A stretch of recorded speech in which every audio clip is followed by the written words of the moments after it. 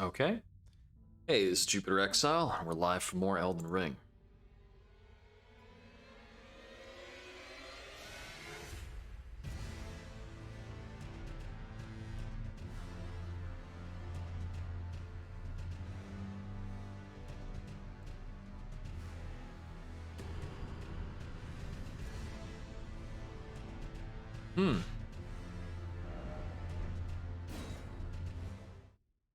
I am all nicely full of food this evening.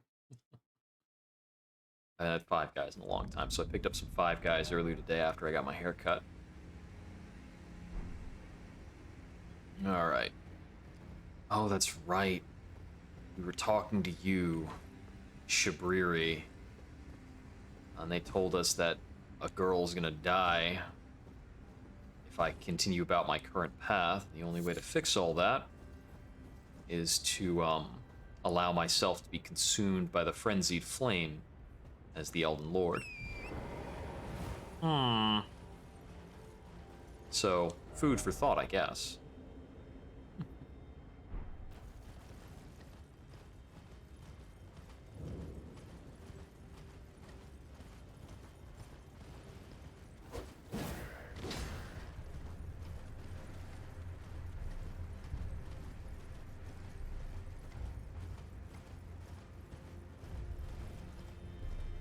Alright, we've got deadly, deadly eagles. That's right, that's right.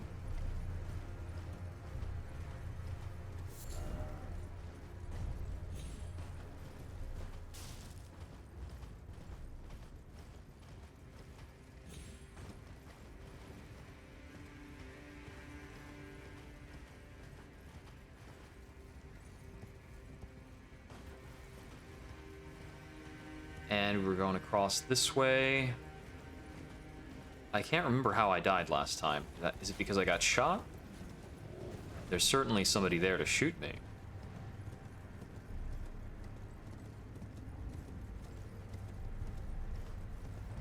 Oh no, I got stepped on. That's what happened. I was actually tangling with that guy. And I commit an error.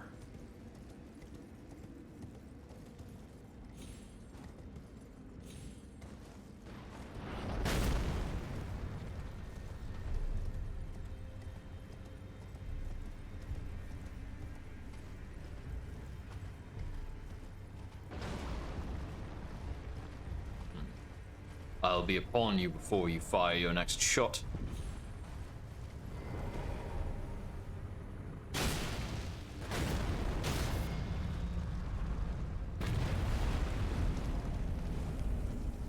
He's like sinking in the snow.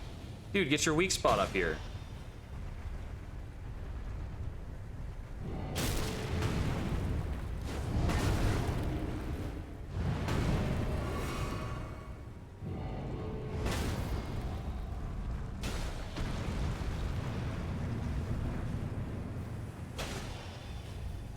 Come on now.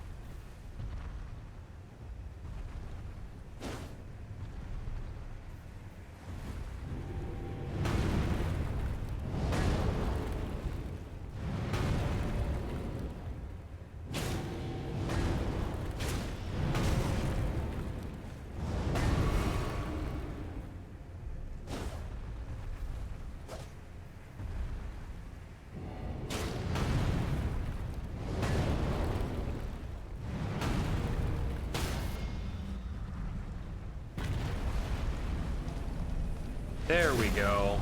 Took a while. Hold up now, he's not dead. There we go. Properly kneecapped.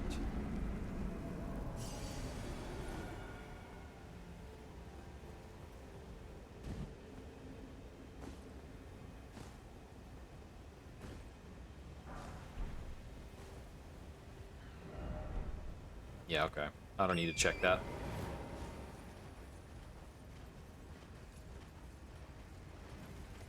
Thinking about dropping the Seekers group, because half these messages are just lies. I haven't been actually shown a secret by the Seekers of Secrets yet. So you know what? Forget about it.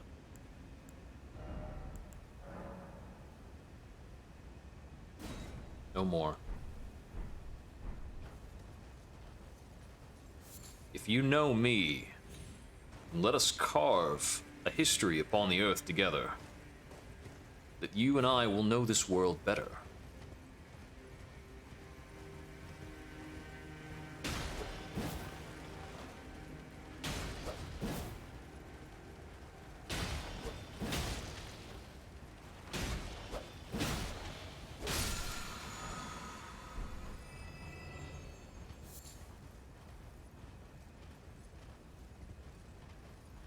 Plenty materials. We can see the wind is actually blowing some things around. That's pretty cool.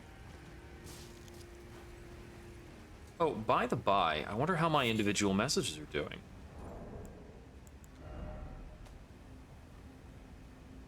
I've got one up at my telling directions in Roundtable Hold. All right. Yeah, I've got a few up in Limgrave for showing people how to get into the giant hole. Nobody cares about my butterfly trap. I found out that, you know, you can experience that in two different, like, directions, and it doesn't necessarily work.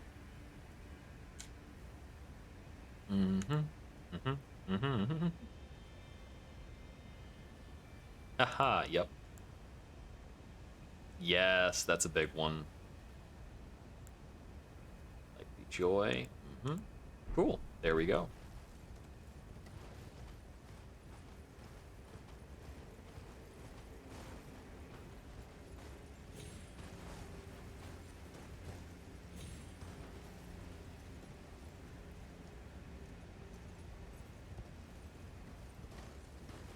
Man, Dark Souls brings along such legendary content creators. It's interesting to think about sometimes.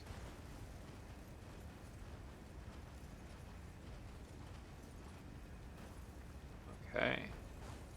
How did people manage to die over here? They must have... Oh, that's how. Okay, yeah, that makes sense. Oh, that looks like it's a merchant. And some grace.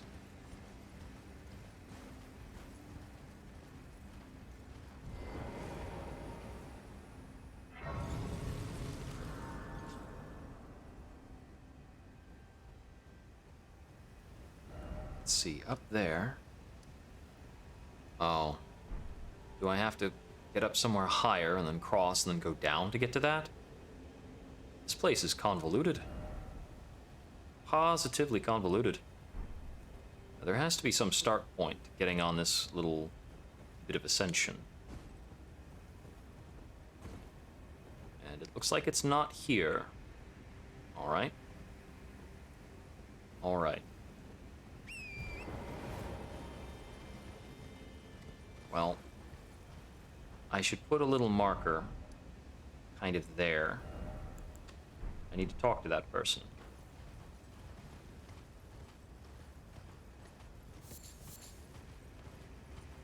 Alright, in that case, I suppose we're back to following Grace, more or less. Do you hear me? It is I, Lieutenant. We're almost there. Castle Sol lies just off to the north, where the other medallion is housed. It will grant passage to the land of the Halig Tree. We can finally figure out what the kind of the recourse of the secret. And it all comes down here at Castle Sol. Looks like we've also got, I think, an air tree here, but it's not blooming. Is it sick? Or is it dead?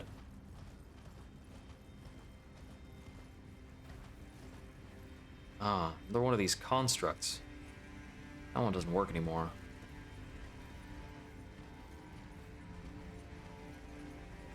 We've got a few scattered undead roaming around. I'm gonna try going past over this way. I want to see if I can get up on top of this after all. Man, I certainly hope that this ice doesn't break at some point.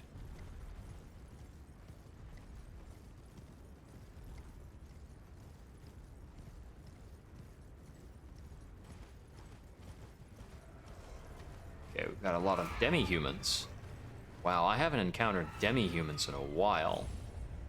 Oh, and now bats. Okay, that's more. That's a bit more routine.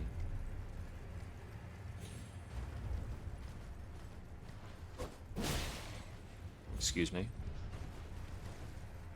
Oh? Wow, we've got quite a lot of constructs here, piled up high.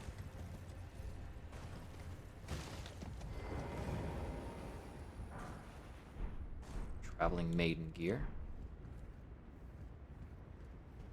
Ah, the bats and the demi-humans are actually fighting each other.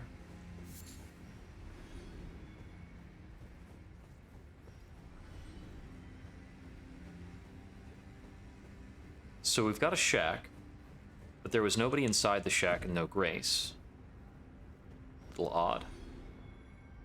Let's see. And I'm not seeing a way to get up much higher.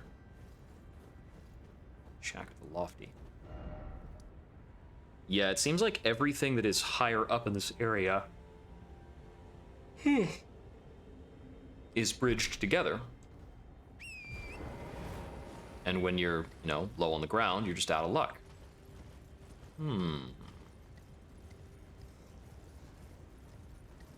Ah, that's what I've been looking for. There we go.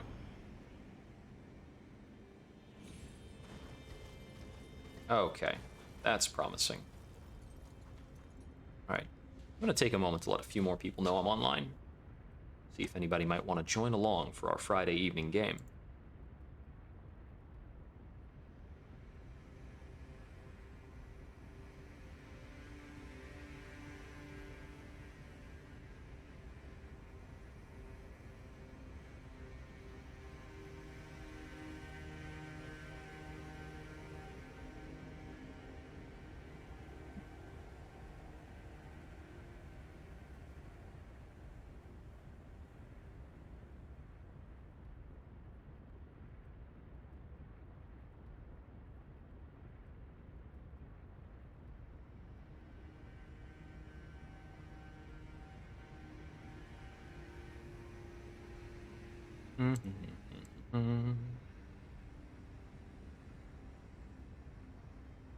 No harm in a little bit of self-promotion.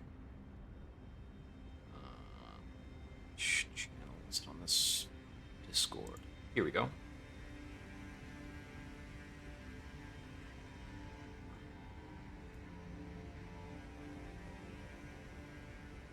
And then here, it's that, and that, and that. All right.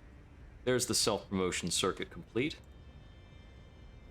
Back to the game.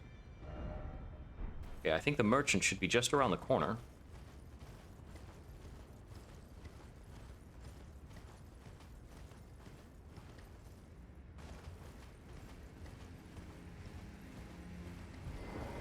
Very good.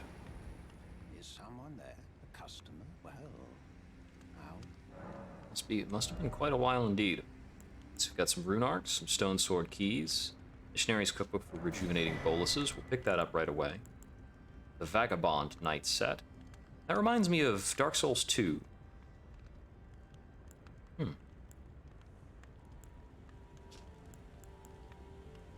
Fall Frost boluses, alright. Looks like I need to sell something so I can afford this last stone sword key, because we're not actually super wealthy right now compared to where we've been before. Lightning great bolts. Oof, those look nasty.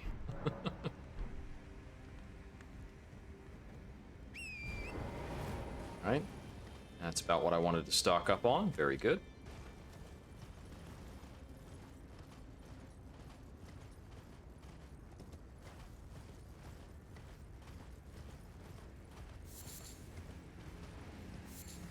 Oh, I'm getting nascent butterflies a bit more often now. Well, that's the wrong spot to say merchant ahead. Okay, guys, this is not how you make a note.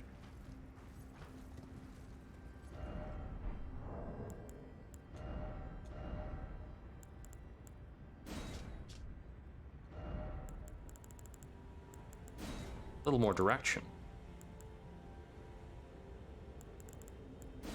Try south. And then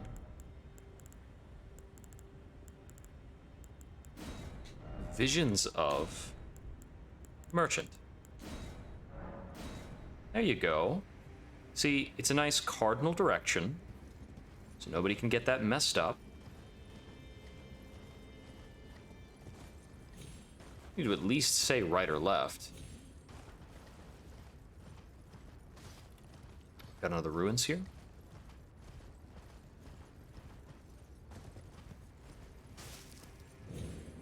The Stargazers Ruins, okay. Likely to find some kind of magic-based treasure.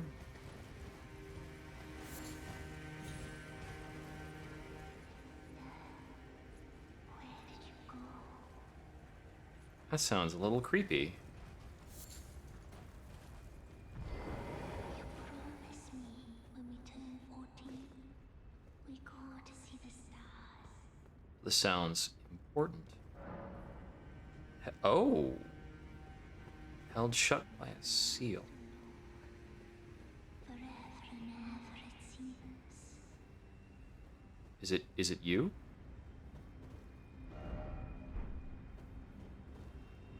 Well, it's a very non-violent jellyfish.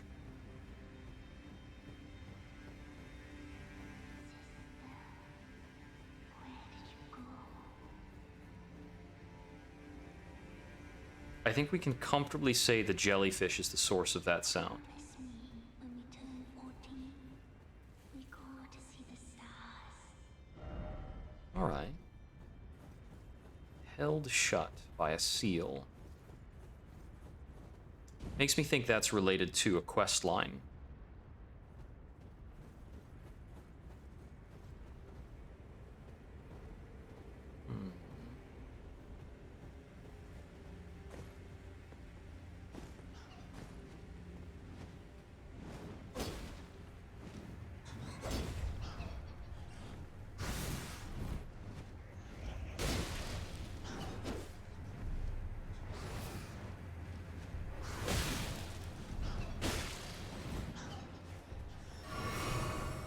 This is a lot of bats.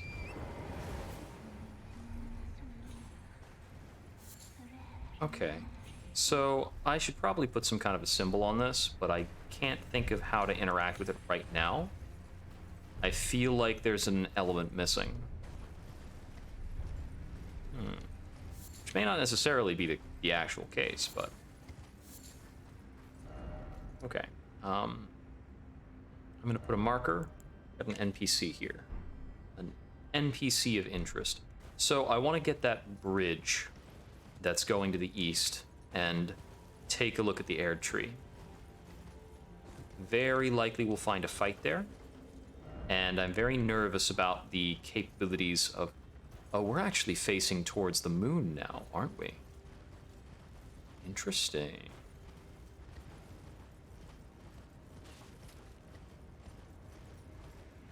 Oh, another one of these.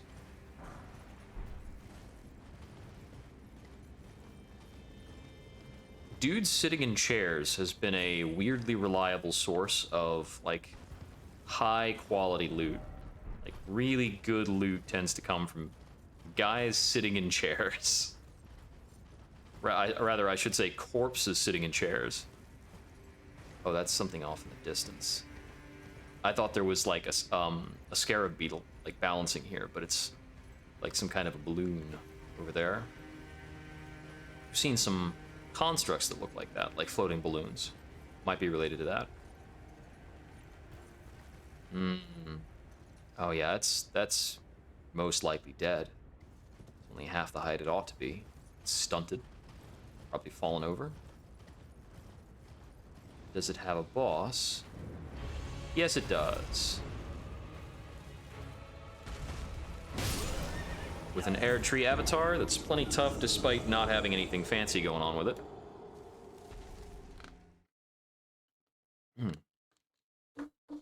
Still got some milkshake. All right.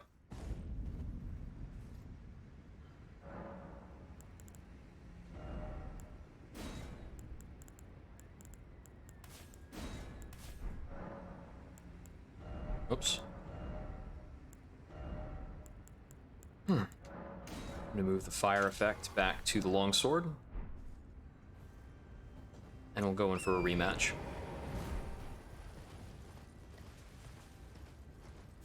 Let's see, it was looped back along the left that I found a way to go up.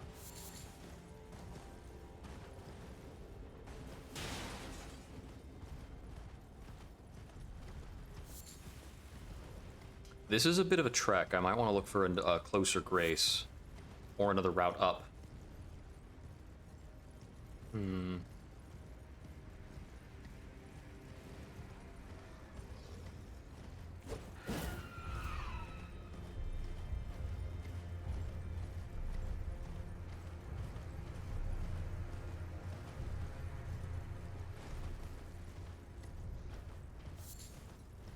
Yeah, if there were grace at the shack, this would be less of a bother.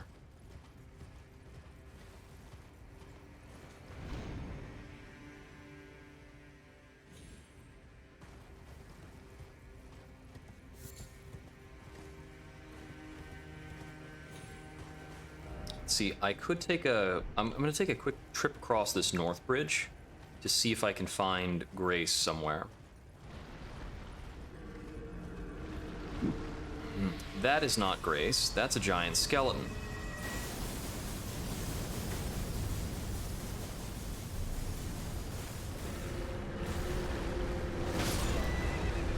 That is a lot of giant skeleton. Okay, so we've got a tibia mariner or something over there.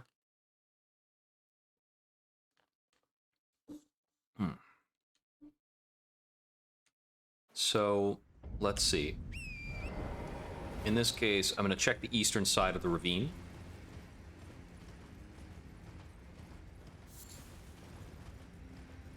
Maybe there's another spirit spring over there.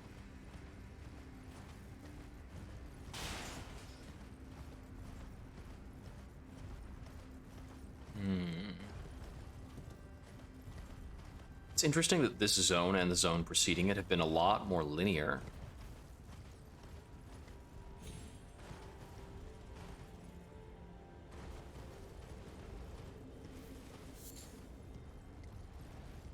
Promotes a very different feel.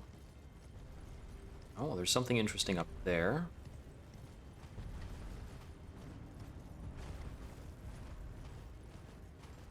And, oh, not grace, but pretty good.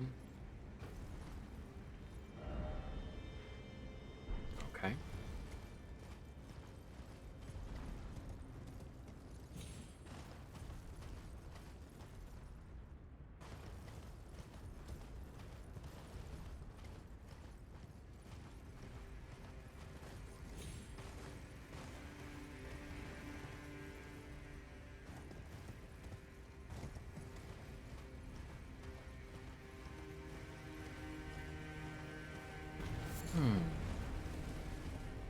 Ah, there's Grace. It's nice to just enjoy the background music here. Very intense.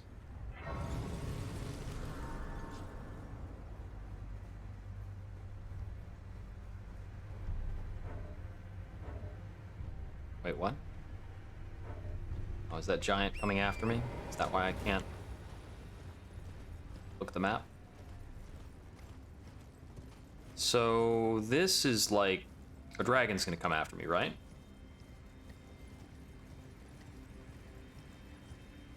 Or the king of all jellyfish.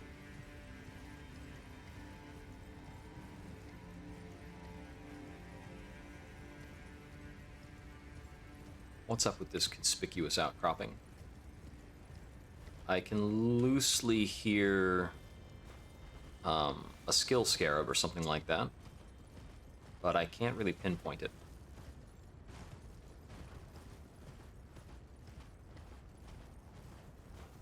I find it funny that the jellyfish don't really have a particular explanation, they just are.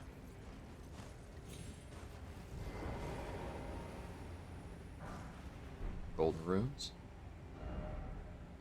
Alright, getting difficult to navigate. And, alright. That is where the, wrong button. that would be where the next map is located.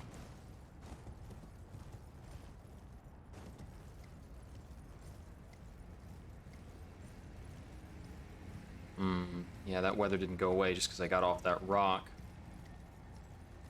Please don't attack me with any, like, deadly stags. Oh, we've got a roaming invisible, skill guy.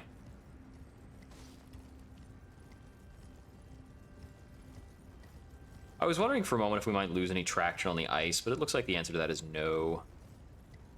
Okay, this is back to where we've got the Grace. I think I can get up the hill over here. Let's try and wrap up the exploration over here before we wander off into the frozen nothingness. Yeah, I thought you might want to jump down. Okay, this puts us on the back half of the graveyard. And, let's see.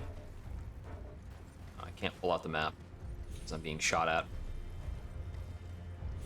These things happen.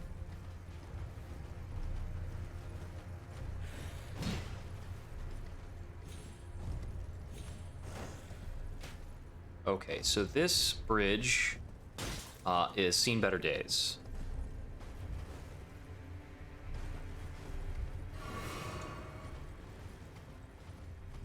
Ooh, it's a skull snail. Couple of them.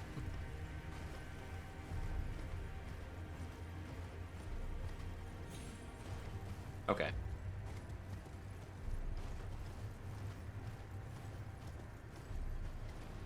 So after all that fuss and rigmarole, I don't think my route to the Erd Tree is particularly better. I'm gonna try and check out this manor over here and see if there's Grace there.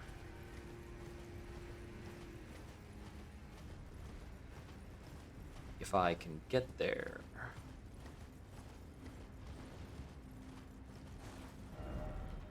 Okay, let me see. There's no straight up bridge to that manor. Looks like I'd have to be going up there as part of... I'm gonna need more map to get over there.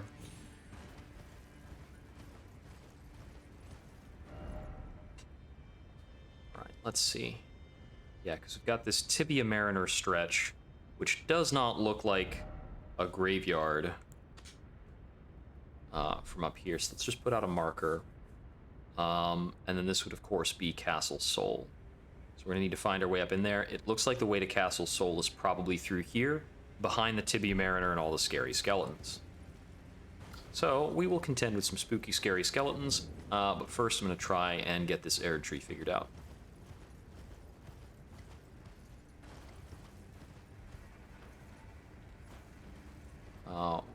What was the location of the avatar? I think it was over this way that I was going when it came out before. There we go.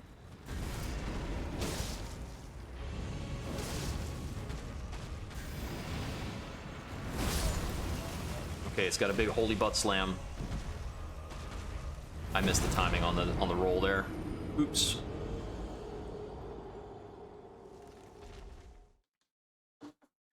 You know, come to think of it, there was that Erd Tree avatar in the city that I didn't fight.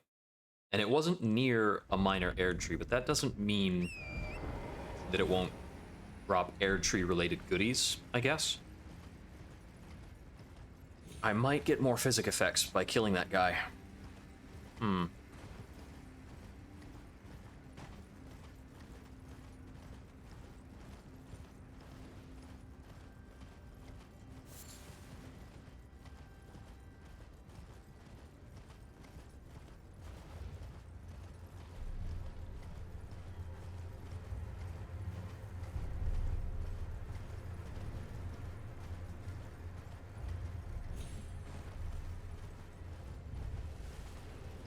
Oh, there's another Grace here.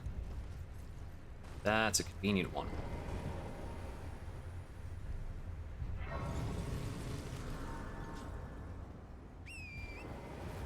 All right, with this, I can very easily rematch against the Erd Tree avatar, and once I'm done with that, I can try going north into Castle Soul, where I'll be searching for the other half of the Haligtree medallion. Well, that's something off there. Looks like a big cup, something like that.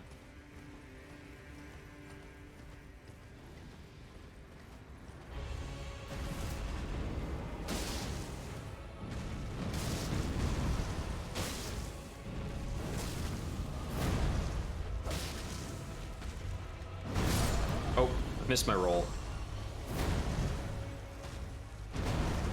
Yeah, it's no good. These Erdtree avatars are going to be pretty tense at this point. I should also probably drink my physic before the fight starts. That's a good idea.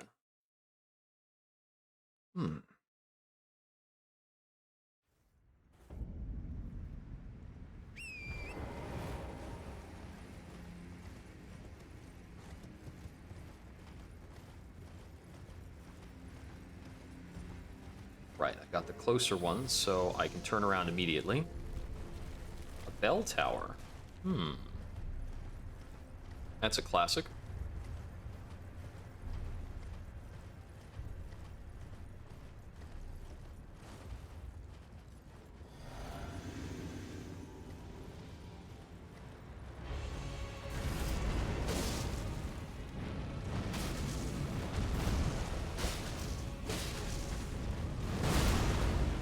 Bit of an error there. Overzealous.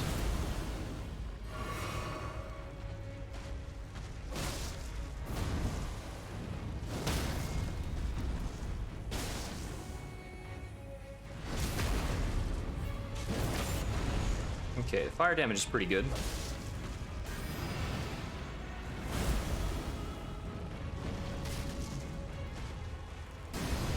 Oh, that's the big one.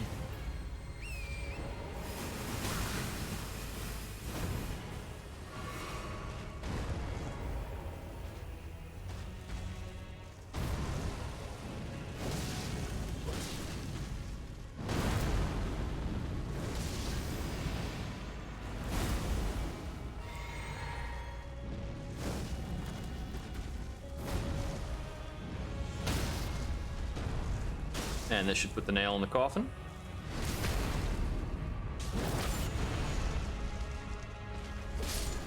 There we go.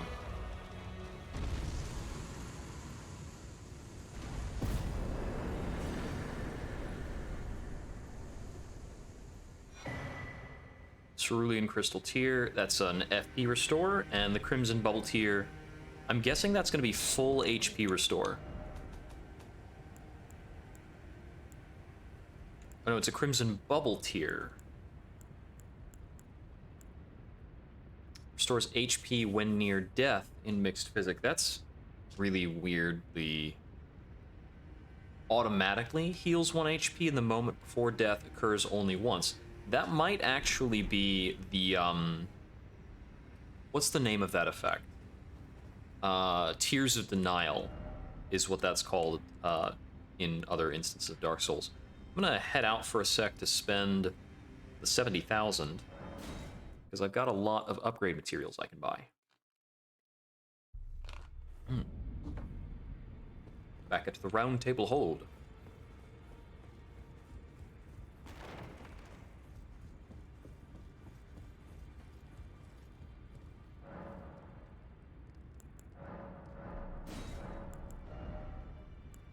Yeah, so now we can buy these up to 6.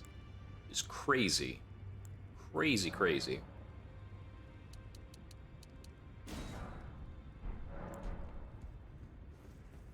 So the longsword is my first priority to get upgraded, naturally.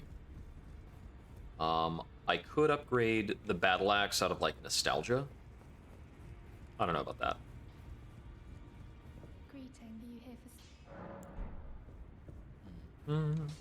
Well, I took you for no man to lay out your arms. Plus 18. Now I need smithing stones 7s for that. Alright, let's see. Upgrading catalysts would be a good idea. I could upgrade the Zweiander. This is based on Sombers. That's right, I'm not committing any of my Somber 6s. I don't have that many. Yeah, I've got the Bloody Scimitars, which are at 13 and 14 respectively. I think I might just keep the materials stocked, figure it out later. I think really the catalyst upgrades are things I'm not going to feel bad about. This is on Sombers, and it's already at +9.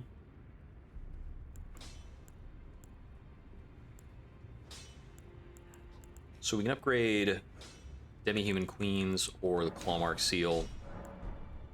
And the rest of this should probably just go towards buying more Smithing Stone 5s, so I can upgrade a lot of different stuff. I've been casting a pretty wide net in terms of my upgrade options more recently. I just wanted to experiment over the last couple of bosses with various things.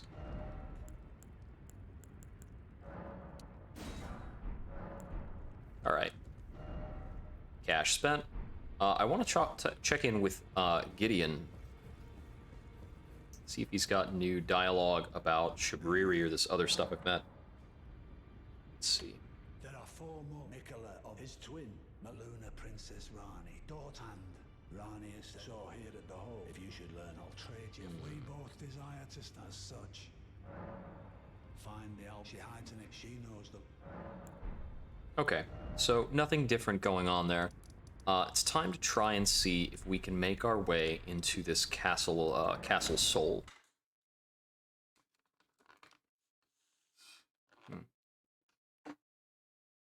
And here we're going to be looking for the second half of the Halig Tree Medallion. The secret Halig Tree Medallion. So the Halig Tree, I believe, is related to both Miquella and Millennia. Millennia being the one who is cursed with Scarlet Rot. Oh, right, that's one of those, big old things. Well, there you are.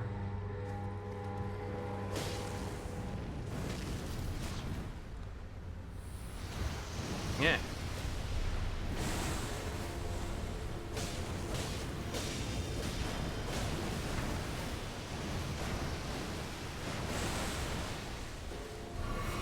Can I just get this nerd?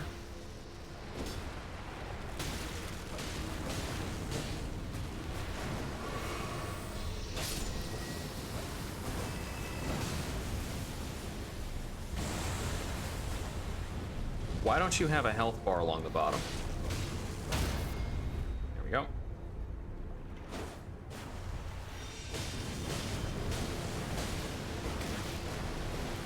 That hurts. Alright. I'm curious as to why he didn't have a health bar showing.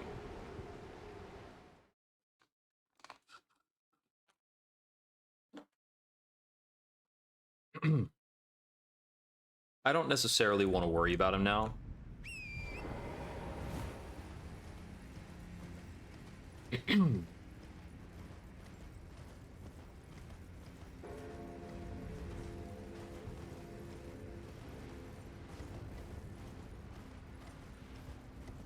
Yeah, I can always come back for the Tibia Mariner later.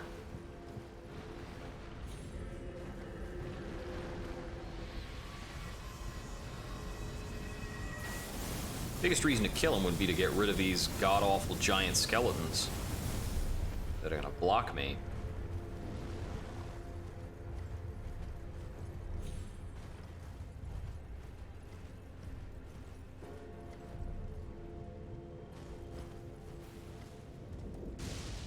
Oh, that's, okay. It's a lightning strike place.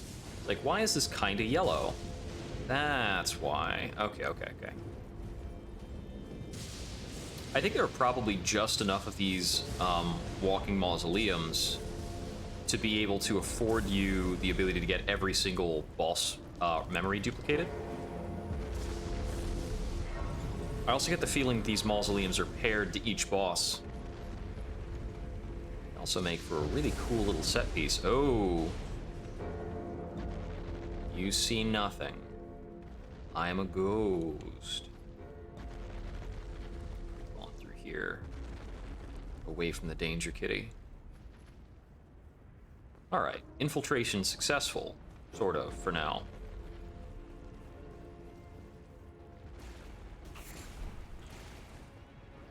Climb, damn it. Ow. Got sprayed by a slug. They couldn't be bothered to climb a ladder quickly.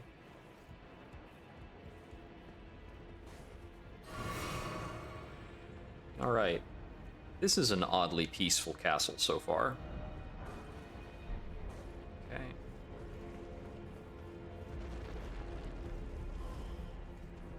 Ah, that explains it.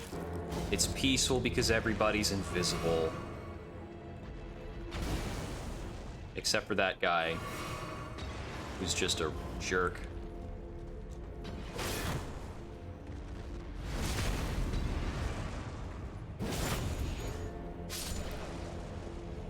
Let's take a quick run here.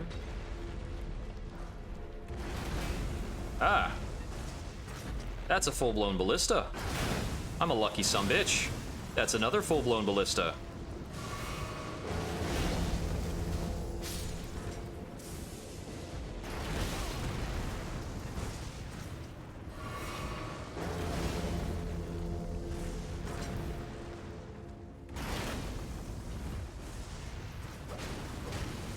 Bye.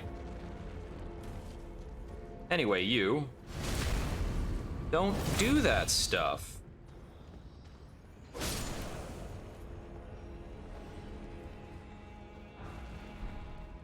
Well, this feels like a logical progression here.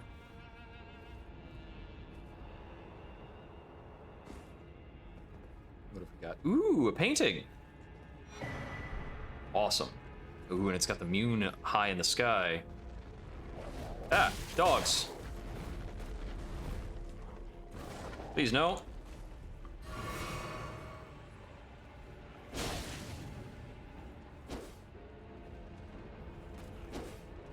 If there's one enemy in this game, I will feel perfectly justified in abusing the weird jank collisions in physics, it's gonna be the dogs. We've got two of them. Oh, they're looking at me now.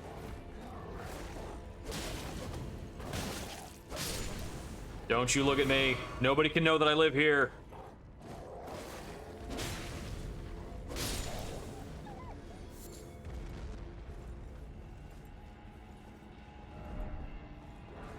Uh-oh.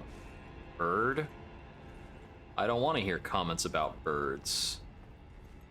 I don't want to see birds. I feel like there's an impending bird. There's a bird up there. Yeah, those barrel hucking birds are pretty nasty. Thankfully, thus far, from what I've seen, it looks like you only encounter those guys in that one place. Oh, that guy survived his fall. What a loser. I don't want to see birds. I know the bird's up there. Ah, he's not up there.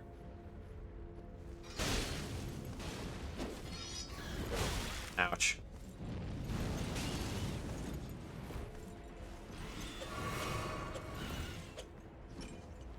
He's got the pouch here to be spit and flame.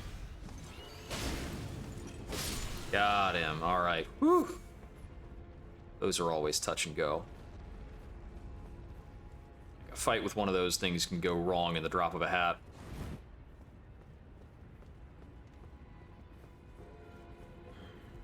All right, getting on into the castle now. More. Brightness check for a moment. Okay, 3 dudes, one with a crossbow in the distance. You know, guys, I don't know if I'm feeling it today. I got this whole other direction I can pursue.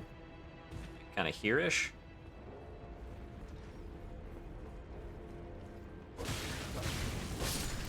Okay, so this is the bit with the... Okay, so this is if I had gone down this way. That point.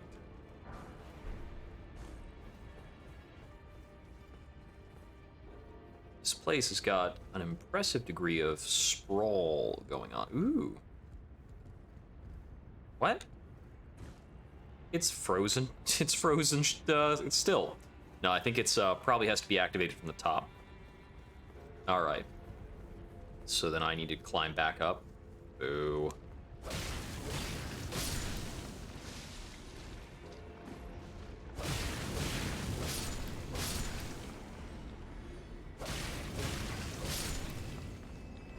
stuff I'd bypassed earlier. Moving right along.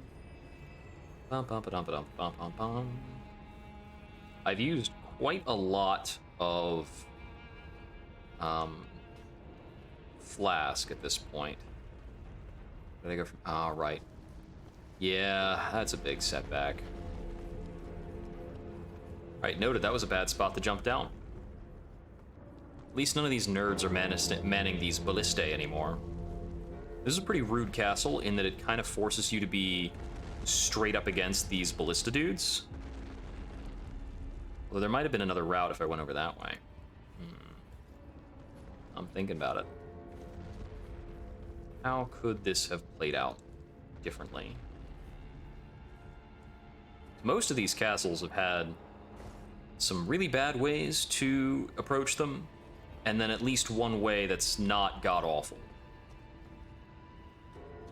So let's see, we've got dudes up there. I've activated because I went in that door. And then this is the direction with the bird, which we're not going to go again. And that's the direction where I despaired and had to redo some platforming. It was basic stuff, just some ladders, pretty much. I had to walk back up some ladders.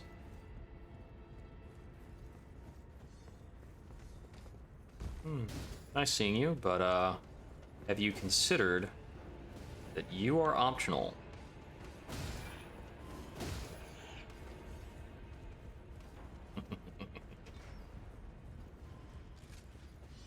Hey buddy, have you also considered that you're optional? He has thought about it and disagrees. Grace, Grace, Grace, Grace! Haha!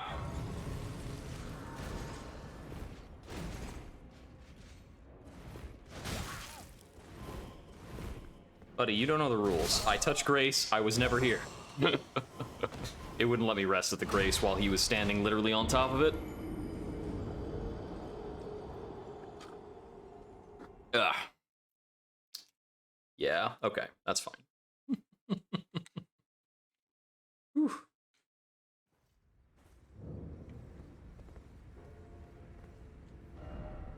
You don't have the right, you don't have the right, oh, you don't have the right. I'll just pick up my... Oop, drop my wallet. Okay, he's moving on, eh? Oh, that looks fancy. Might this be the item I came for? Oh, great sun, frigid son of soul, surrender yourself to the eclipse. Grant life to the soulless bones. Huh. The Eclipse Shotel. That weapon seems weirdly privileged in its placement. That guy takes 30 faith. Ah, one of the legendary armaments. Depicts an eclipsed sun drained of color. That's the dark sign. In Soul, the sight of an eclipse inspires a dreadful awe, preventing an onlooker from averting his gaze. Oh, hey there, buddy. You just couldn't let me, like, be? I'm just chilling. Like, you gotta cramp my style, walk all up in here. Like, hey, you can't read the lore right now. You need to frickin' die. Alright, buddy. That's fine. 10,000 souls doesn't... 10,000 runes doesn't do much anymore. We're over it. Okay, so there's a couple things going on. There's that over there. I think this ladder is intriguing to me. Also you. This is just general purpose vengeance.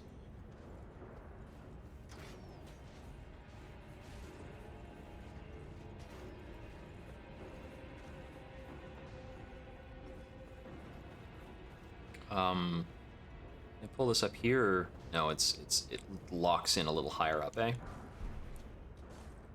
I saw somebody in a YouTube video who was kind of settling and promoting some. Ooh, we got 2 wolves and a knight with a halberd. Dude, you are really giving me away here.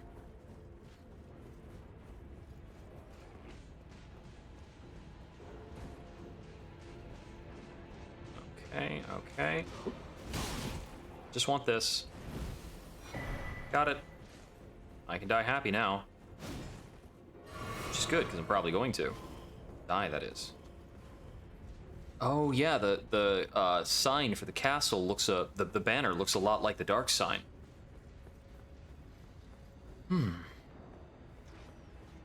The eclipse motif. Okay, so this drops me off behind the castle. Ambush ahead. You don't say. Does tend to happen. Ouch. You punk. Like, oh, I'm sure you'd like to climb this ladder. Well, yeah, I would. You fall off. Okay.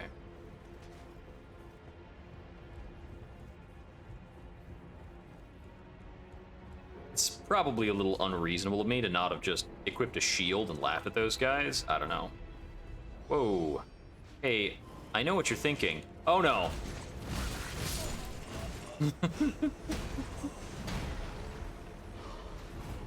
When he vanished, I knew it was gonna be bad. He's got the full attack sequence, the red eyes. He's got a beard. I didn't stand a chance, man. Okay. But really, though, so from here, we hook a left. This puts us over here. I haven't checked this interior yet because it was marked for an ambush. Yeah, I can hear little guys everywhere. Excuse me, everybody. Shortcut powers activate!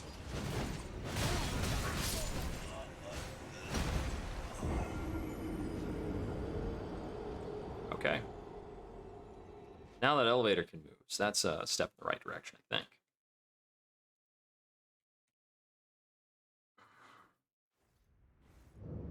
Okay, that being said, I don't actually know what to do to get through all that junk. And I saw there was a boss door up there. So it seems as though there's a bit more I can do in terms of ringing around like the rooftops and all this junk.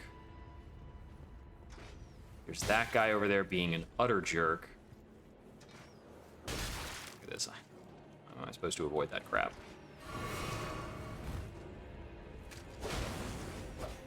Get out of here. You. Ah.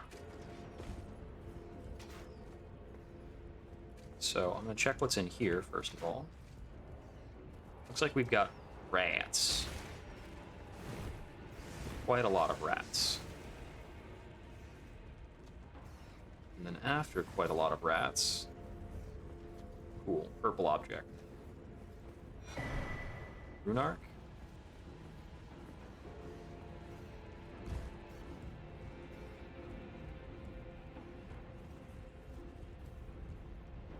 And this drops me off over here.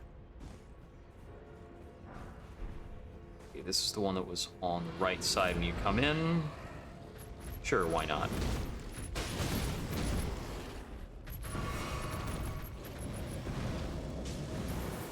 I haven't really faced off with one of these things yet.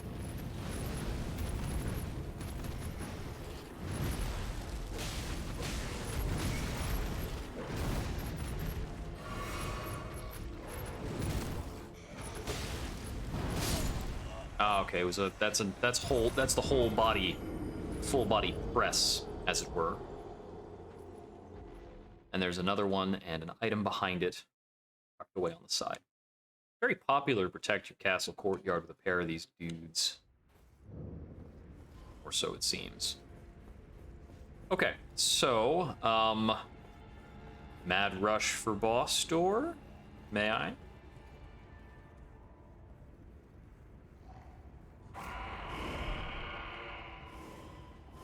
Okay, it's the Albinorics that are in the kind of, they're kind of hanging from the ceiling that are giving me away. Looks like we have plenty of time to run through. Let's see what we're up against. Commander Niall. Oh, it's another commander fight, but I don't have my horse? I don't have my horse.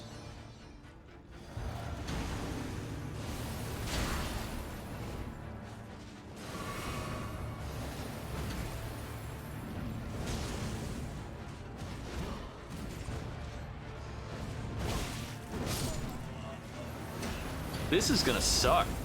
Oh, man.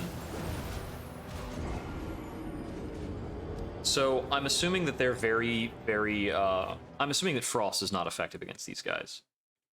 So we can't cheese them out with Hoarfrost Stomp.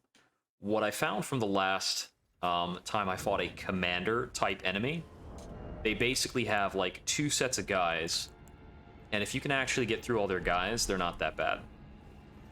Like, they'll have 1 set of summoned dudes, then you can fight the commander for a while, then they'll do a 2nd set of summoned dudes. So that's what we're up against, is all that stuff.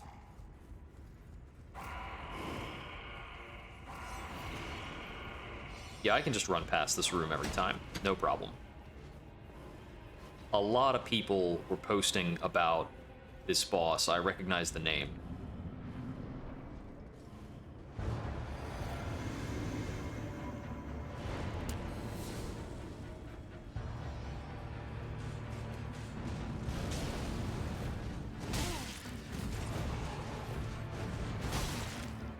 You just keep going, don't you? It doesn't help that I didn't figure out how to fight this type of knight earlier. Yeah, because the commander is going to give them buffs while he's doing things. Let's see. There may be some items I could use to make this easier. I'm also thinking, given the way this guy swings, we should probably try to parry him. I'll need to put parrying on this shield. And if I want to use the Flame of the Redmanes, all I need to do is unequip the shield.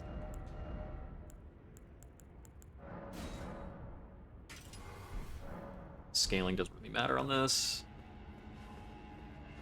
I'm using this one because it's a small shield. If I want to actually parry, I want it to have small shield properties.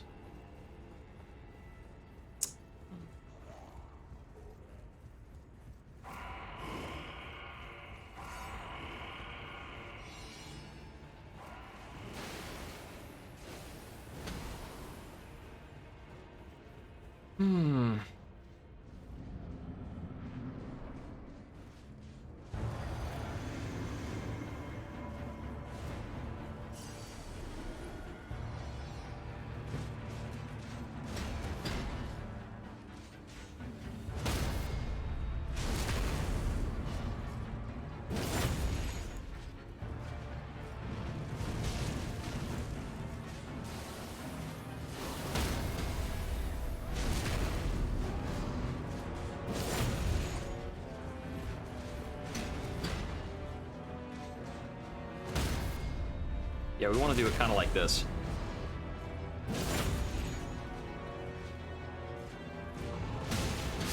Dang it. I didn't follow up fast enough because the lock weirded me out when it locked onto the other guy. This seems like a fine way to go about it, though. If I can say to myself, I'm going to parry this guy, and then parry the first, like, 3 attacks they do, that's pretty good. That certainly is the right track to be on.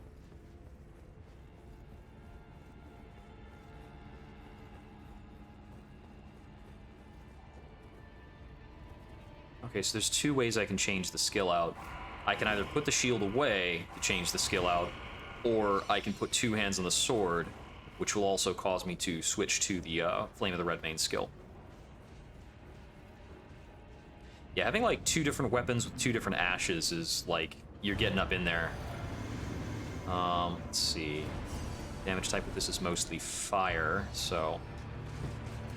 Oops. I'm not so sure about that pattern.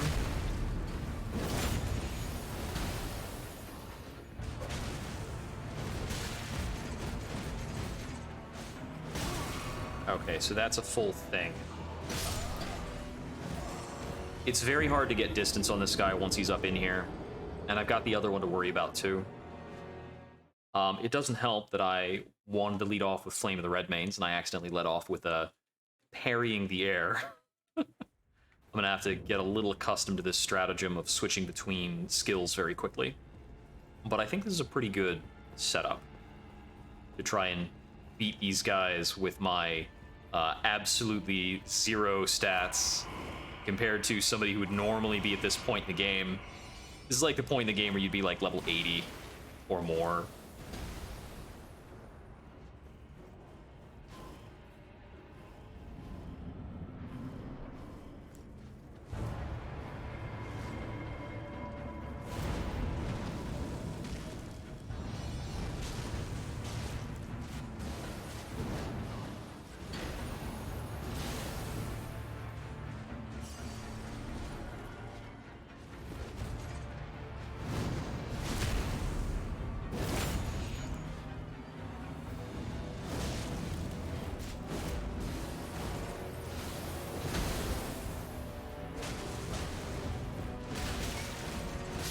Dang it, I can't roll that fast if he goes into that stance.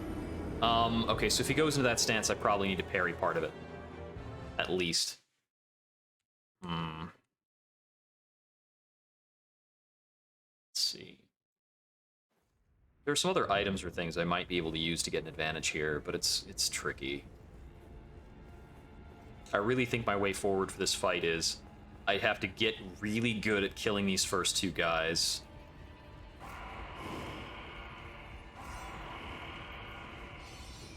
I'm assuming fire is the most effective way to do that. It's possible that something else works just as well or better. Maybe not a ton, though. Eek.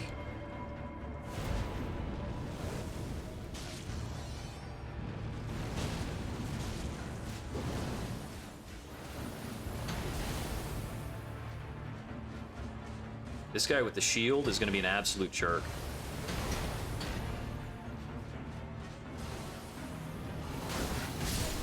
Yeah. I gotta watch out for their special attacks.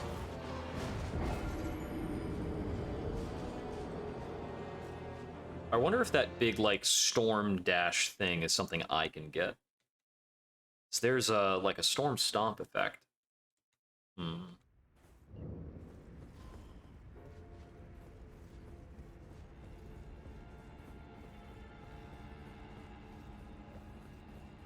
This is probably the only boss fight where I've ever thought to myself about using the FP Restorative Talisman. It restores FP on critical. So the way this is looking, we're probably going to get several criticals off.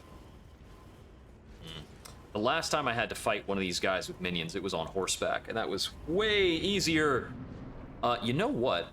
I could maybe try out like a poison or a scarlet rot strat, and then wait these dudes out if I can get that to trigger.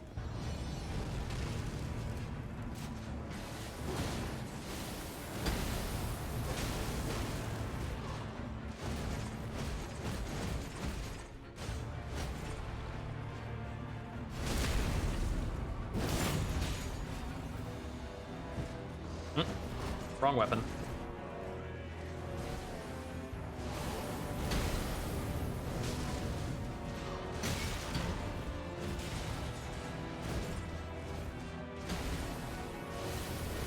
Ah!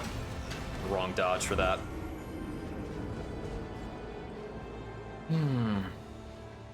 Okay, let's think. If I wanted to do Scarlet Rot, the option for that is the Ant Spur Rapier. I don't have another weapon that inflicts that, or a skill that inflicts it at all. Requirements to wield the Ant Spur Rapier. First of all, where is it? That's a good question. Poking sticks. Here we go. Requires Dex 20, so I can switch off one thing for it. I currently don't have any upgrades on it. I think it upgrades as a special weapon. So let's see. Upgrade material 2, 3, 4, 5, 6, 7, 8, 9. I could take this thing basically all the way if I have the right souls to burn. I don't really want to burn any remembrances, but I've got a decent number of souls. So let's take a little break, and I'm going to test this baby out.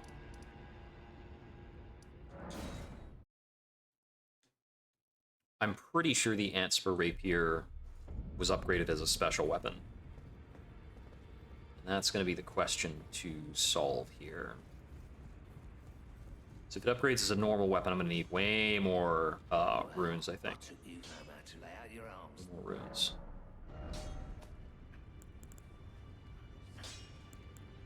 Rusting swords, Ant Spur. Oh, yep, it's on the normal path. Okay, that's trickier. Alright. Let's get what I can.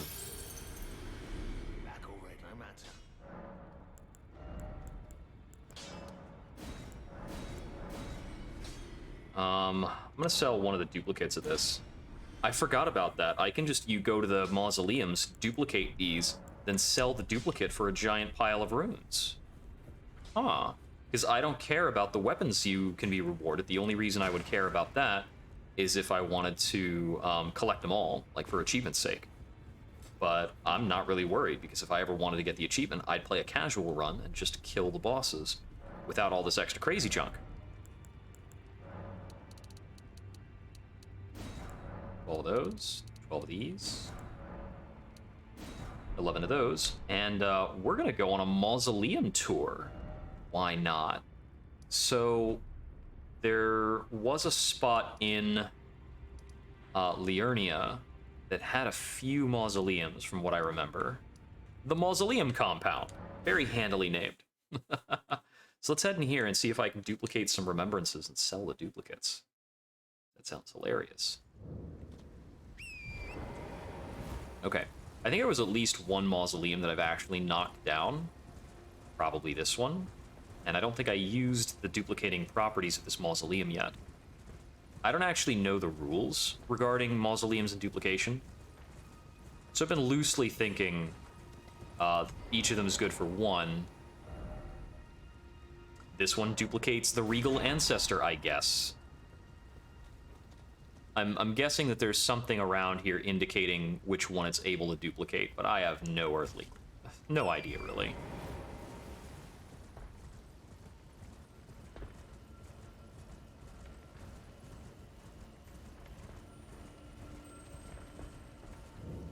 Okay, this was near a minor air tree, that's right. Now, I feel like there was another mausoleum around here, but I don't remember where. Is it further north, maybe? I should have marked these. Ouch.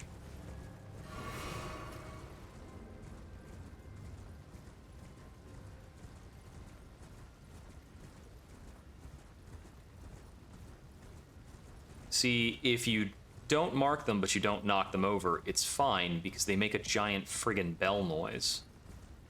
I feel like there was one of them that was lower down. Like in a river or something.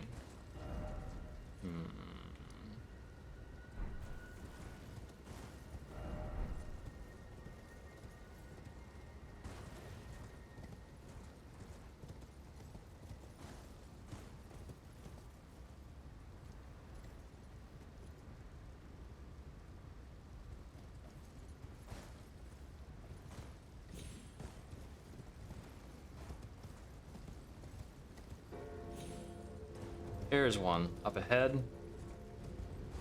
Okay, so it's down there. So yeah, we can head down here and then hook a left.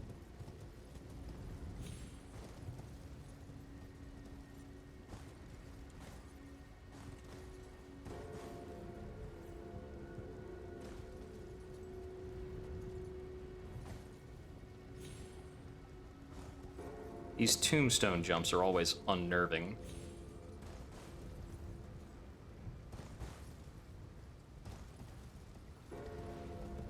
Looks like it's further down still from here. And we got more tombstones.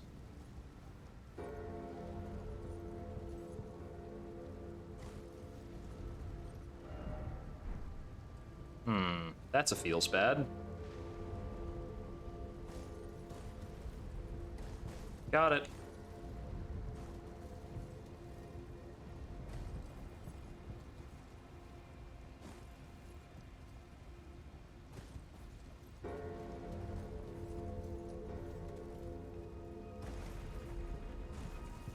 There we go.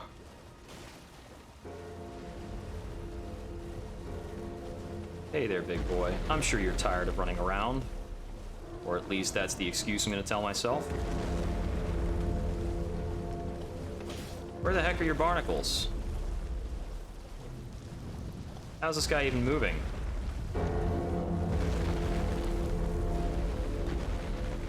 Is he just gonna settle right on down?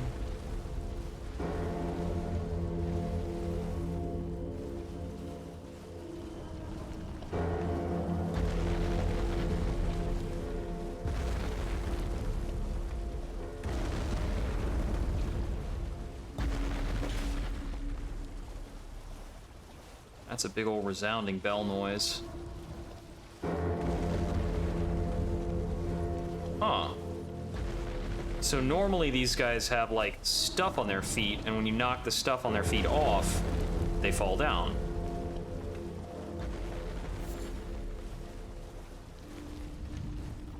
But this one is uncharacteristically unbothered.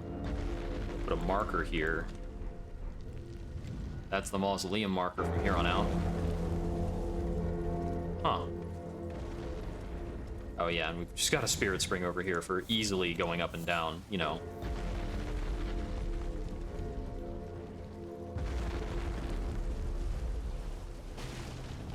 Can you actually ring the bell of these things? I've never tried. Doesn't seem like I can slap it.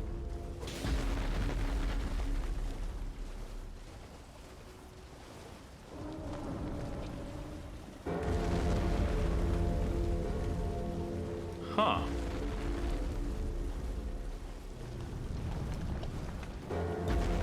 Is there anything like halfway up its legs? Maybe this one requires ranged attacks to bring down. I really don't see a single thing stuck onto this guy.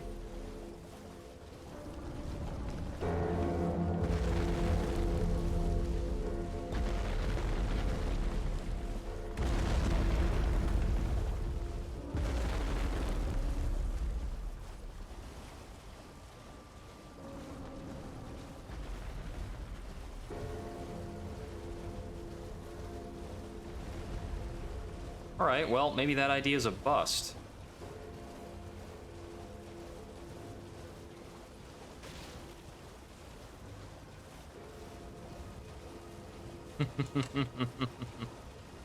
Ain't that right?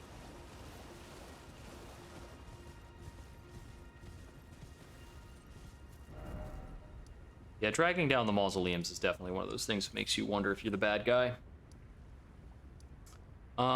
Let's see. I'm gonna try one more peek, and I think this is on the low side. I wanted to look around like a little more, but you know, this is the old palace ruins. Yeah, so I'd come up that way, and it was the mausoleum grounds. So there's at least one here. There's none here, and there's one there. Alright, I don't remember the layout of all this stuff. I don't remember if I found mausoleums at all in Lane Dell. I had kind of tuned out the notion of mausoleums being important at that point. I'm going to take a quick peek around, but I don't think that's a thing. Let's see.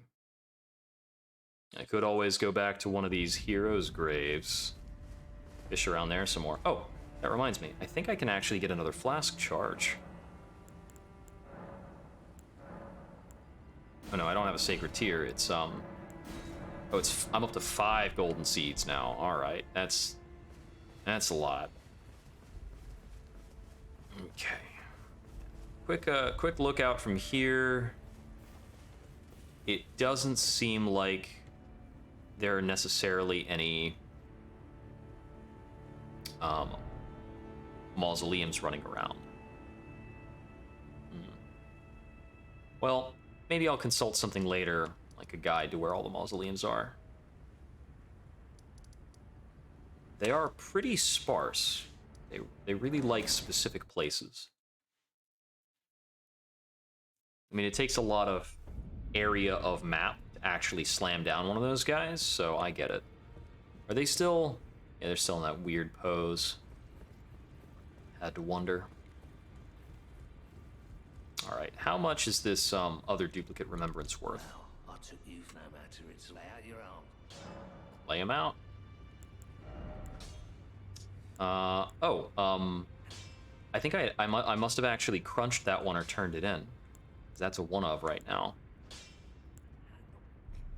Ancestral spirits exist as a phenomenon beyond the purview of the Erdtree. Life sprouts from death as it does from birth. Such is the way of the living. Huh. Interesting. So it's something else, apart from the Erdtree, that purports a cycle of life. Okay, okay. Well, I didn't find something I could turn into runes, but I found lore.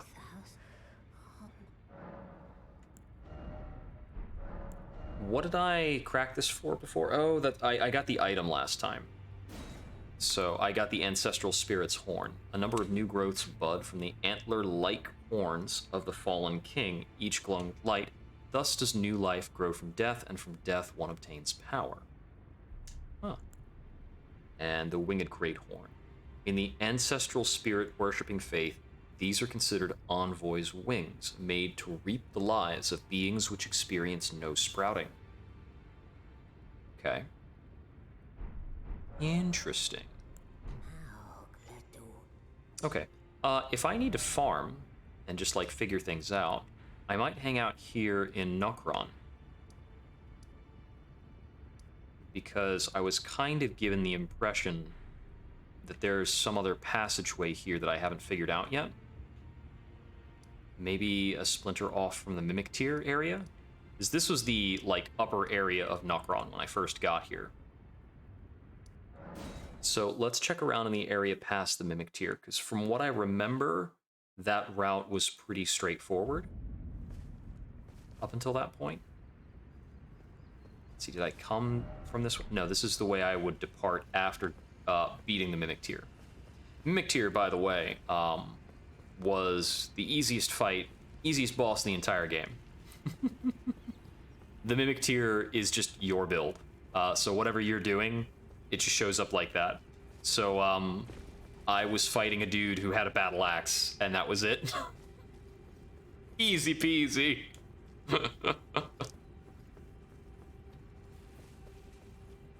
I think the funniest way to fight that boss is probably you like just unequip everything, running with your bare knuckles. And you just have a punch up. For who knows how long, honestly. Just grab that real quick.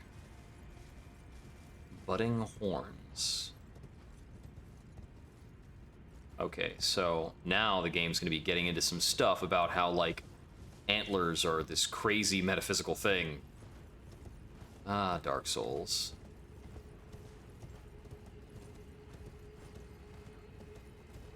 Okay, yeah, so I've basically been through here. Basically. And I don't think I can jump down there meaningfully. I think that'll just mess me up. So that stuff over there is kind of our point of interest right now. That's the stuff we can't get into currently. And it looks super crazy. It's like all this stuff that's like hanging from the ceiling over here. But I can't figure out how to get all up in that.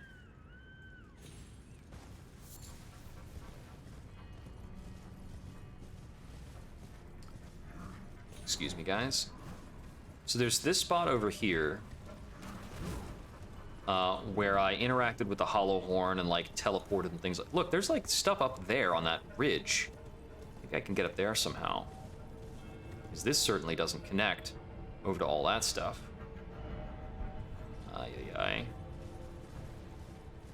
I doubt there is a secret passage in the boss spirit teleporter thing's rear end.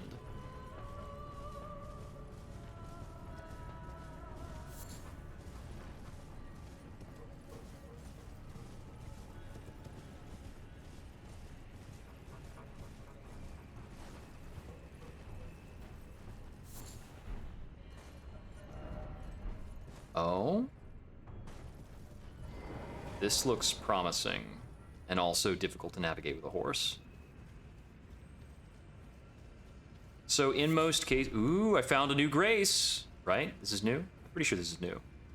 Touch grace!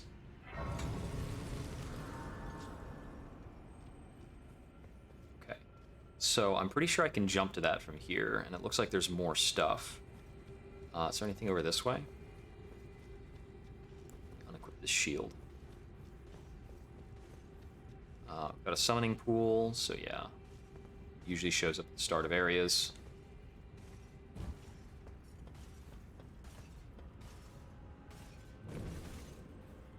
The Siofra Aqueduct. Hey, don't mind me.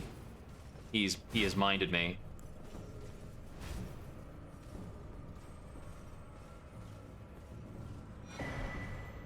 Golden centipedes have been a pretty rare material.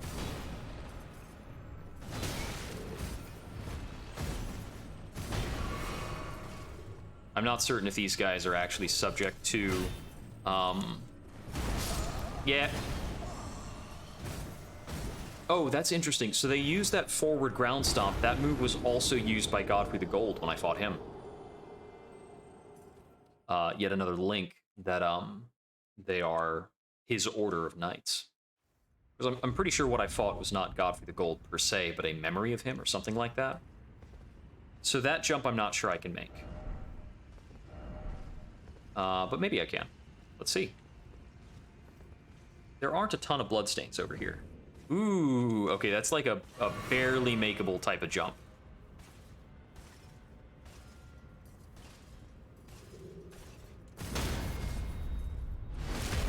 You could have ignored me. You could have just walked away.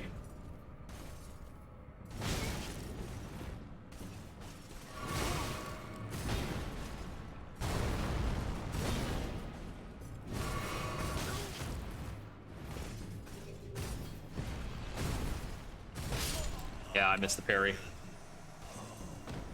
That's no good.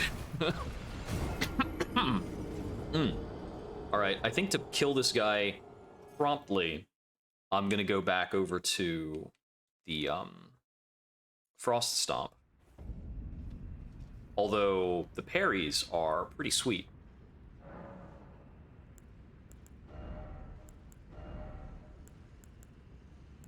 Actually, I could also try like lightning. Maybe Thunderbolt is good. We can try this. Just to muck with it. Yeah. I don't need to fix it. Why fix what isn't broken?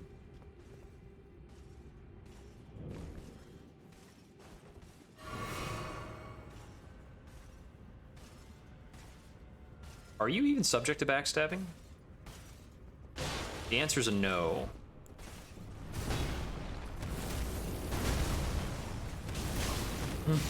You like stomping? I like stomping.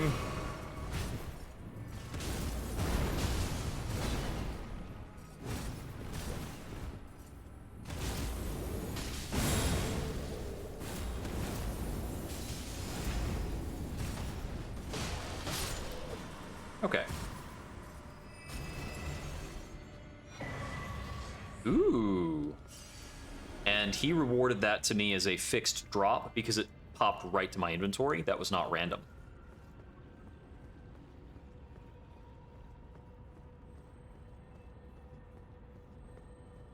Ooh, that looks fancy. I'll have to find a way over there. Okay, we've got another one of those, like, Crucible Horn caster guys over there. And a lot of, like, some of these weird petrified bodies. Group ahead, and then be wary of right. And that's just somebody trolling, per the usual. Watch out for him. Sure thing. Sure thing. Oh.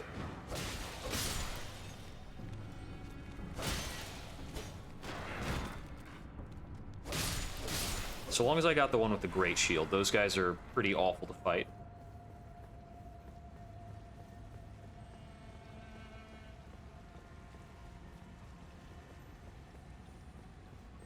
I don't remember if I've seen these guys in Golden before.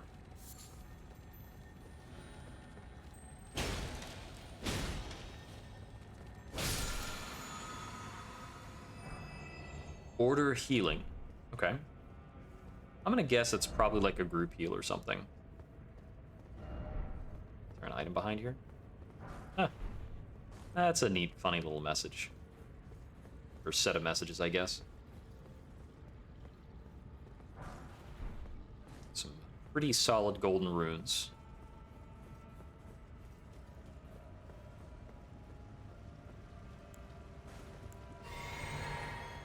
Quick sip, and I'll head down this way. This is pretty much done. So I guess I'm gonna head back this way, see what we find. Creeping along. I'm completely expecting some kind of an archer to be in one of these side areas. Always go behind the waterfall.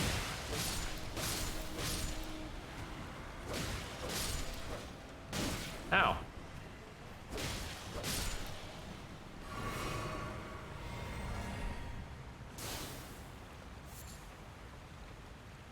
This is not actually a lot of stuff in this room. This is pretty tiny. I think I get it, though. I think it's probably very easy to aggro this pile of dudes, in which case you'll get like 5 other guys charging out from behind the waterfall. Oh, it's one of you.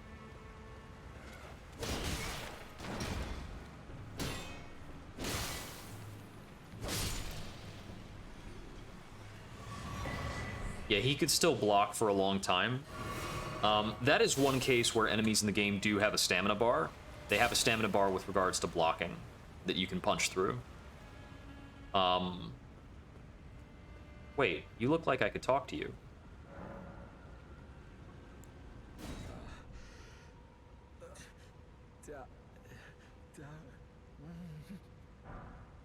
Inner order.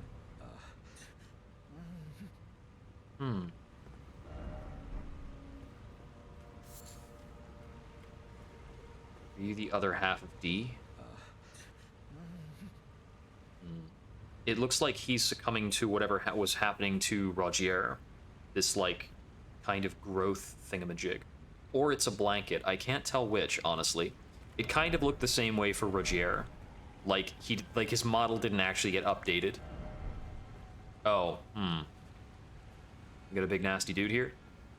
We are benefiting from America State, so I guess we can retry whatever this is. Looks like it's probably that dude sitting up on that balcony who's going to come on down. Valiant Gargoyle. You know, gargoyles often come in pairs in Dark Souls. It's like a rule. Okay. I couldn't tell what that pattern was going to look like. But this is Elden Ring, so the pattern looks like attack, attack, attack, attack, attack, attack. No, I need to go through his legs for that one, probably.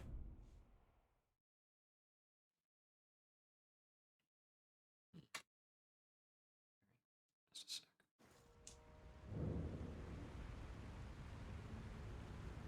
There we go, that's better. Okay. Round 2. Fight! I'm glad I was able to get the parries off on that other Crucible Knight without worrying too much. If it's an overhead swing, I think parrying it is not that crazy to do. Okay, good guess about what that was.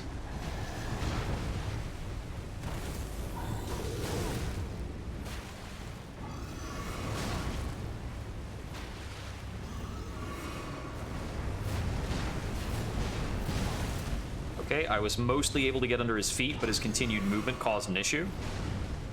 And he's got a weapon change.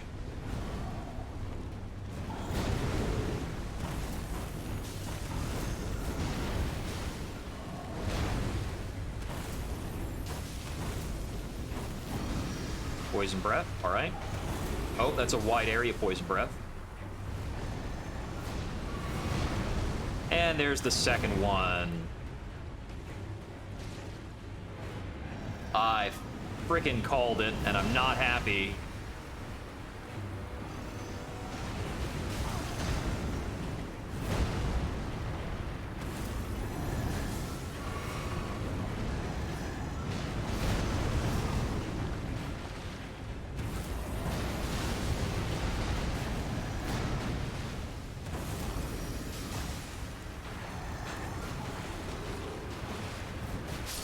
Man, that breath... Okay, so the breath is a frontal cone, and it goes for a pretty long distance, actually.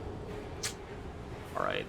So I have killed the regular Valiant with this setup of just going hard frost. I might need to mix in some actual, like, hits. I don't know if slapping is ever more effective than just stomping out more. I think it probably isn't. This is a tricky fight.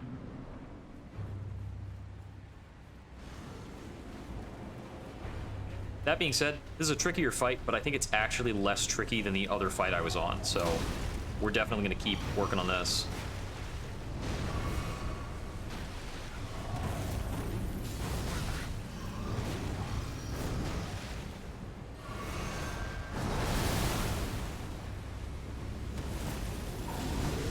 Okay, so if I run behind him, yeah.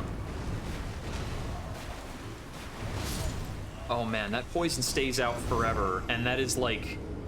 That's actually just a shitty animation. I really don't like that. They just needed to make that, like, bigger and more evident. It's like, I am gonna have a really difficult time telling throughout the fight whether or not there's poison somewhere. And that's probably gonna be the worst attack to deal with out of all this. Because it's gonna break my, max health defense bonus thing.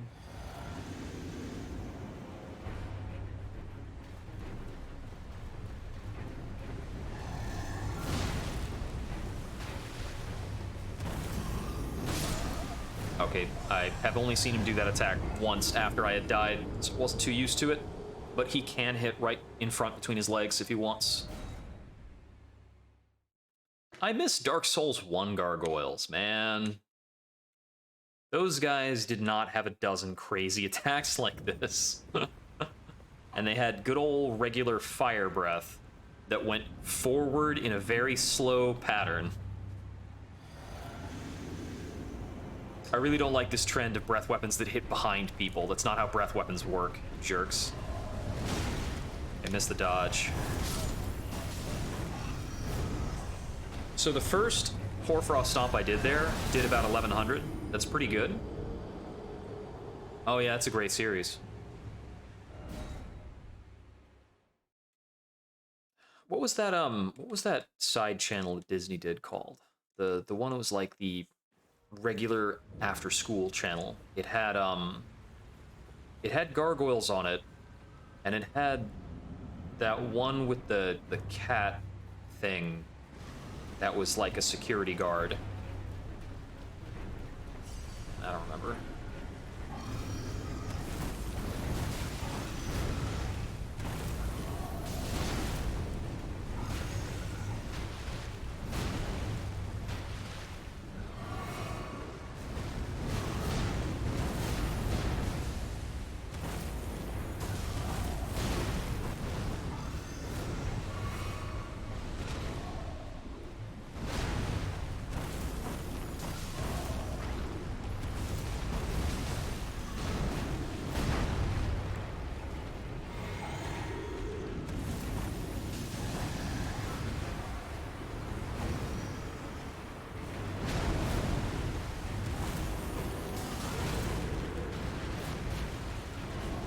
Come on, I really need you to go down.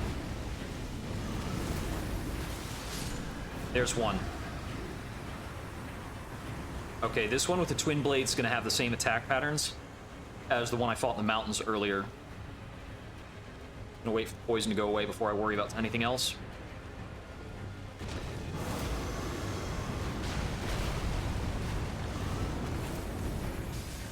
I don't really like Axe Phase here.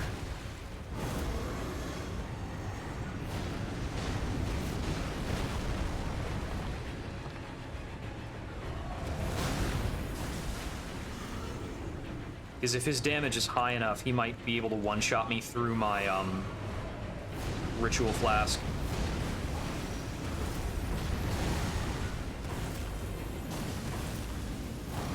Okay, don't run away from poison.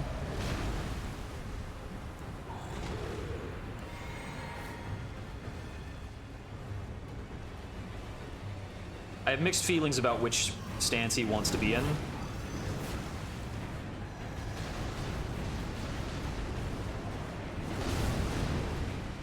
Yeah, because both of them have very problematic attacks.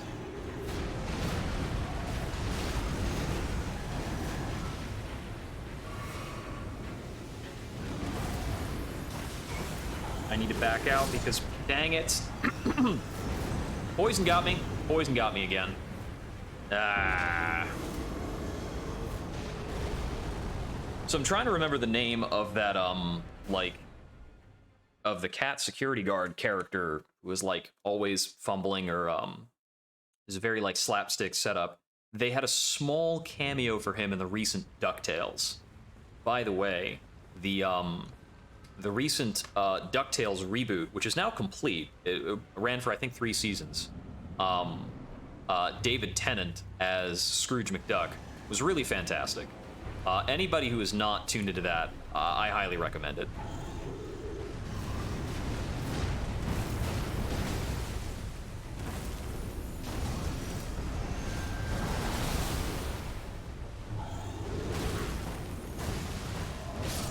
Oh, I didn't dodge that. It's bad. Bonkers! That was it. He was a cop, not a security guard? Yeah. That's the character I was thinking of. That was great.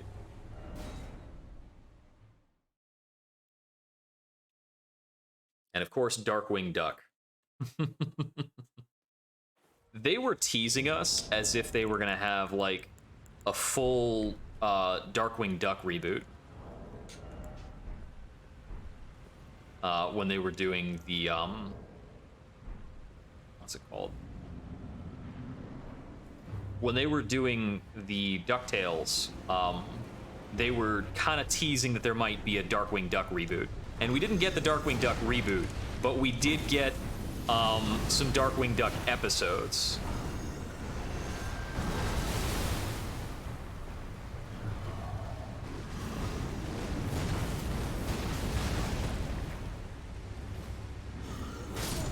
Yeah, he got me there.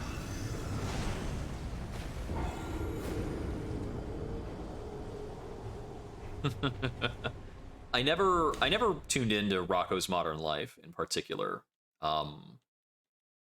Invader Zim was my jam once that was out. But Invader Zim didn't get a super long run. So I think Johan Vasquez kind of threw them for a loop with what Invader Zim actually was compared to what they were looking for. Because when you get down to it, Invader Zim launched the same weekend as Fairly Odd Parents. And Fairly Odd Parents went on until it was absolutely run to the ground. Okay. The properties of that attack are mysterious to me, and I don't really care to learn it. I'm just going to throw myself into it and hope that the best happens. Alright, I'm going to get a little more light going in here.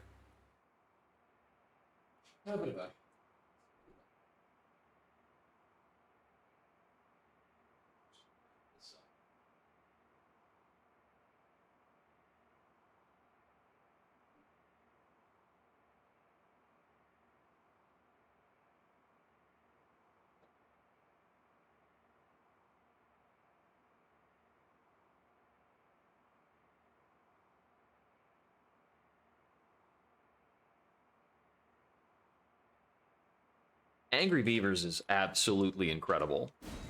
It's almost a travesty that the Angry Beavers were not in... Oh, yeah, wait, just a sec. I forgot to move my chat window to compensate for the fact... There we go. That's better. I moved my, I moved my camera down last time I was playing, but I didn't move the chat window up. Whoops. Yeah, Angry Beavers was incredible. I was disappointed that the Angry Beavers were not in Nicktoon All-Stars Brawl.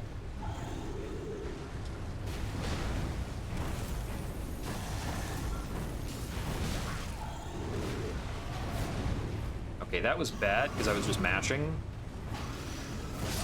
Okay. I do not like this guy's short sword attacks because he does not like to sit still.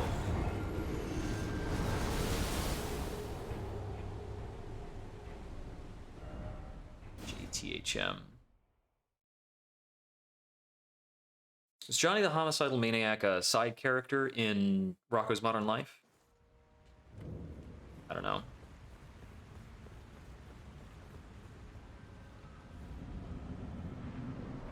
Let's see.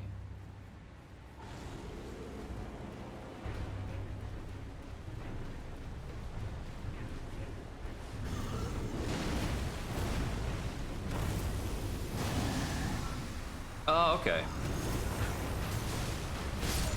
Ah, dang it. The poison breath is absolutely, like, wrecking me on this fight. Just... I'm having a really hard time planning around it. I want to be able to outspace the poison breath and use a Hoarfrost Stomp, but it's not safe. Oh boy. Oh boy.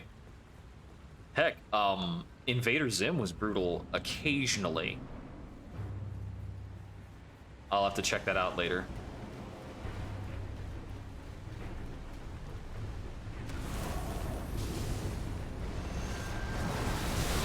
Oh, what a troll.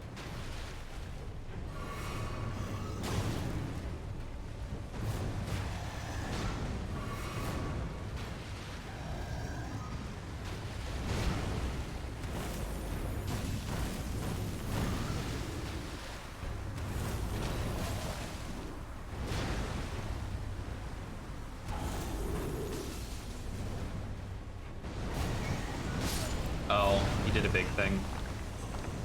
One of the things I'm having trouble with on this boss is in his short sword stance, he just goes like this, and then he does one of about 3 different attacks. Like, I'm not sure what to make of that. When it comes down to bosses that have these specific attacks, painted walls with victim blood, but child appropriate. Well, Johann Vasquez can certainly toe the line. It's not like he is sitting on the details of this stuff.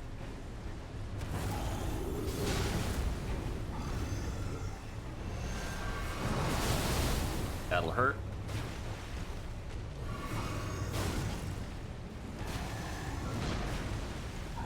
This guy absolutely has the capability to, like, heal lock me, and it's a huge bummer.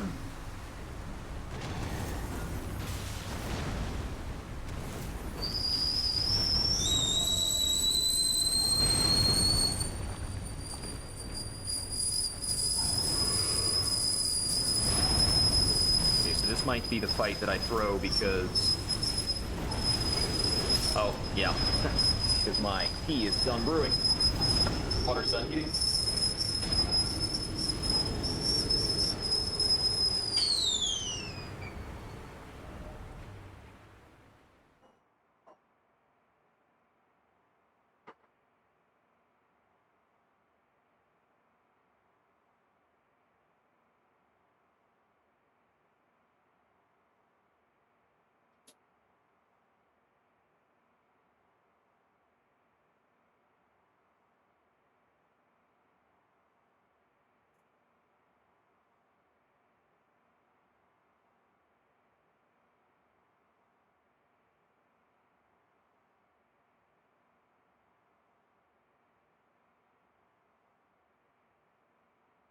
Oh, that's right. Ultimate Muscle, which is a absurdly long-running series in Japan.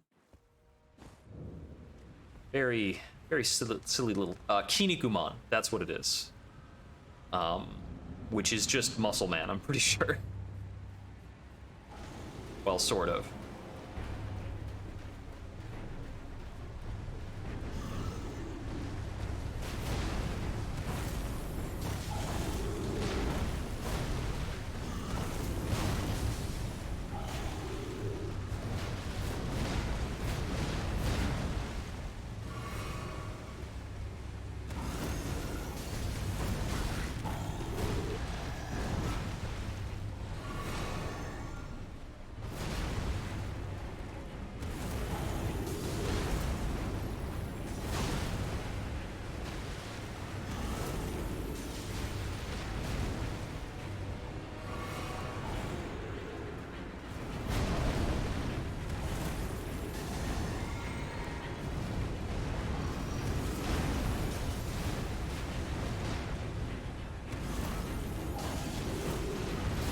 I need you to be dead so I can focus on your buddy.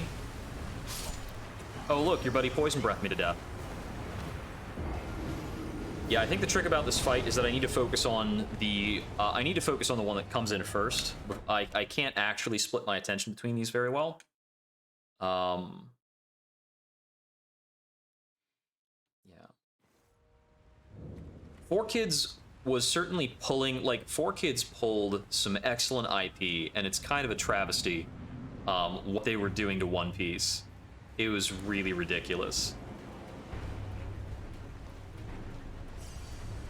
But, I mean, I think with the cuts they were, like, the way they were cutting the show, it felt like they didn't know what they bought. Because One Piece is pretty dire in a lot of cases. And I think it's honestly unforgivable to make any cuts in Arlong Park. As that is, I think, the definitive arc for One Piece. Like, and I say definitive because it shapes your expectations, it's showing you what the series is about, and it defines, like, the greater saga that it's a part of. I only ever caught bits and pieces of the Sonic cartoons they had there, but it looked fun. You know what was weirdly good? The Sonic Boom cartoon show is actually amazing.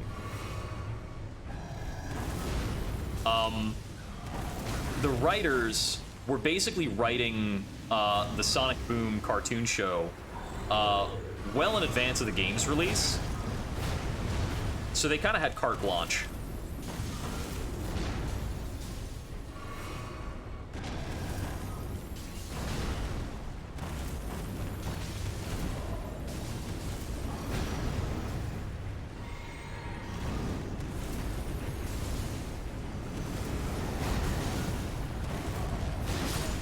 They both actually... So this time the Twin Blade guy, like, flew over here right away. Yeah. A duo boss of enemies this big, this late in the game is a real pain in the butt. But you know what I just realized? I think I can actually... No, I can't mount up here.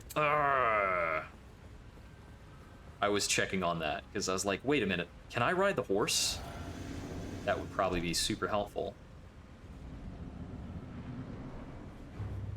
Yeah, I can't ride the horse in this room. There's no reason to grab that, but I'm gonna do it anyway.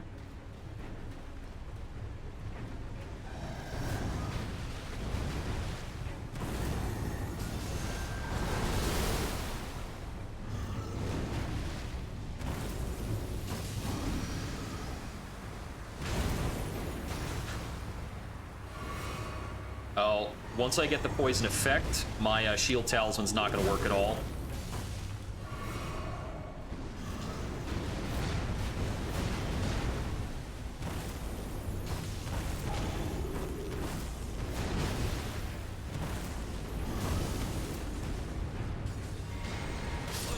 Yeah, okay.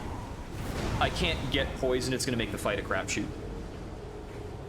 Sonic X is pretty good? Okay, cool. It looked like it actually had pretty good production value for the time. Like, it didn't seem like they were slacking too much on the animation. Sonic Boom, though, is just hilarious. There's actually an episode in Sonic Boom, and this is the example I always tell the other nerds to try and get somebody else to know how good this is and, like, tune in and watch it. There's an episode where, Eggman and Amy are, like, both getting into mini wargaming. And, like, she's in it because mostly because she wants to paint the models, and he's all about the strats. But they have to, like, keep it secret from Sonic and everybody else that they're getting along, so that they can meet up with each other to be mini wargaming enthusiasts.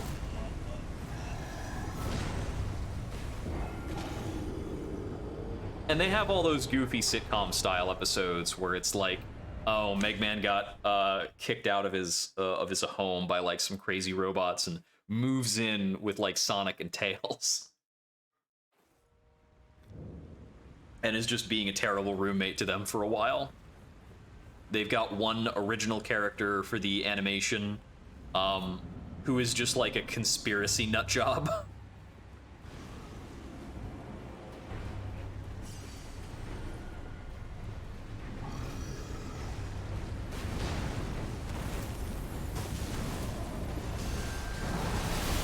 It's also the best voice work that Sonic's voice actor has done for the character in the last, like, 15 years. In almost the entirety of his run, actually. Ow.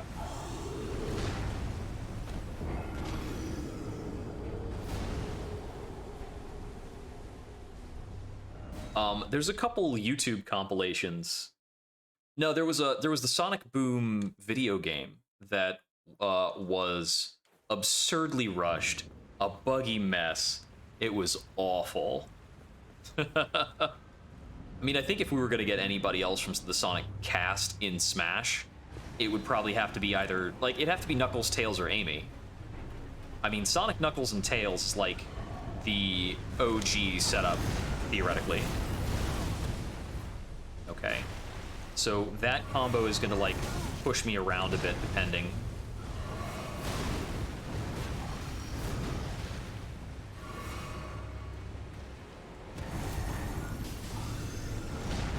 This nerd actually will try to sidestep Hoarfrost Stomp. And it's a huge pain in the neck. I really need him to not do that.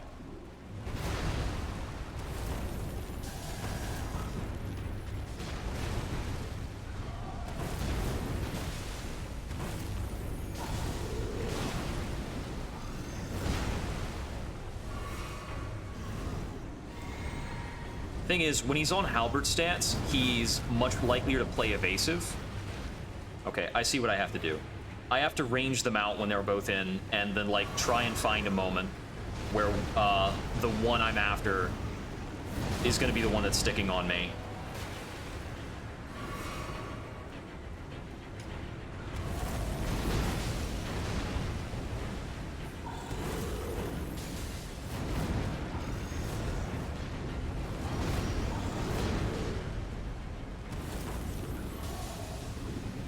Yeah, we gotta go unlocked. Not the poison breath. Come on, come on.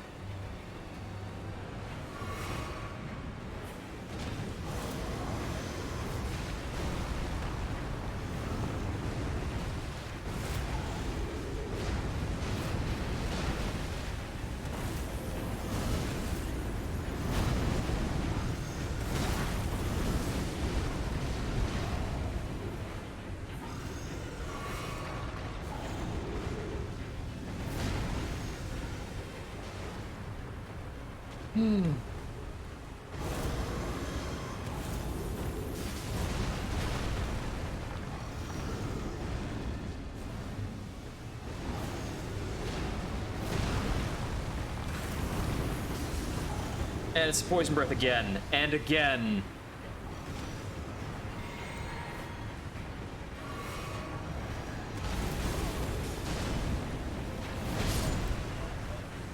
Ah.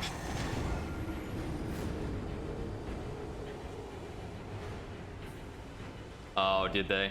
Yep.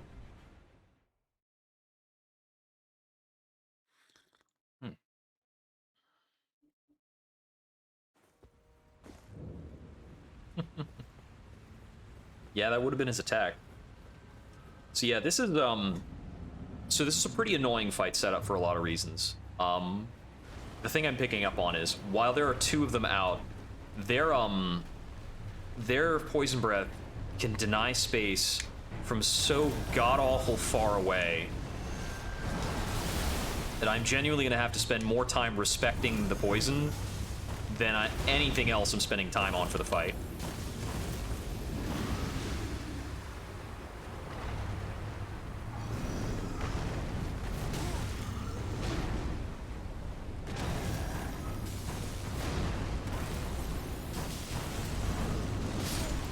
Yeah, I got a little stuck there, because his attack for pulling out the halberd has a dead spot close, but I was at a debt for not having healed. Yeah, they're very happy to use this poison breath with this very nebulous range. Ugh. Yeah.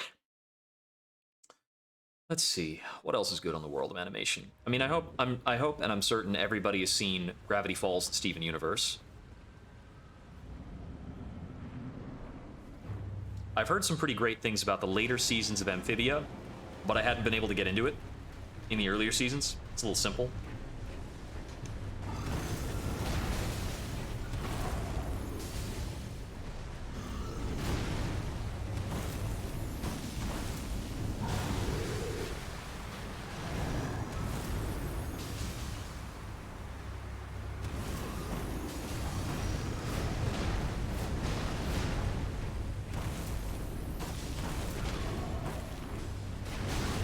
Oh, he actually tagged me with that.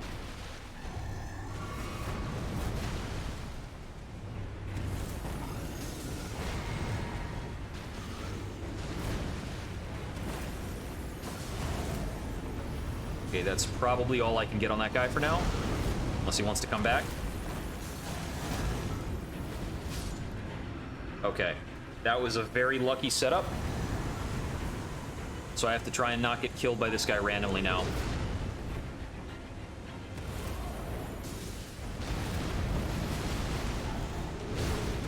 Okay, I missed the dodge, but we're all right.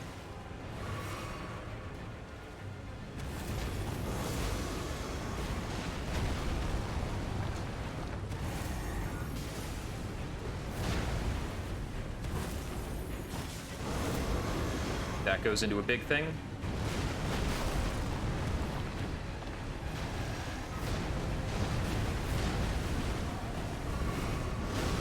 Okay, he makes that like a 3-hit combo, sort of.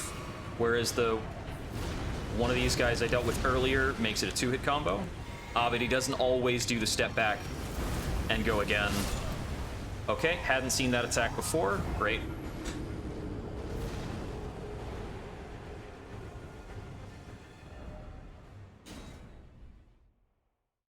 Yeah, that can be tricky. I appreciate that both Steven Universe and Gravity Falls have a plan. They roll with the plan, and they end when the plan finishes.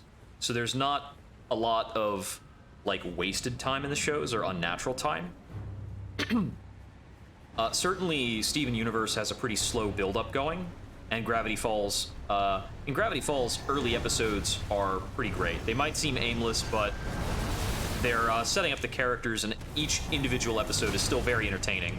They've got some really great guests from time to time as well, including John Oliver as Haunted Wax Sherlock Holmes.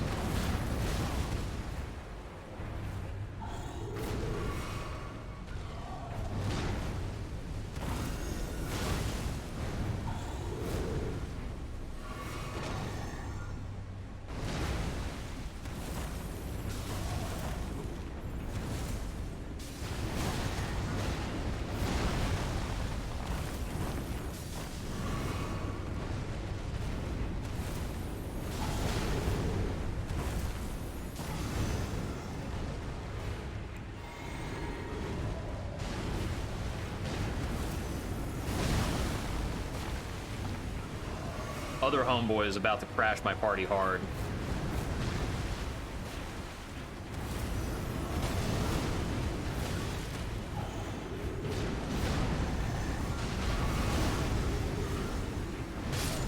Yeah, that was super messy.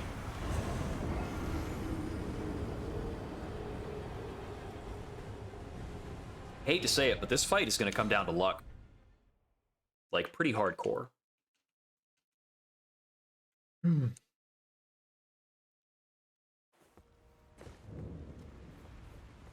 I think for the circumstance where we're leaning on luck a bit, I'm going to change this out to a rune arc.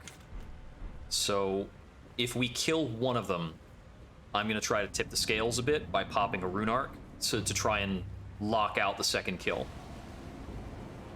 As I think while we have two of them, this fight is very, very on RNG. Okay, so he can adjust if I get around him during that.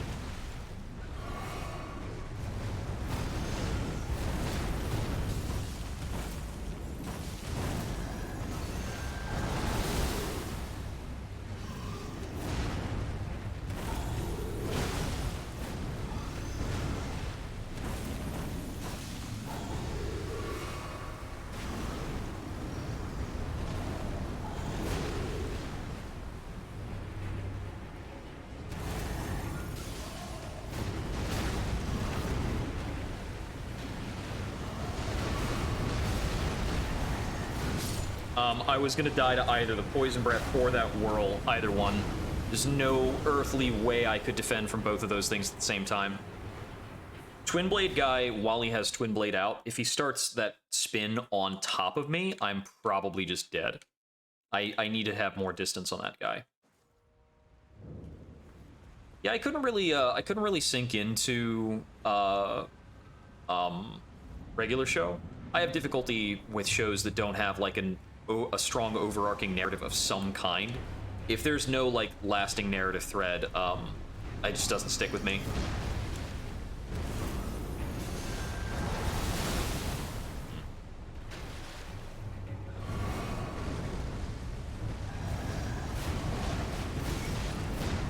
Although I suppose, it's not as though Invader Zim and Angry Beavers have like a strong narrative throughput. I suppose it's because I was younger when I was watching those shows, and now I feel as though the show needs to be communicating something to me for it to like stick in is worth my time. Yeah. Seems about right.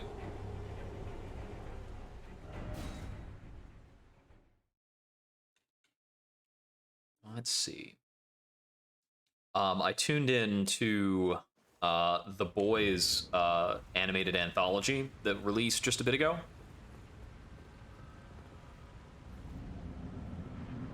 Yeah, that makes sense. It's the Boys anthology. I think it's The Boys Diabolical. Very peculiar. Jeez.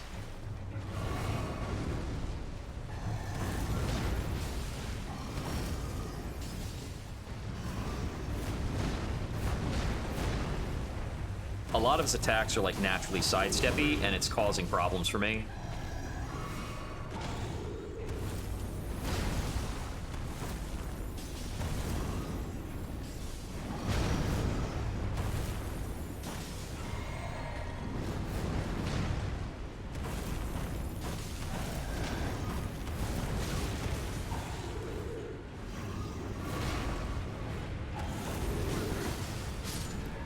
Okay, got him.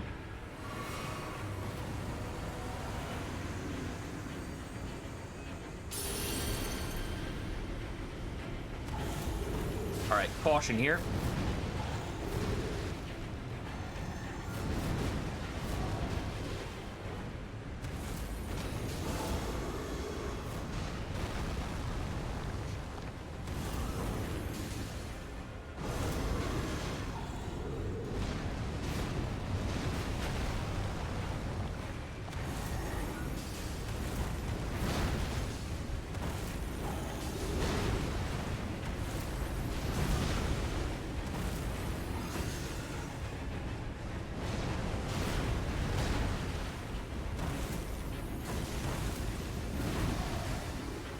I think for the axe phase, I have a bit more like understanding of what he's going for.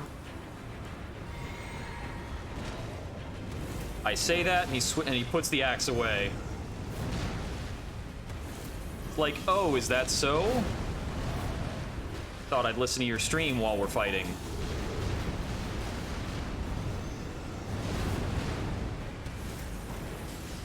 I think this might get him.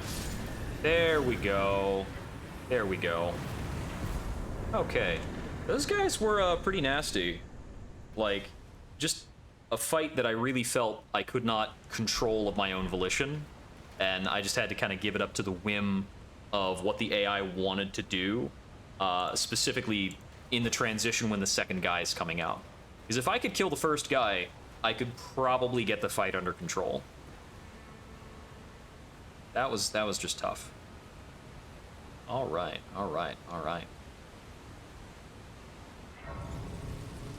Ugh. Well, let me spend these 32,000 runes, because in a lot of ways, I'm out here to get more runes to upgrade the Antspur Rapier to try out some other weird jank.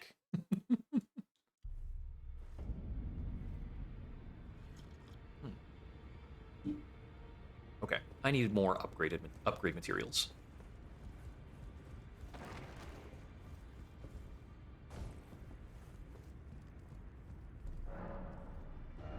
I certainly appreciate, I mean, I think there's a lot of really solid clips coming out of regular show that lead me to, like, understand the care that was being given towards its development. And any of those shows, so long as so long as the characters are sufficiently consistent, you can really, I'm trying to say, so long as the characters are sufficiently consistent, you can pull together serious moments when you need to. This looks mysterious. Yeah, let's rest in this coffin. It's probably a good idea.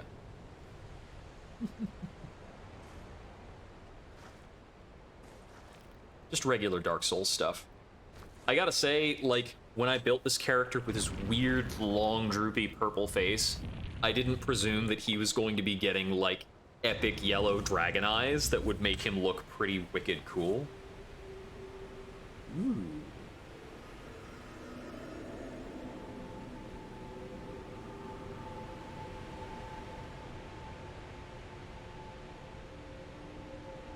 For anybody who missed it, She-Ra on Netflix was incredible. What else we got? Still waiting to see if they're going to do more Dragon Prince. I think they said they were going to do, like, the full 7 seasons, but they only did the 3 for now.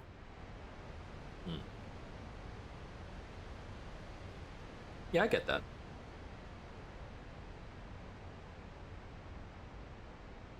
Yeah.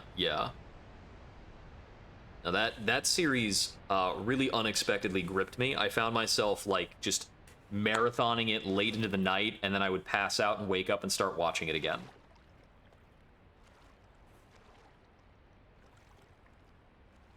I just, like, I binged, like, multiple seasons of that show back to back. Okay.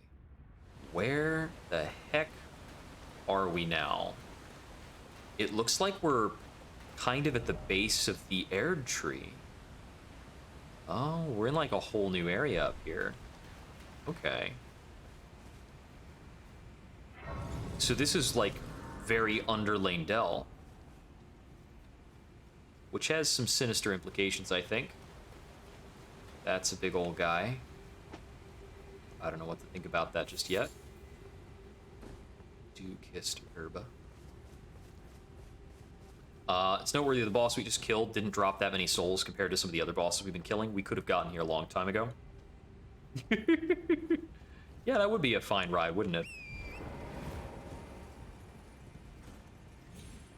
Oh, no. Do I need to... How do I do that jump differently? Just... There we go.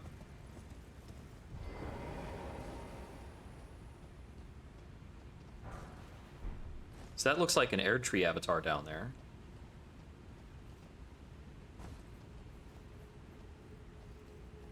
Oh man, is that just like a gigantic freaking...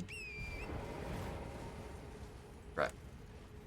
Oh man, those are some huge dragonflies. Or these ants. Oh, it's more ants. It's more ants. This has the look of a dead end. Huh.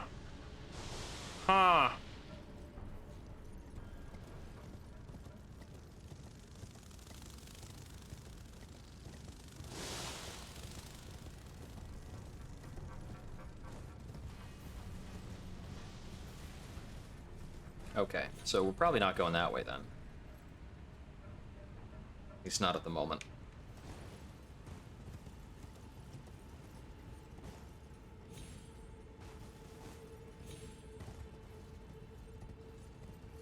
Although, I wonder, are these ants or termites, perhaps?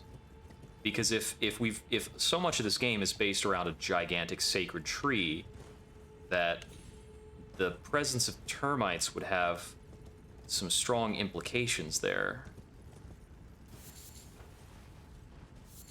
The weapon called the the Antspur Rapier causes scarlet rot. So somehow ants, like, wield this rot like a toxin. I'm gonna let you guys keep all those items that are sitting over there. I'm sure you appreciate it. No need to thank me. As a matter of fact, just keep on flying. Don't worry about me at all.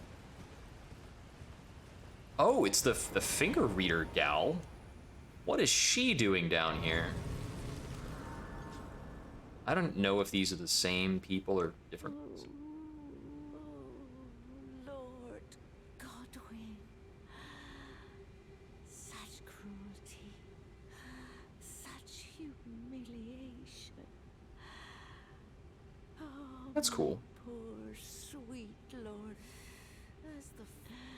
as a martyr to destined death. But why must he, a scion of the golden bough? How? Oh. Sentenced to live in death? Oh, I see. I know what happened. I get it. Okay, so, Godfrey was the first Elden Lord. Godwyn, one of his children, was the first to die. But we know, because we've located the corpse of Ranni, that the ritual to cause the first death was botched, and it half killed two different gods. It half killed, it killed Ranni's body, but it killed Godwyn's soul. His body's alive. There's a living body out there. There's the living body of a dead god hanging out, probably somewhere around here. And this is lamented by the finger readers. So Godwyn was meant to die in destined death. Is it the will of Malekith? Oh, my poor Should have died a true death. golden bough. Sentenced to live in death. Oh, Huh. Piecing things together. It's all coming together. The lore. Lore.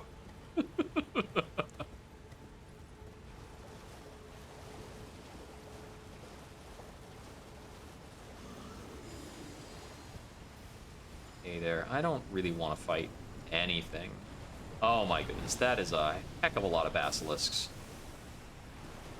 Yeah, I'm still trying to figure out Malekith's role, because the Black Blades stole the, like, ability to kill, well, the Black Blade assassins stole Malekith's power to be able to kill the gods. Malekith being the god of death, he himself is Malekith the Black Blade.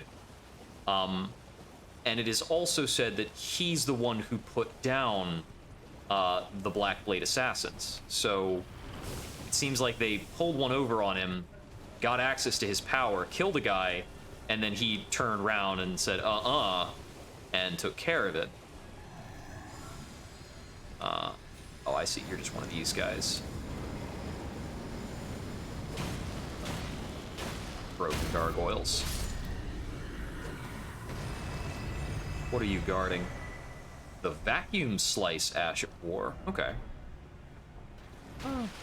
Wait, what?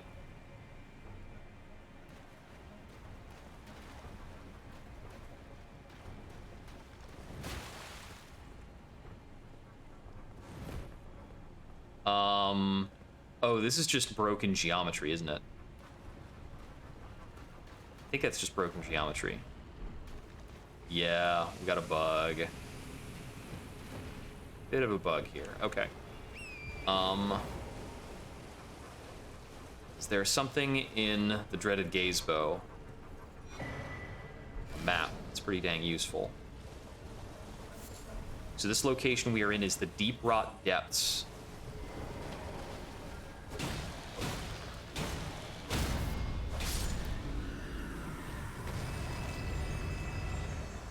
So those things that are blasphemous or troubling to the Erd Tree and the Erd Tree faith are those things that can affect trees, is basically how we want to think about it. Naturally, burning is like the big thing. Margot's blade is different. Margot's blade was not a black blade necessarily. It was a blade congealed of his own cursed blood, apparently. I had to read the weapon description kind of twice over to understand that.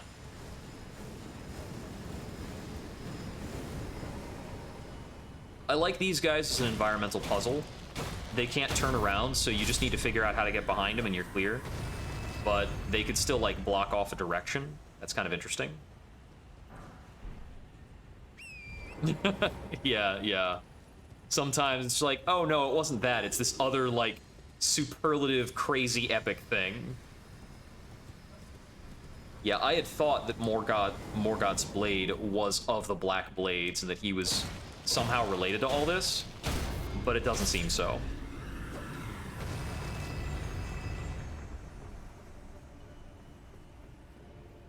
That being said, these guys that are relentlessly easy to kill, that you just have to stand behind and you get to kill them super for free, they're worth like 3,000 runes apiece. It's pretty cool.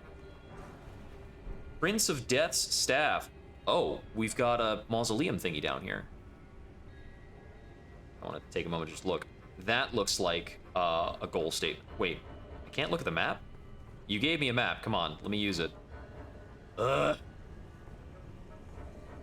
is like optimal time to be using a map right now. Okay, so that over there definitely looks like a place I should go. I should probably knock down that mausoleum and see what it duplicates. And we've got a spirit spring over there for me to mount up.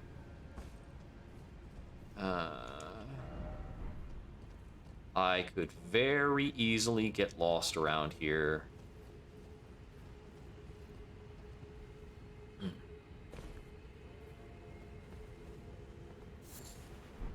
That is not worth it.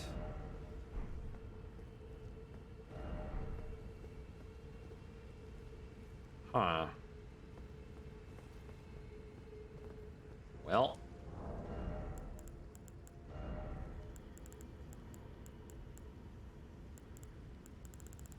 Where are my rainbow stones? Come on, I know I have rainbow stone. There we go.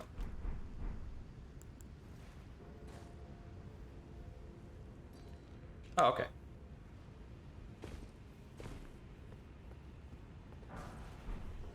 Ooh, smithing stone 7. You don't say. It's pretty snazzy. Okay. There we go. Now I can look at stuff. Oh boy. Okay, so this looks like it's the thing I was looking at before. That looked very significant from pretty far away. I'm imagining this is also something. Should be like to my left. I guess that's this big thing, maybe? We got a lot going on around here.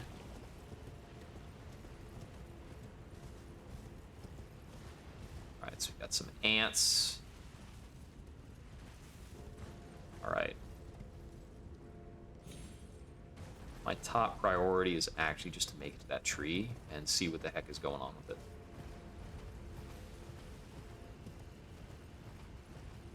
These patrols look kind of like they might be Crucible Knights or something crazy, so I'm just gonna give them some space. Cool. This is really useful. I noticed that down here, the grace doesn't, like, coalesce. It doesn't show you as easily where it is. Okay. So, that looks like it might be something over there. This is the one I was looking at earlier. It from here. Doesn't look like it. There's another kind of chapel to maybe take a look inside of.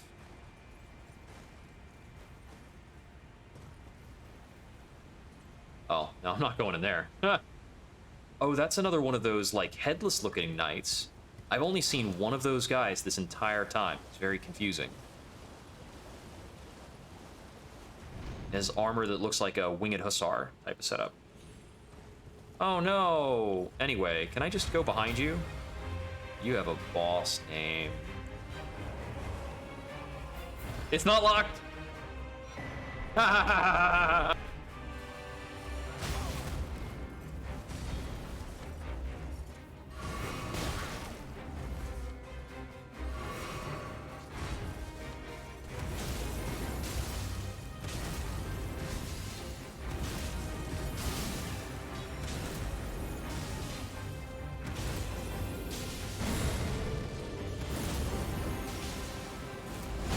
Ouch.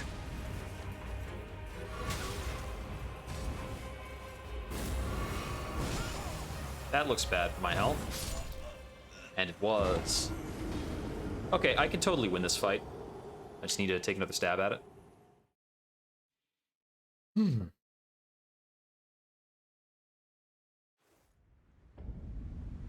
Okay. But that is showing me that all that's over there is like a Crucible Knight and the Crucible Knight armor set, which is kind of cool.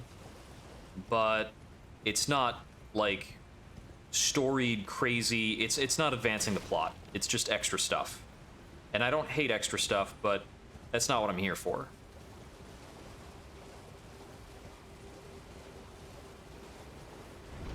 Now, I am here for the kind of runes I might pick up by taking out a Crucible Knight.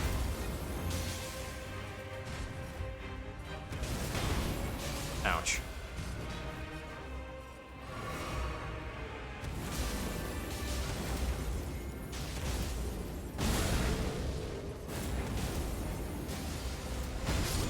Missed the timing. Looks like I can just kind of go aggressive on her, and I might be able to shortcut a lot of her second phase. No, not quite. So Scarlet Rot is still a mystery to me in a lot of ways. I think that I'm gonna find out the secrets of Scarlet Rot to whatever extent I ever will. When I get over to the Halig Tree area, because what's it called? That's where Millennia and Michaela are hanging out. Another two of the like Great Lords, and I believe one of those or both of them. I think it was Millennia is the one of them that was born afflicted with Scarlet Rot, who waged war on Kalis, which is why Kalis is all covered in Scarlet Rot.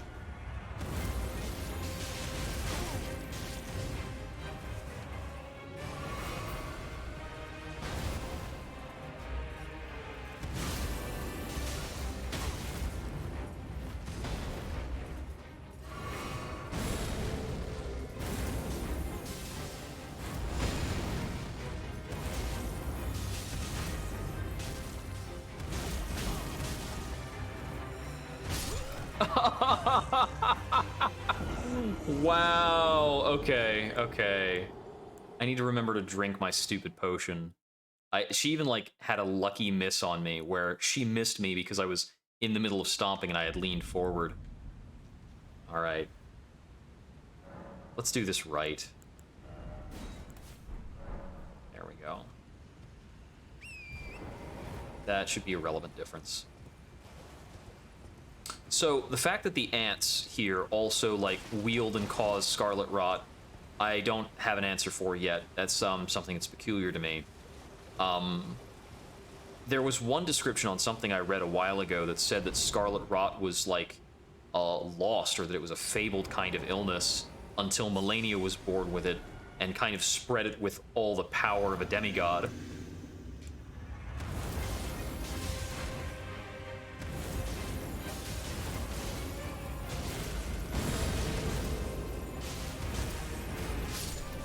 There we go.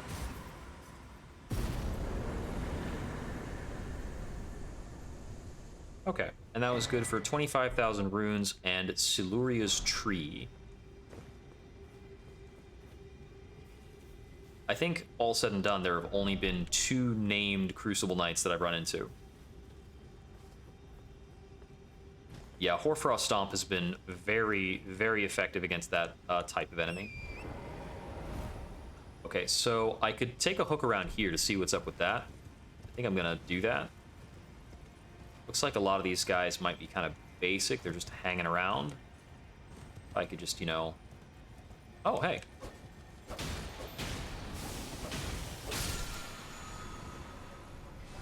Bit of basilisk action going on. Somebody's trying to shoot me.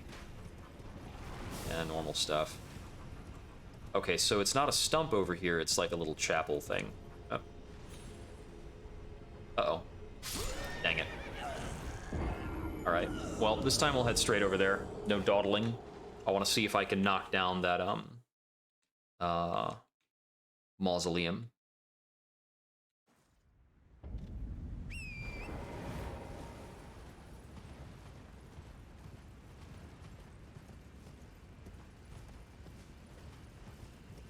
Yeah, given that I didn't label the mausoleums earlier, I'm probably gonna have to, like, consult a guide at some point. Be like, hey, where did I miss these?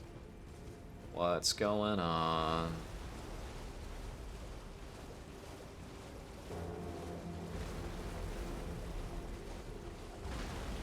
Okay, so this one also doesn't appear to have any little, like, barnacles on its feet. I guess some of these must work differently in terms of how you're supposed to take them down. I will have to figure that out at some point. Okay, a Somber 6. The dude I don't want to tick off. What else do we have here?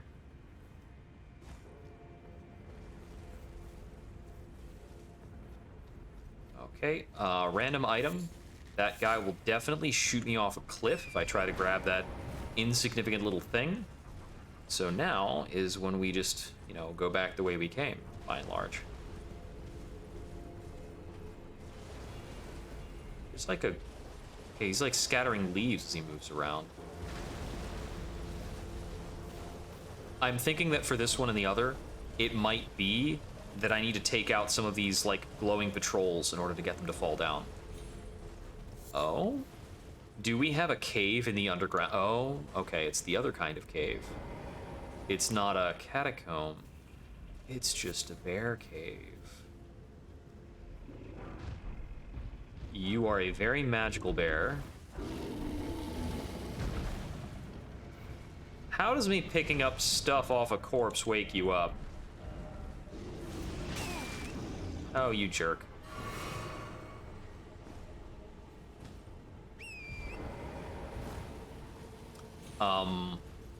What's it called? I think Millicent's plotline also isn't done. That's the gal who had Scarlet Rot, who, was saved when I supplied her with, like, a magical golden needle.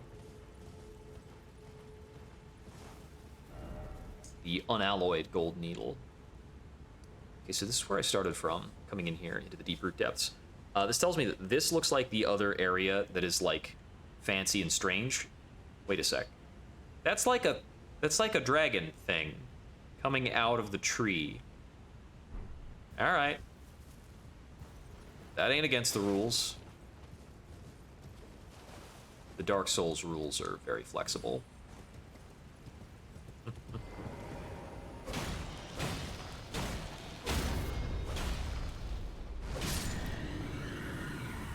I also really like the rules of like Dark Souls cosmology is almost like, is this sufficiently epic? Then yes, you can do that. The world is so full of characters who have done, like, honestly preposterous things, and it shows in, like, their body and their design. Like, all of these characters who've, if a character has gone and done something redonkulous, it always shows in their, like, features and the warping of their flesh. It's just crazy. It's friggin' sick, man. And, like, if Dark Souls is too hard for some people to play, I'm very sorry for that, but I hope those people can still appreciate the heck out of the aesthetic. I'll run through here really quick. I think I can get past before that fire breath messes me up. Okay, am I screwed? Okay, maybe. No, we good, we good. Okay. Little bit of tricky piloting here. I'm gonna take this guy out so I don't have to worry about him.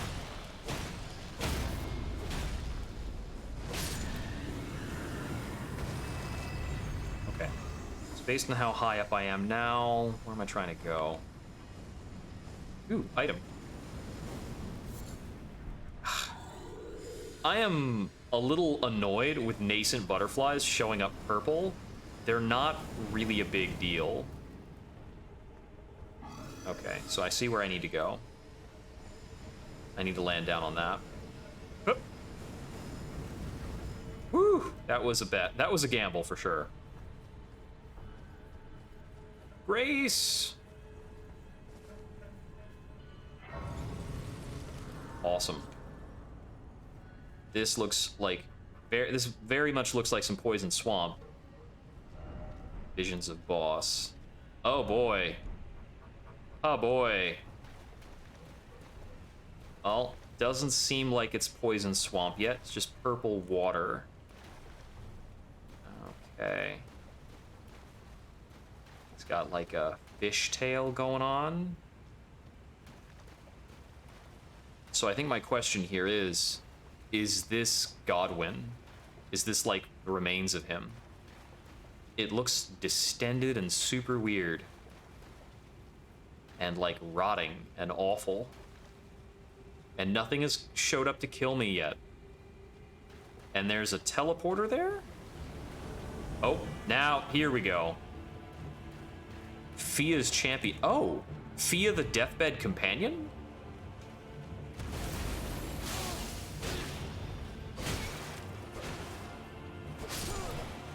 Okay, so that was nothing. What's next? Is there gonna be like a lot of these guys?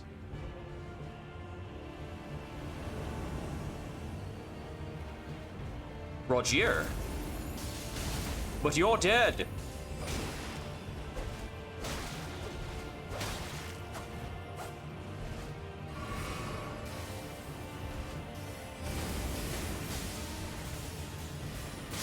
Ah, he got me.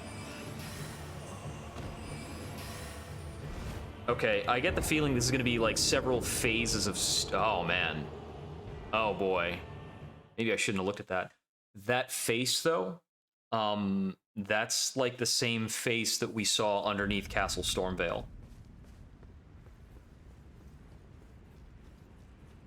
That like twisted visage. I think the thing that's the most distressing about this is that it still has hair.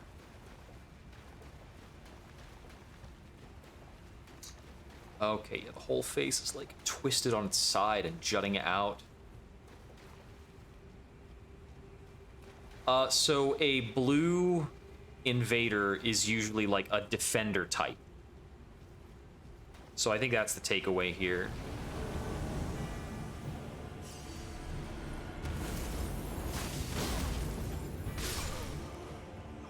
So I'm guessing that you can become a certain covenant that will make you like able to show up in this boss fight and then have like a PvP fight here.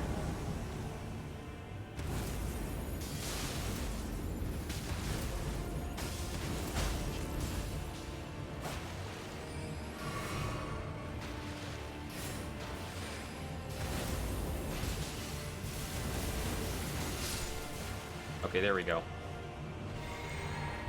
All right, what's next?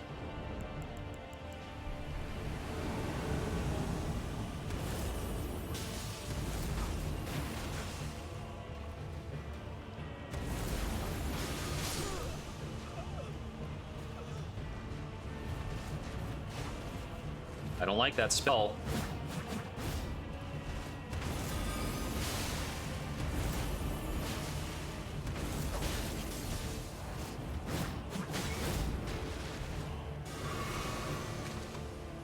Really don't like this spell.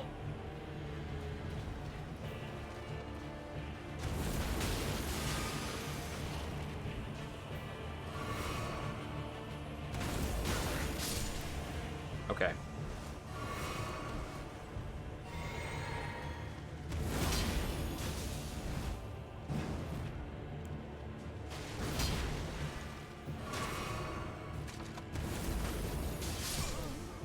Okay, is there more than this? Because I, like, okay, I couldn't really deal with more than that. Whew. Yeah, so, what's it called? Yellow is cooperative summons. Red is, of course, invaders, and blue is, like, the defender archetype. Blues either show up to defend a person, there's, like, a counter-invasion type mechanic, or they can be defending a place, which would be based on a certain covenant in the game. So I haven't really understood quite well what covenants are in Elden Ring, but in other Dark Souls games, you would like talk to an NPC and join a group, and they give you like a badge. And if you were wearing their badge, you could use their summoning rules, whatever they were, to like jump into some PvP.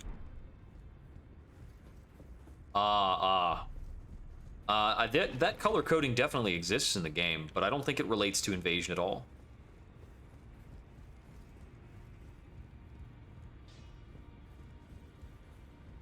Well, I took you no matter. Lay out your arm.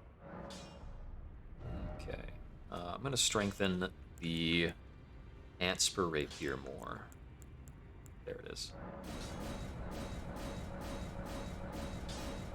Well, not more. This is like strengthening it initially.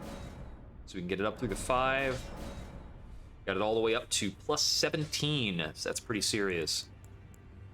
And actually, our longsword 18 can become a 19 now, because I found one more upgrade material for it. Yeah.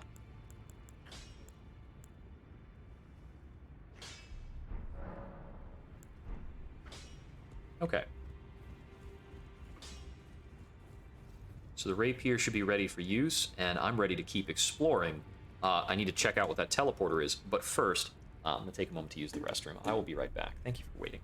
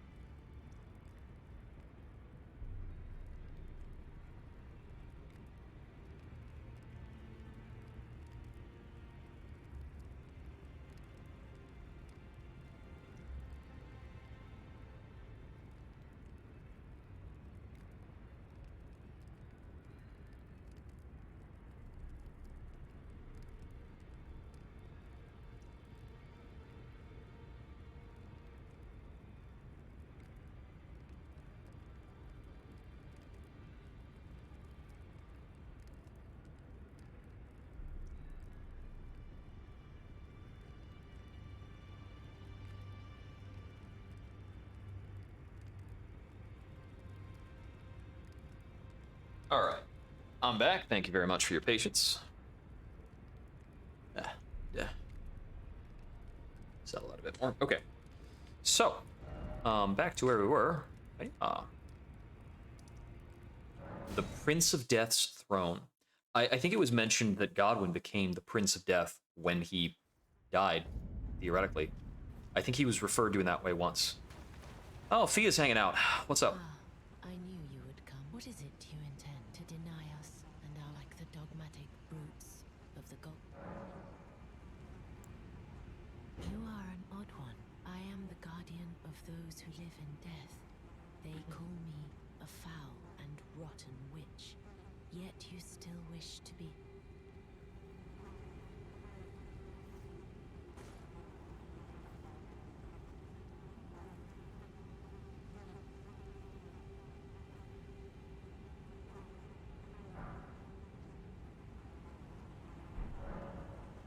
Have you ever seen a Hallowbrand? Give me the When lore. the first of the demigods died, his flesh was marked with the half-wheel wound of the centipede. Godwyn's Hallowbrand has since been recovered at the Round Table Hold, but there is another Hallowbrand out there somewhere, and I must find it before the time comes. When Godwyn died, but another exists, and I must before the my hands I have will it. be dirtied. Will you still? I'm let me- carrying it. This is the. How did you? Oh my! With this, Godwyn can take his right and claim a second. You are mine, and though I can't be, can I hold you tight?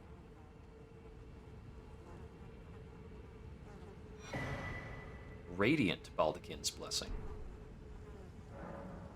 I will soon lay with Godwyn, and it will surely the new life of the Golden Prince, and first dead of the as the rune of those who lilies. Brandish this child, my rune. Stay the persecution by becoming. I will to conceive my brandish my stay the by becoming.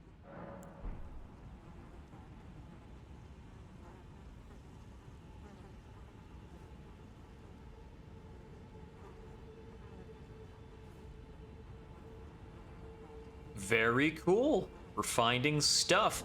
That being said, I think I need to ditch the Baldekin's blessing because that thing saps your health for being in your inventory. Looks like the Radiant one you can store more of.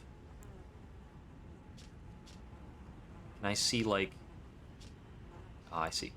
This favor allows one to forget any aches and pains. In death there is only peace, for in death there can be no sensation. Protection of a hidden temple in the guise of a bedchamber. This blessing is of the utmost rarity. Lasts longer than a mere favor. It's said a deathbed companion will only produce a blessing of this kind for a champion but once in her entire life. The sole blessing which she imbues of her own volition. Oh, so the other ones are not imbued of her own volition. So if I use the basic one, and I rest at the site of grace, which... okay, no, I need to wait.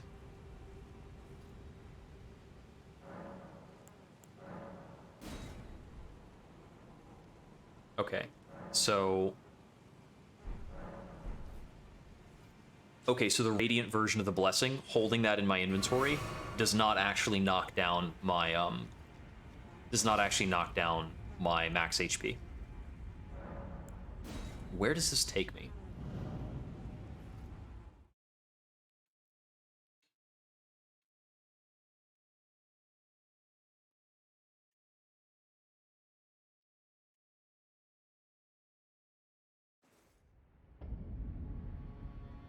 To Lanedell.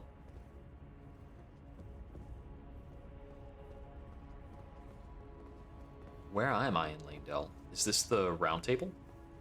The Lanedell version of the round table?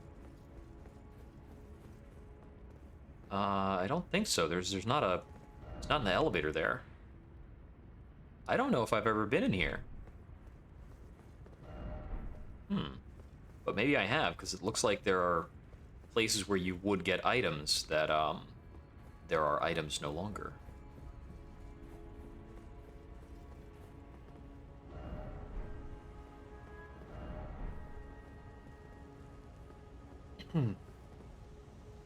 Okay, I've definitely come through here before. Yeah, this is like the first entry walk. So I wonder, since we're teleported here by interacting with Fia, if this is actually the, if this is the man she was made to lay with as a deathbed companion. want to go back there one more time. I'm also not sure what if I've wrapped things up with Dee's brother or not. Do you have any more conversation?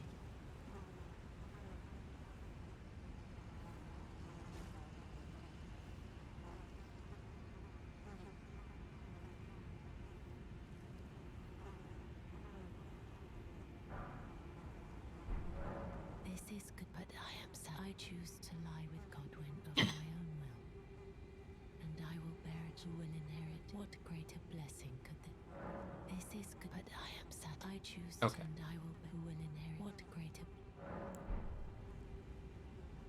The notion of a deathbed companion is so eerie. It's the notion of a noble who is so loath to the idea that they may die alone, that a woman is made to lie with them in death.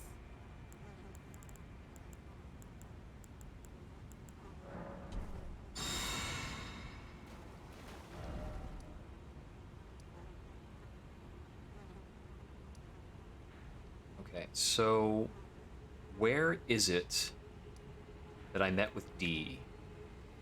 Beginning of the Deeproot Depths? Were there two paths out of the Great Waterfall Crest? So the Great Waterfall Crest is when I rode up from the tombstone thingy. That's where I showed up. And then I think I galloped across these branches. Was there another place I could have gone to from there? I don't recall. Anyways, I think that Dee was actually back over here before the Great Waterfall stuff. Was he, like, really far before the Great Waterfall? I don't remember. I need to run around some more and follow up with him. The other half of Dee. Okay, so here's the aqueduct. The waterfalls. I feel like he was right before the boss fight I was talking with him. But I might be remembering that wrong.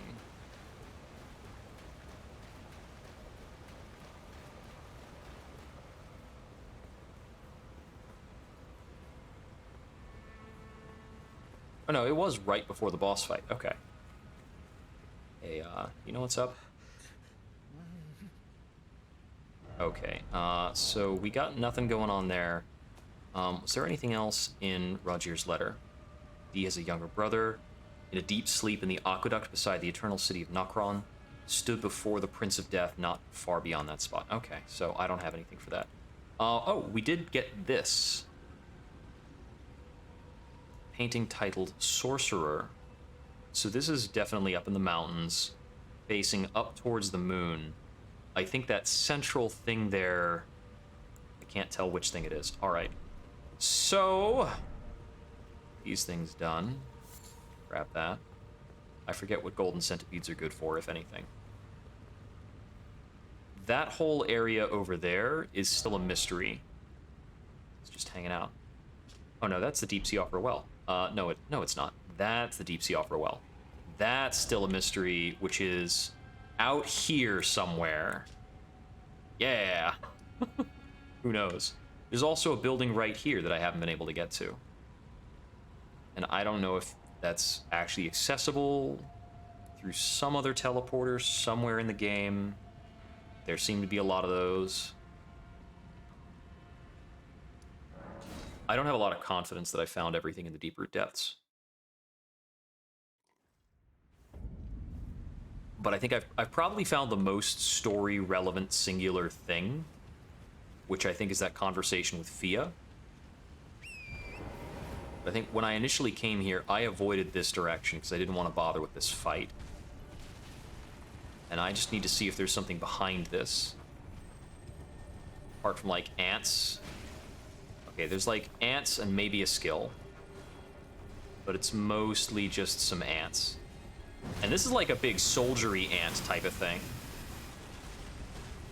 Alright, alright.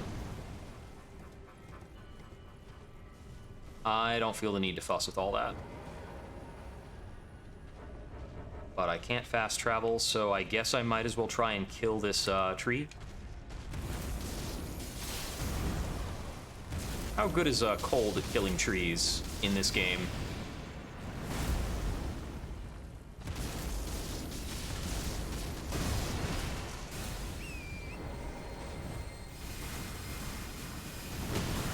Ouch. I didn't have a lot of area to go back to. Alright, I'm not going to worry about that. That ant does look different than every other single ant I've fought, so it might be significant to kill it. So I think I'm going to try and do that. It's not a lot to fight through to get to the ant, so let's give it a shot. I also suspect this guy may not respawn, because I haven't encountered a respawning variant of this enemy type. Ouch. That was painful. That dodge was way too early. The damage from Hoarfrost Stomp does seem to be pretty effective against these guys, even though I've only used Flame of the Redmanes on them in the past. Flame of the Redmanes? Did I say Flame of the Redmanes? I suppose it doesn't matter much.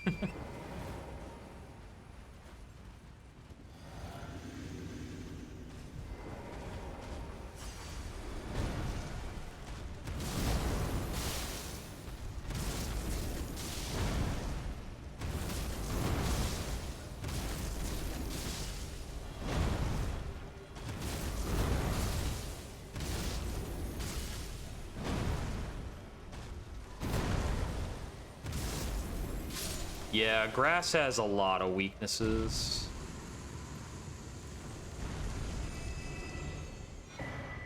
Staff of the Avatar. Okay. I'm wagering that he's a one-time spawn if he has an important drop like that. But it might just be one of those cases where you get the drop the first time you do it, and that's all there is to it.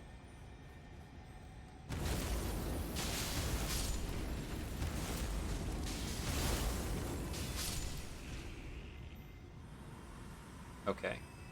I guess these guys were not special at all.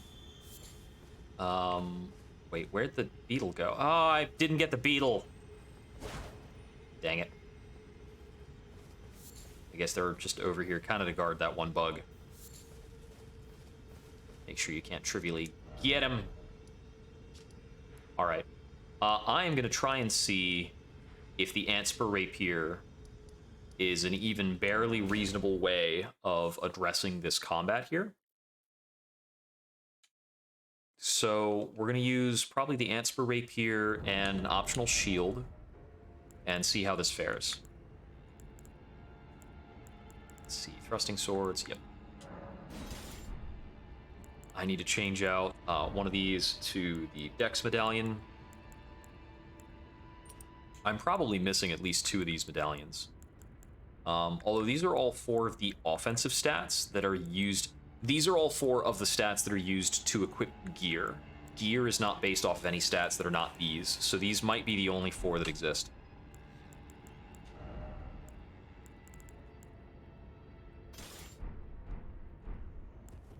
Okay, so we've got basic thrusts and the impaling thrust skill.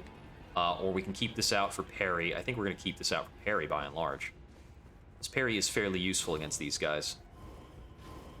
So I don't know what to expect from the Antspur Rapier. Let's see what we get.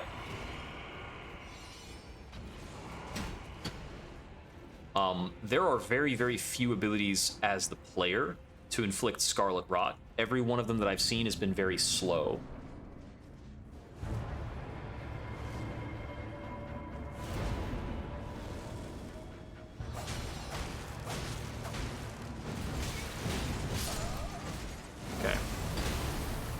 I maybe don't have that much time to hang out and stabbing that first guy. I need to take distance. Let me also make sure that I have the other weapon at the ready. So that I can switch back and forth between Hoarfrost Stomps and using the Antspur Rapier. The weight of additional weapons is generally pretty negligible. I think it's either that in Elden Ring, weapons are a bit lighter than they've been in past games, or your carrying capacity might be a tad more generous. But it seems to me that as long as you're not carrying like a pile of 2-handed weapons, you can reasonably carry like 3 different one-handed weapons and switch between them to suit what's going on, which is really cool.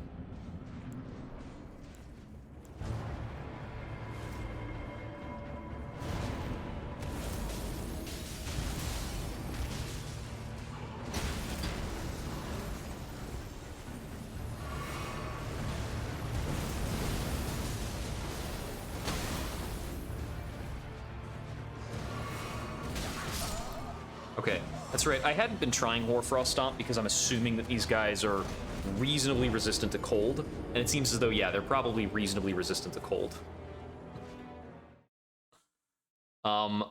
I can still kind of throw it down for 3 damage when they're being summoned. And that might still be a good idea.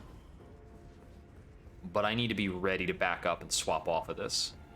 Mostly because that 2-sword guy is out for blood hardcore, and he is messing me up.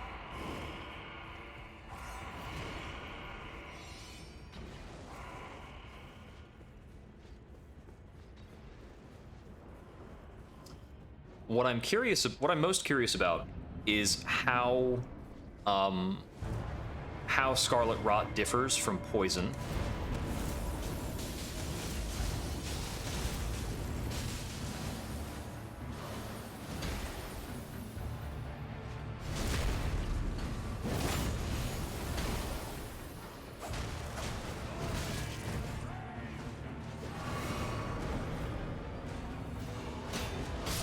Ah, I missed a parry. That was an important parry.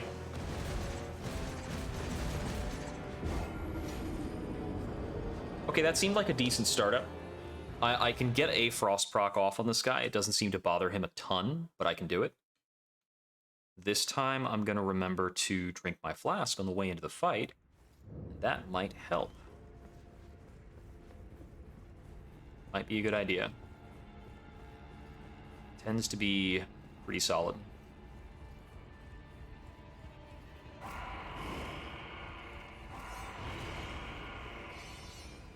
And I need to drink it before crossing the fog door here. There's a lot of fights where you can buff after crossing the fog door, but once I cross this door, I'm on the clock for him to be getting those summons in. That's dicey.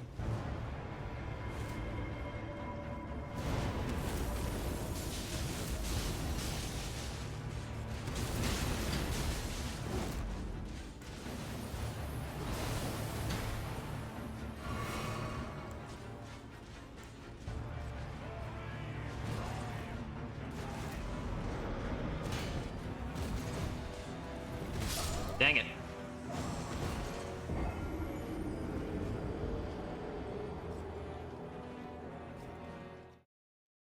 I think that whatever his second set of summons is, I'm gonna have to leave it and not worry about it. If I beat this 2-sword guy, I think I can maybe just start damaging the boss and try to burst him out. But I want this 2-sword guy to be dead. Because his attack pattern is wicked aggressive. Can very quickly kill me. The guy with the shield is still reasonably dangerous. And that that cold spiral dash thingamajig he's doing is could do a number on me for sure.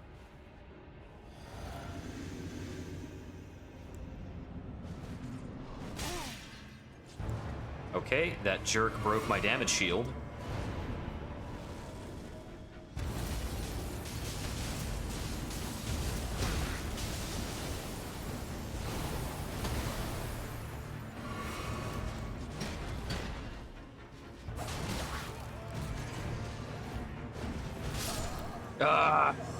It's because all of his attacks come in pairs. He really easily just gets through my dodge.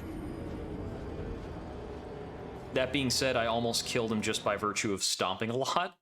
So that might actually be the way through this, is just stomp a lot. Again. I was kind of hoping that in the frost-themed dungeon area, that would not be the way out.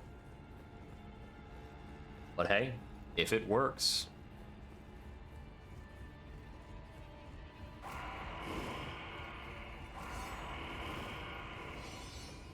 Really hard to say no to what works.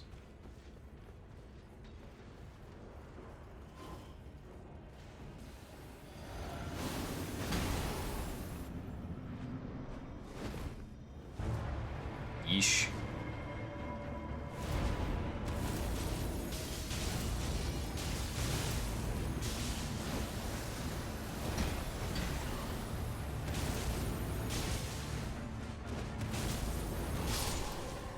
Okay, one down.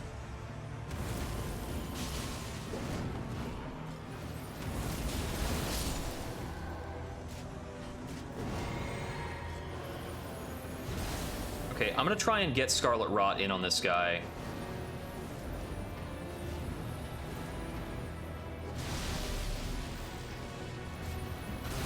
Oh, he phase changed when he ran out of guys.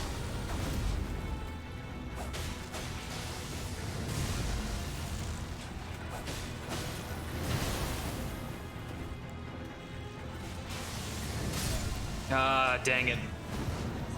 Okay, so I think keeping one guy alive will actually prevent him from phase changing. So we probably want to do that. I'm guessing he doesn't actually have a second summon setup. He might just be the one set of dudes, and then he phase changes when they both die. Which means that it's really in our best interest to keep Shield Bro alive for a lot longer, and probably try to kill the boss while Shield Bro's still alive. Double sword guy, though, I am not here for. I really want him gone. I'm gonna start going through the door before I drink.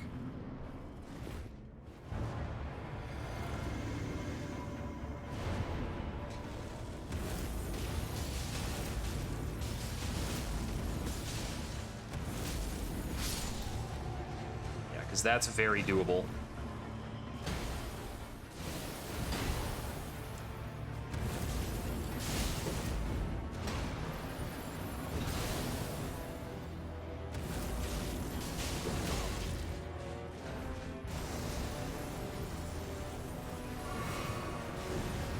I like that the... Oh, okay. I was about to say, I like that the range of that is telegraphed, and then he just does a bigger one after the first one's done. Yeah, so long as he has one guy out, he's also going to spend time on animations to buff that dude, which should be a really big opportunity for me to hurt him. I just have to be wary about his big attacks, because he loves wasting my time with these, like, gigantic area of effects.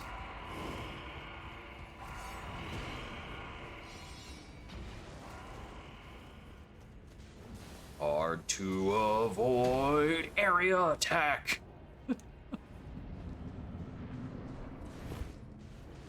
Has everybody gotten to check out Psychonauts 2 yet? That was really fun.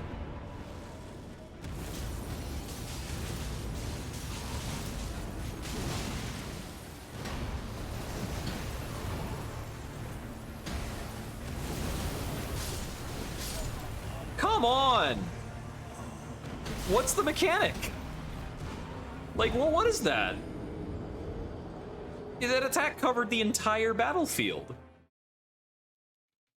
What are the rules? Okay. So, let's see. I mean, I guess it's magic damage. Can I try to mitigate it? All I have is this flimsy little Spelldrake talisman. But I'll give it a shot, I guess. Jeez. If it's like that, I need to make sure my damage shield doesn't get popped before he does that attack.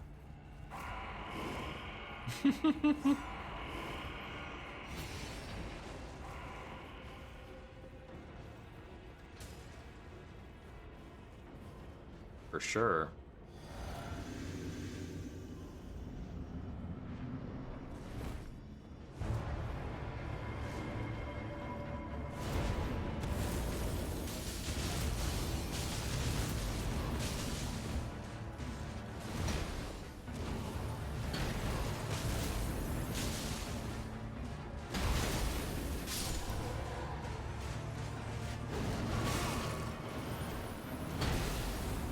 He's doing the thing. I'm gonna run to the far friggin' corner. He didn't actually do the thing. I was wrong. That might kill his guy.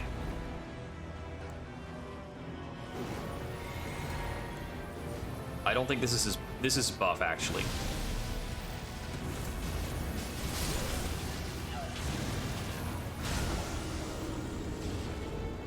Wow, okay. So I really, really need to not kill both his guys, because I will be punished so hard so unbelievably hard for killing his second goon. All right, I'm gonna go hard on this on the longsword setup. Pearl Drake might actually be better here if anything is gonna keep me alive. And then we'll put on the Carrion Filigrade crest. And the rest of this is just about hoping. So if this doesn't allow me to survive his attacks, then I think I have to pull out the shield and block them. Well, I mean, this is not about whether or not I'm blocking or dodging. This is about if I can live through a hit, which is an important barrier for a lot of bosses.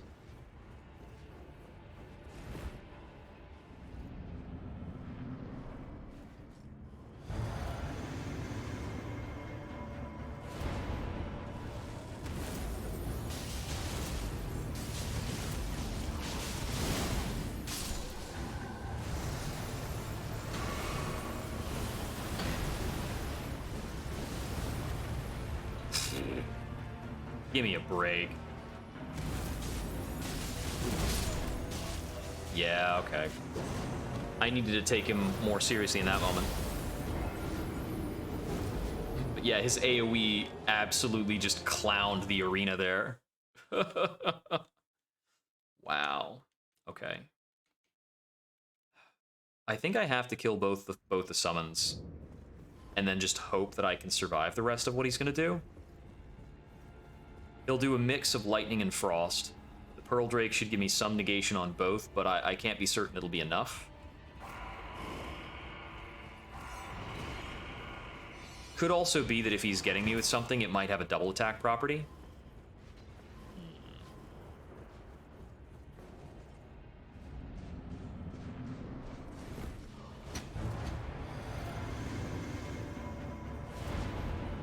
One, two...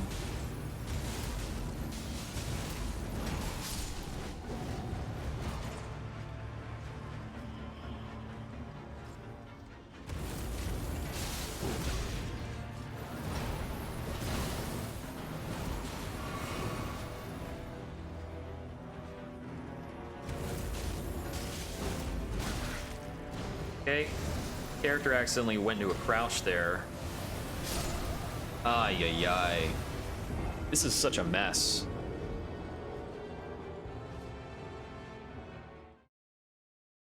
I can see why people were complaining about this fight.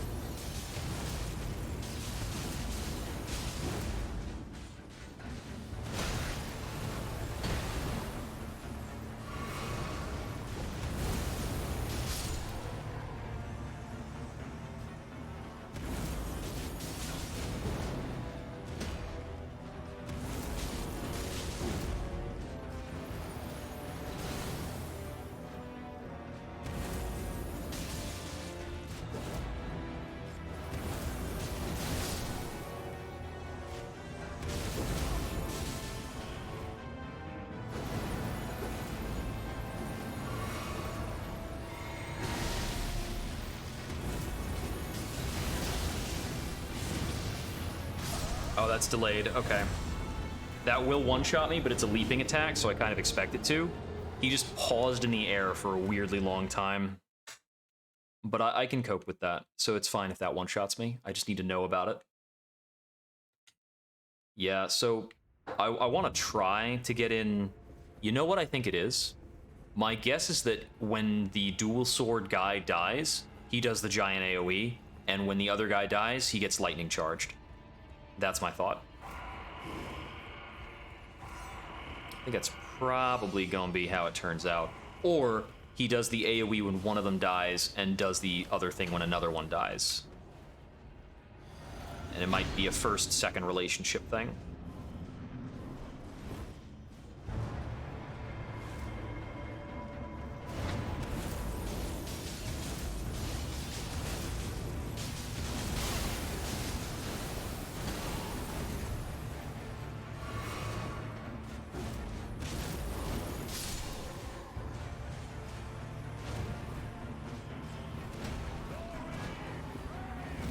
Leave me alone.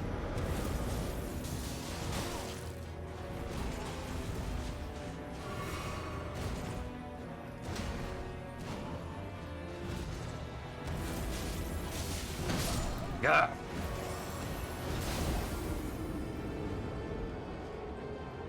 I also think he might have a giant defense boost while one of his guys are out, but I'm not sure. He might have had a defense buff from like doing a banner thing.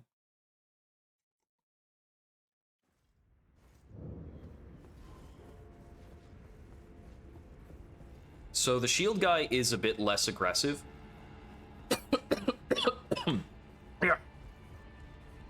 But he doesn't actually spend time with his shield up, like staring at me or anything. He's still gonna run me down. I'm not sure how shield user AI quite works in the game. Oh, whoops. I hit the wrong button.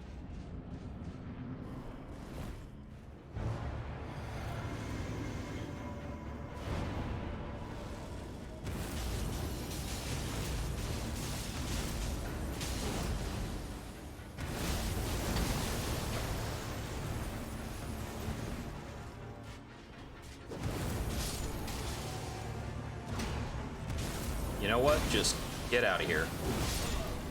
He didn't get out of here. He got in here, as a matter of fact.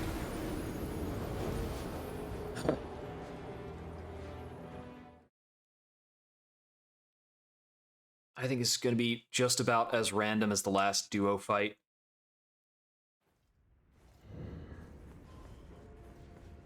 This kind of fight is always tough on SL1.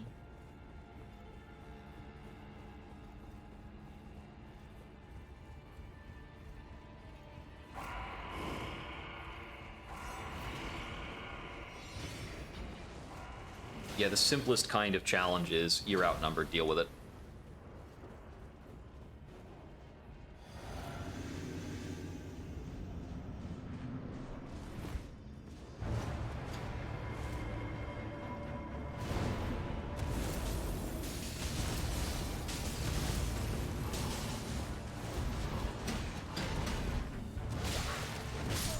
Yeah, couldn't roll out.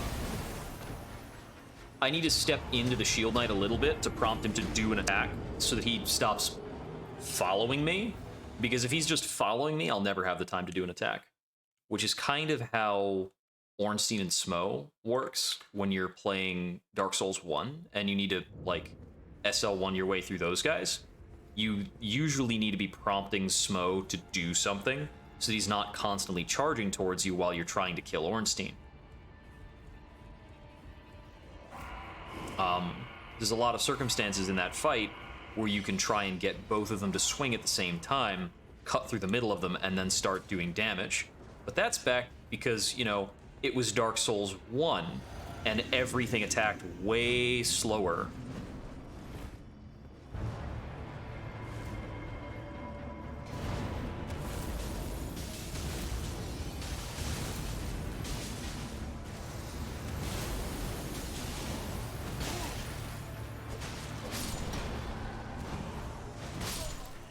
Oh, that killed me. Dang it. Missed that dodge. If you haven't noticed by now, this variety of enemy is wearing dick armor. Because, you know, boob armor is not historically accurate, but dick armor certainly is.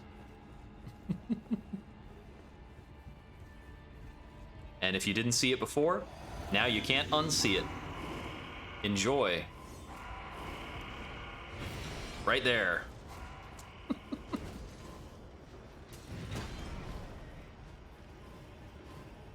Somebody was having a good old time when they decided to put that on a bunch of the enemy models in the game. It's like a dang near standard armor type.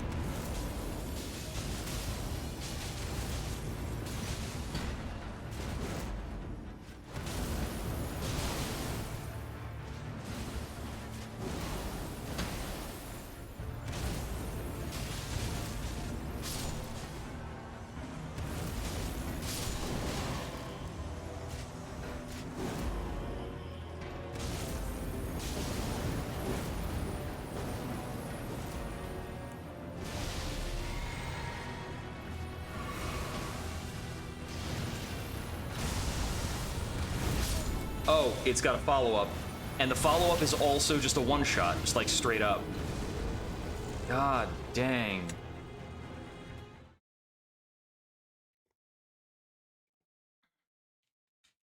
Okay, so yeah, I really can't be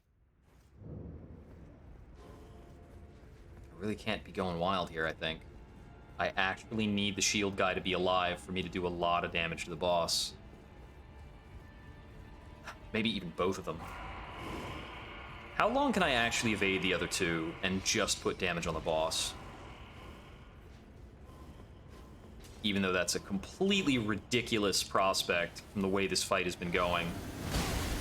Yeah, alright, whatever.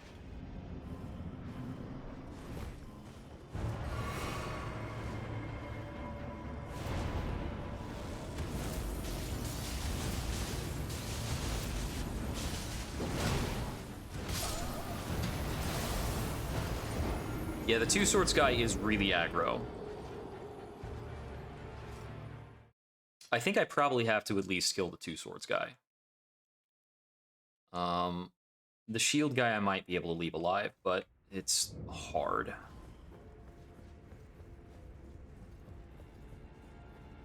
Then again, I suppose the reason I'm here is to find something called the Secret Halig Tree Medallion, to go to a theoretically secret entire area, at least vaguely secret. I mean, hey, there's a quest pointed at it, so it's not that secret, but it's a little secret.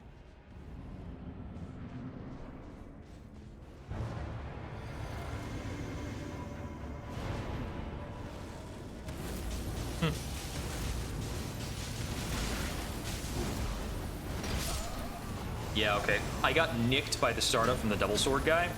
I need a spacing cue for the start of the fight for where I'm actually doing the first set of stomps. Although actually, if I'm trying to grab the commander in my first set of stomps, it's a lot more volatile. Like, that's when the spacing is getting me rough. If I aim for just the soldier, the two sword guy, I can certainly catch just the two sword guy. But I really want to get boss damage out of this too. And that makes it much more tenuous. I'm definitely not at the point yet of trying to use a rune arc, I don't think. But it might be a much easier fight to do with a rune arc if that causes his second phase attacks to stop instant killing me. So what if I stop at the white space of the ring?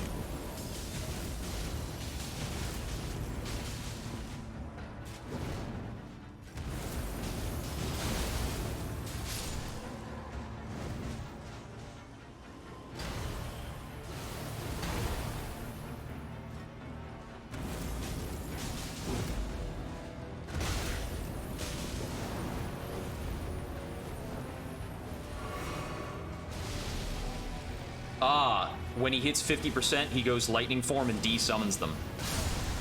So I don't have any means of lowering his health more than that before he goes into phase 2. So I just have to perfect dodge everything in phase 2. That's the way the fight's gonna work.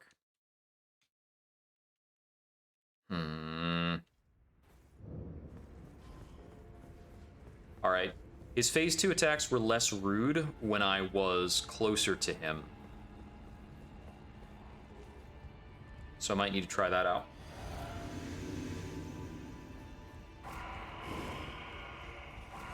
He's killed me with both lightning attacks and the cold attacks through the damage reduction talisman.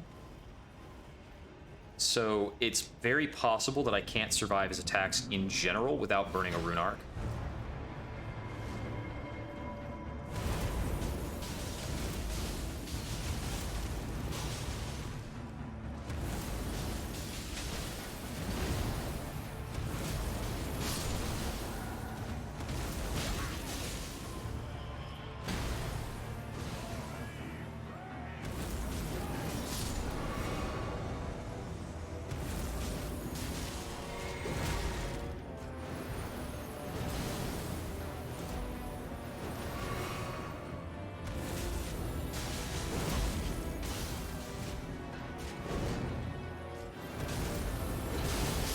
Okay.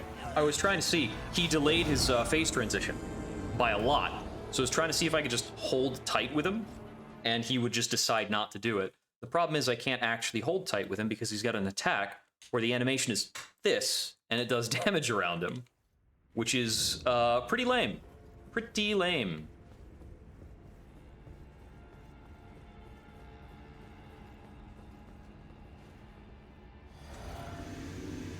That being said, if I can get the dodge correct on his, like, spear thrust thingamajig, I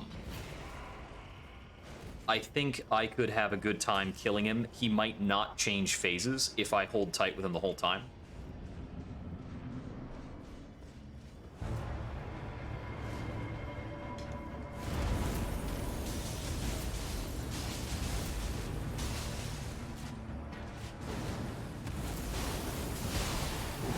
Okay, I mistimed something because I wasn't watching the dual swordsman guy closely enough.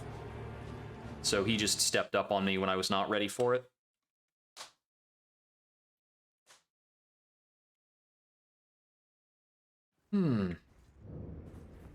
See, I started at 7 today, so it's got to be like 10:40 probably. All right.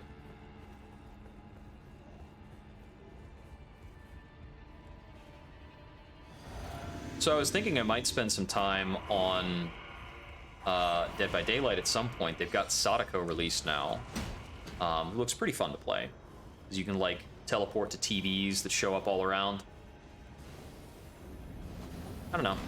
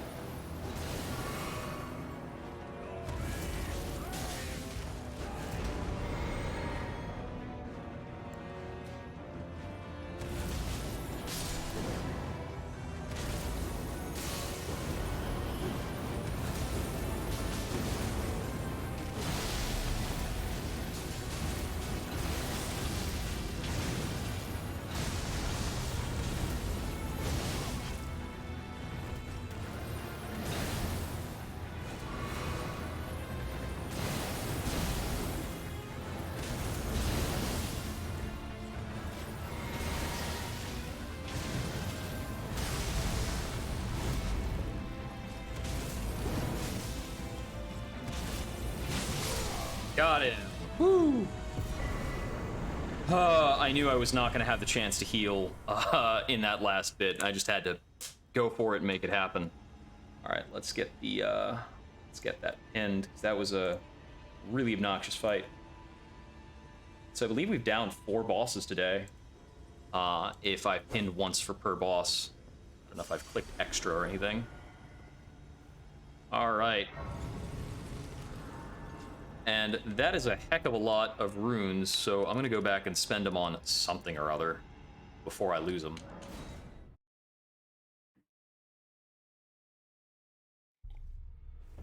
That guy was really rough. I did notice that I got hit by a couple attacks that seemed to not one-shot me, so I guess he has some things that don't in that phase. It's tough, though. I couldn't tell you off the top of my head what they are.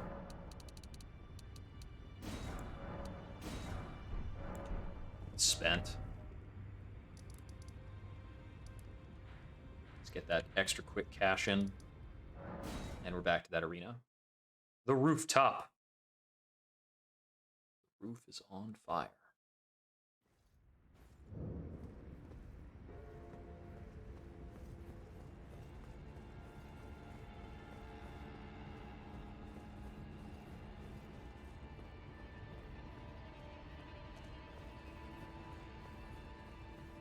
Hello, any items back over here?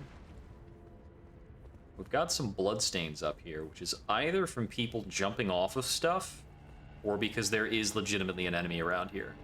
I think it's very likely that we have bloodstains because people have been jumping off the bridge. Alright, we've got an elevator. We're going up. Pretty slowly.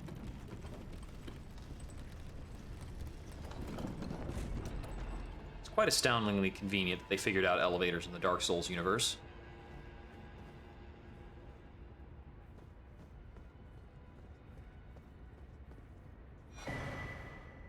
The other half of the Halig Tree secret medallion.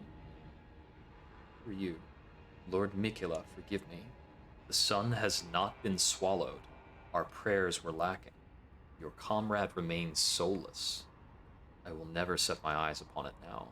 Your divine Halig Tree. So, I've been wondering what the Halig Tree actually is, and how it relates to the Erd Tree, how it's different. And what we're going to see for that.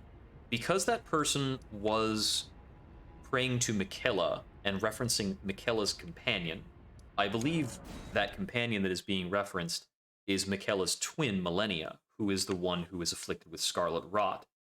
So that would lead me to believe that the tending of the Halig Tree is something that is intended for Millennia's behalf. That is my current guess.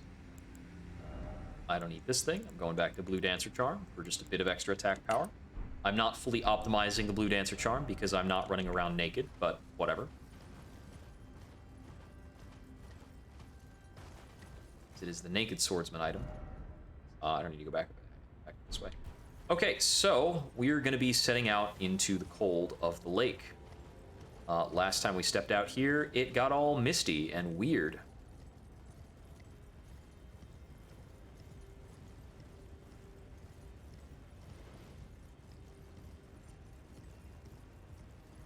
Okay, so we can see like animals around here. Looks like they might be getting affected by a little bit of pop-in some cases. I saw them kind of jittering around. Oh, do we have a dungeon here? I haven't actually seen a dungeon in a while. I don't know how many dungeons I've accidentally walked past. Probably a couple.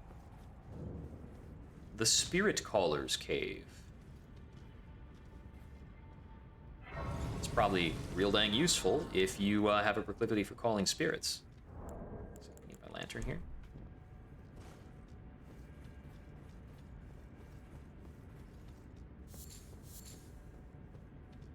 Oh boy. Fear is right. I always jump a bit when that happens. What the heck? Oh boy. It's a spirit summoning snail? That's kind of hilarious. Okay, so it's another one of the snail serpent things, but these ones call spirits in, and if you pause, you're gonna friggin' die.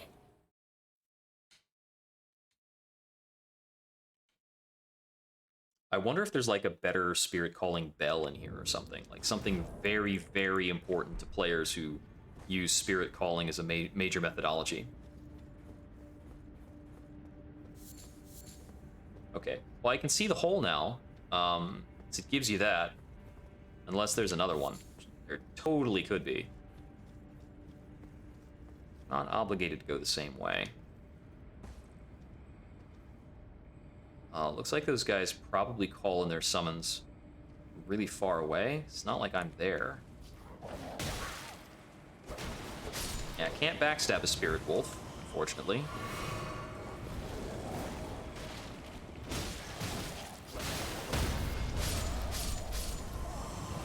Okay, it's gonna be really difficult for my level 1 butt to get through all this stuff and hit that thing. Let me try using the let me try using a Hoarfrost Stomp to see if I can clear that out with just one stomp.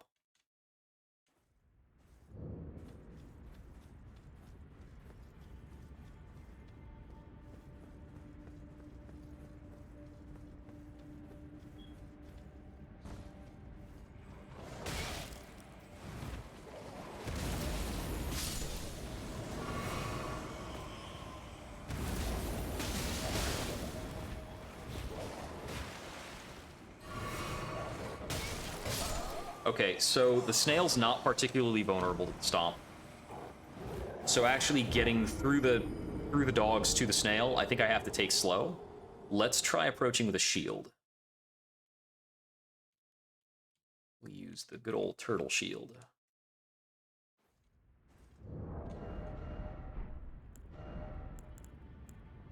Where'd you go?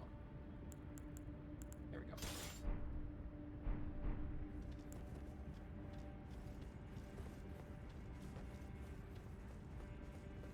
I think this is a lot of why the vermins and critters and dogs give me so much difficulty, because I don't regularly play with a shield, and shields do a lot for you against these guys.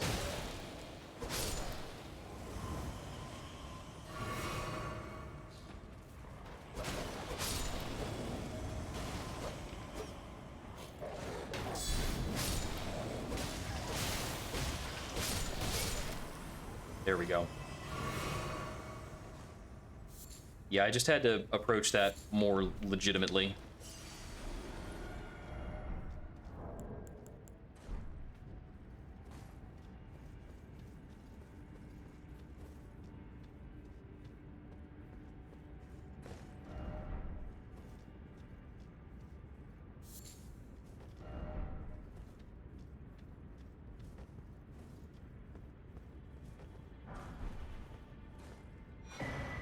Ooh, Hero's Rune. Pretty nice.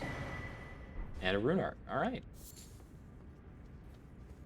Various cave mosses. Cave mosses are pretty much always used for, like, resistances and curatives.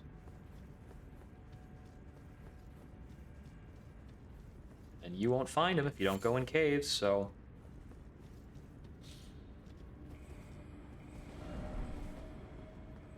Okay, that's the spot where we were at earlier. Huh. That person is stabbing themselves.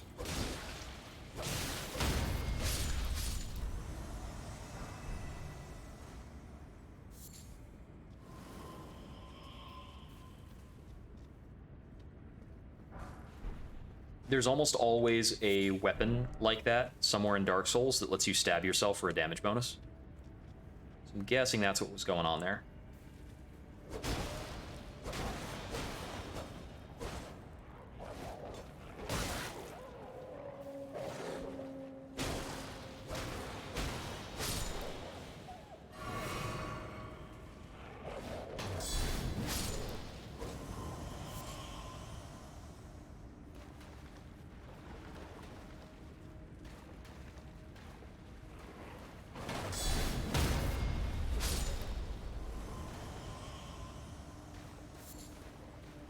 Gotta be patient for this. Which sucks, because there's like totally more guys being spawned constantly, but we have to be patient about this approach. Because dogs are just too much. I'm gonna let this sit, because I'm like 90% confident that the reward for here is something that won't matter for my run. If it mattered for my run, I could use spirits to help me beat this.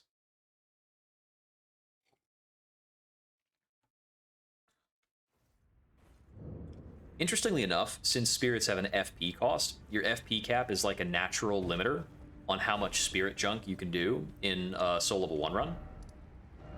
So it's not necessarily like overpowered to be using spirits on SL1. I don't like it very much. I think it removes from the challenge that I want out of the game. Oh, hey, there's a boss somewhere. It's a dragon that I can't see. You know, that's exactly what I've thought about all these other dragons. Is, you know what's a problem with this dragon is I can see it, and that somehow makes this less fun. Okay, I'm gonna run at the dragon real quick and see how that rolls. But I'm not gonna run at a dragon named Borealis with an ice stick. So let me change that. You know what? We're gonna try lightning. Yeah. The old school weakness of dragons.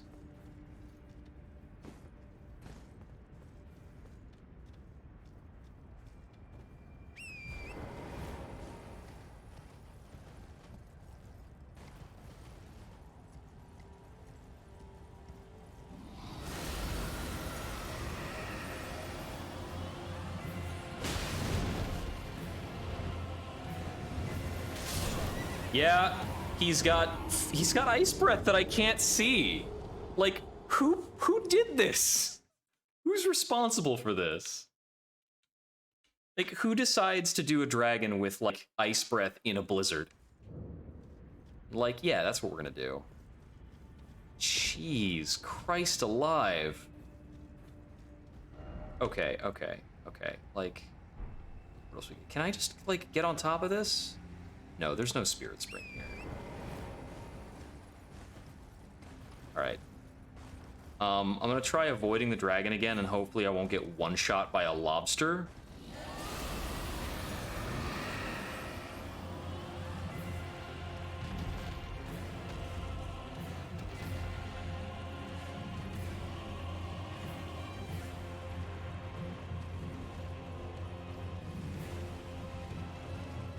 Oh, the lobster's still here.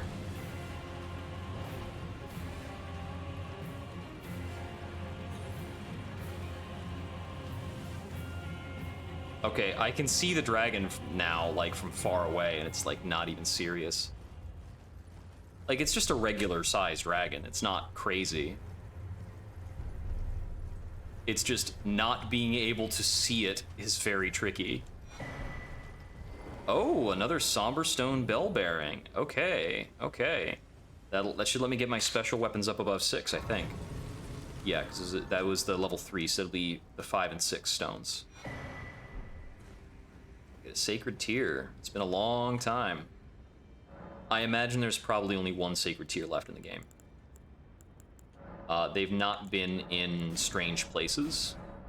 So having it at a +9 now, I have the expectation that it caps at a +10. Not like it's mattered for me for a long time.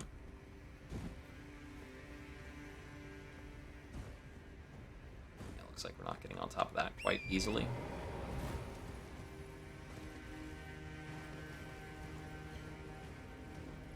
Yeah, I went to the church first thing because most churches have grace.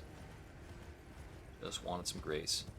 So I'm guessing that the blizzard probably clears up if you kill the dragon, which is a shame because I think the thing that's stopping me from killing the dragon is probably the blizzard. Little catch-22 there. Bit of a catch-22.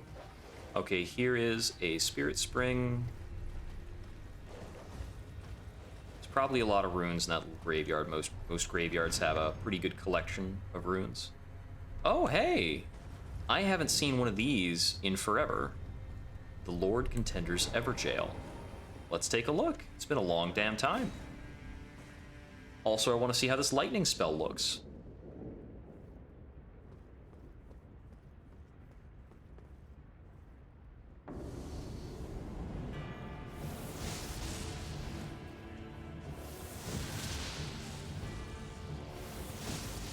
Okay, it's pretty funny.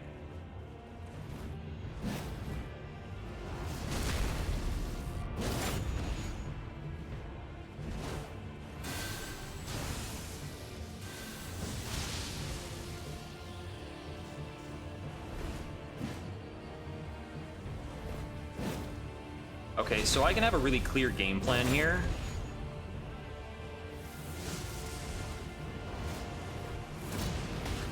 Ow, that hit.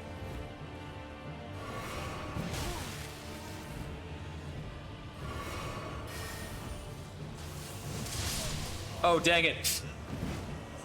Perfectly symmetrical violence. The last couple times he tried to do something, it was a buff. So when he goes for his buff, I can lightning bolt him, and that's funny as heck. Otherwise, it looks like he's got a couple attack patterns that I can just roll out of and then hit him with a... I can just roll out of some attack patterns and then hit him with a backstab. Backstabbing. Right. Yeah, give me my 15 runes back. Can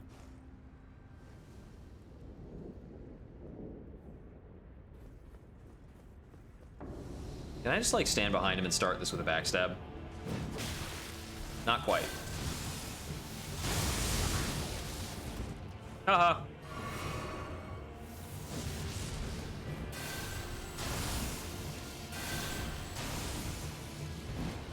Okay, now he's got his buffs in.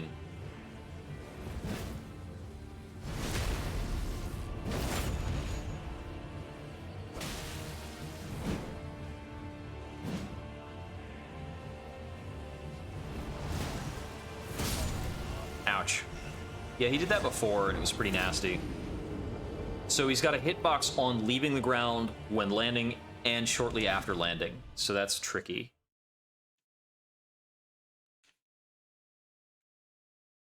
The lightning seems decently effective. Like, both as a damage and a lightning skill. But I think I can remove this. And I actually want to see how much this affects my AR to... So this is worth like 23 for the dex boost.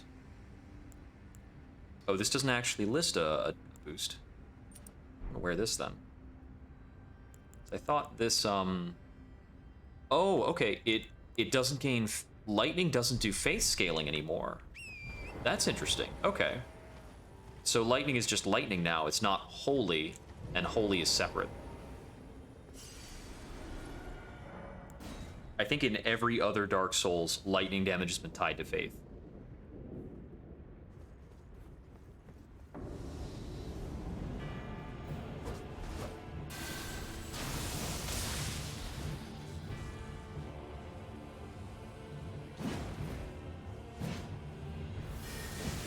No. If I'm faster on the draw, he won't get me.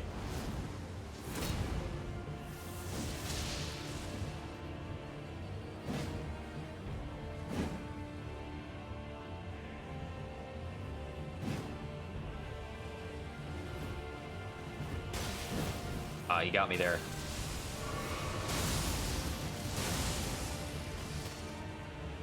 That one's pretty nasty.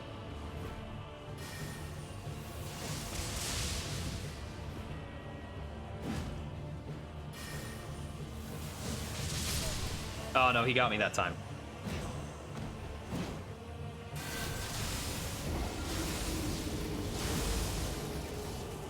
So I think if I want to be catching him with lightning like that, I need to be looking at his arms. And the moment he, like, brings up the talisman, I need to react really fast. And if I don't have the reaction, I need to actually just roll. Or block. Probably block a decent chunk of that damage. Maybe not all of it, because I think, what's it called? I think it might be a multi-hitter. Multiple bolts of lightning type of thing.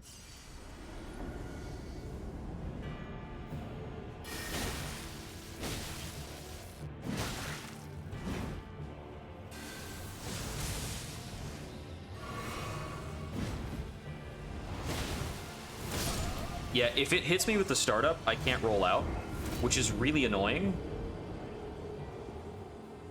Because the startup is incredibly fast, and it basically just means I can't stand next to him or I'll just die randomly. Fun.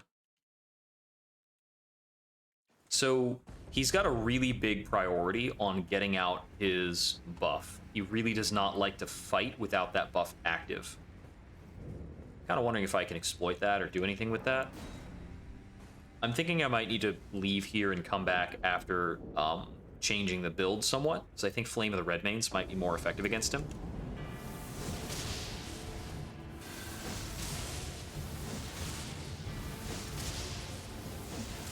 Oh, you can just repeat fire.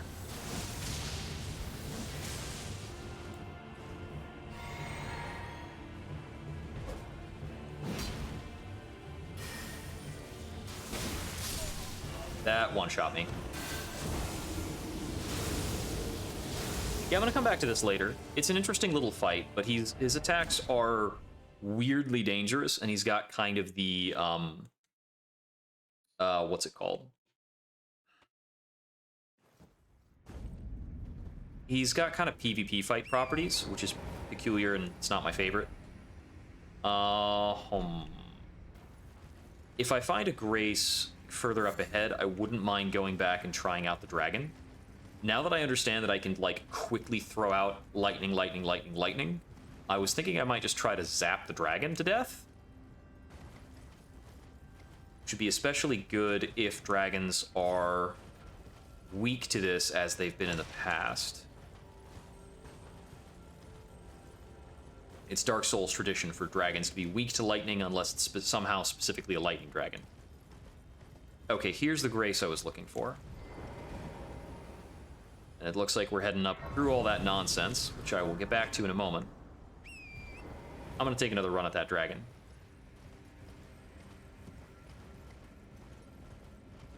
These very angry dogs will need to excuse me for a sec. Oh, hey. Explosive great bolts could be useful. Oh, and that looks like it's the run up to the manor tower thing I was seeing earlier. So we'll want to check that out too. Can I just hop down? Whoops, gonna find out. Okay. We're fine. Do a big run around the Death Lobster.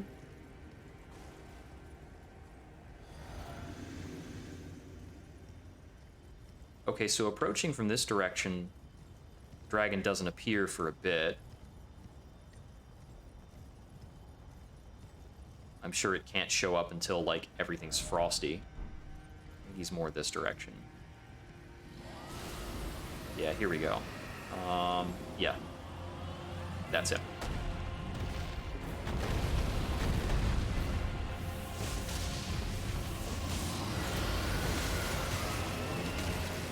Cool. Freeze shout. Okay.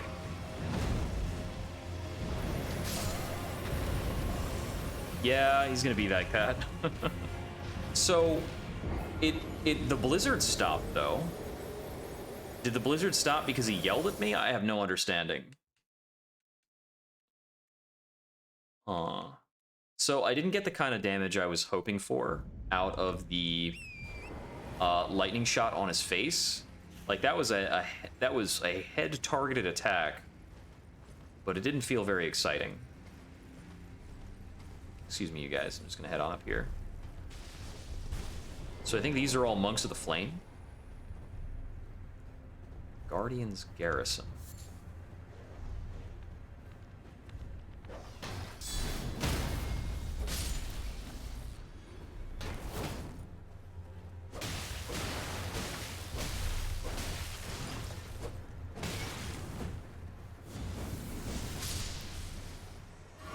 Excuse you. That dude, had a red name above him.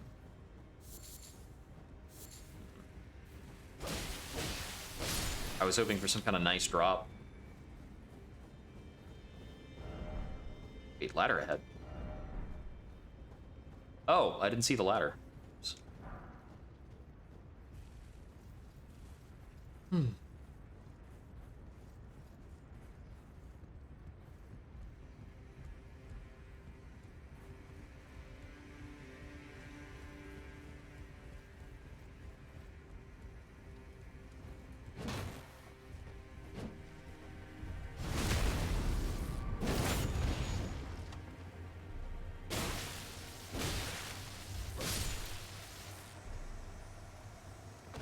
Why are all these dudes named, and why do they take, like, player amounts of time to die?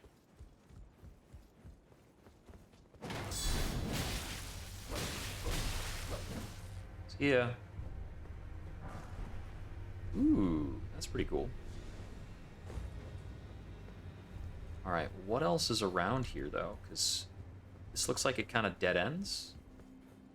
Doesn't look like I can get on that tower or anything.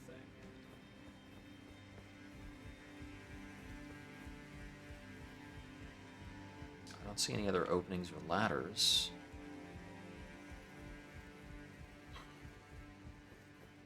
Don't see a way to get on top of this or anything else to climb on.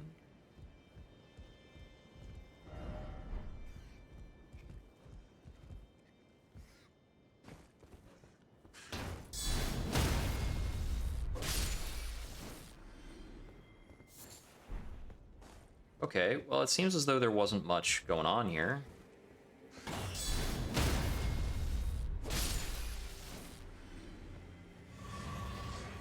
Few guys, couple of rats. I think this is the last person that's listed as a Flame Guardian, for all that matters.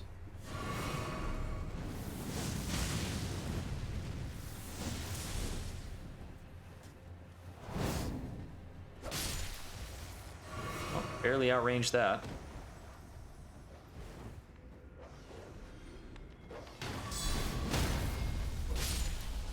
So unless the Flame Guardians have a collect them all mechanic, I think we're done here. What's out this other side? Does this lead to anything more? Golden Runes. This looks like it has lore implicate. Oh, it still bleeds. Weird. No bridge ahead. Yeah.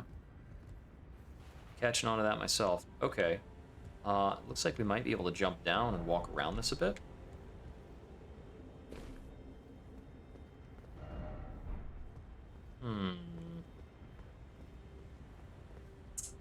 Okay. Seem to be a little bit stuck. All right, let's backtrack a little.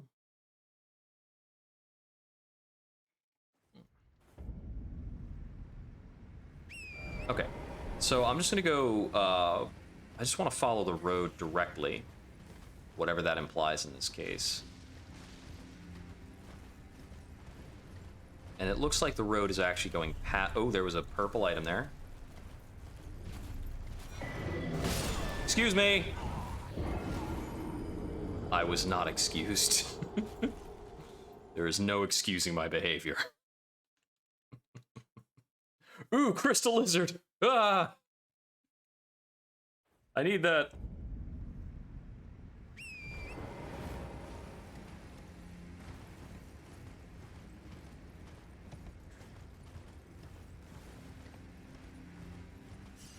Let's take those real quick. Anytime you die in one shot, your the souls you drop get moved backwards a little bit.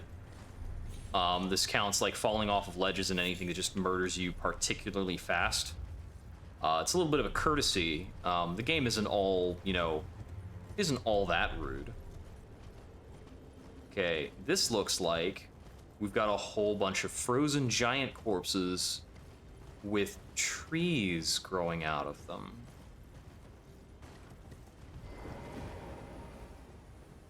So, if there's one trend that exists and is echoed throughout Dark Souls, it's that mankind are assholes to giants. That is always going on. Oh, what the heck is that? I gotta find that. I suspect that is maybe that's the Halig tree? Huh. Okay, now that I found the east, I have the map of the friggin' frozen lake. It's probably something else out there apart from just the dragon. Lord Contenders Everjail. There was still that one other place up here that I didn't go back over to. It requires me to, like, turn around. I'm gonna go do that now before I forget and take a look at that castle.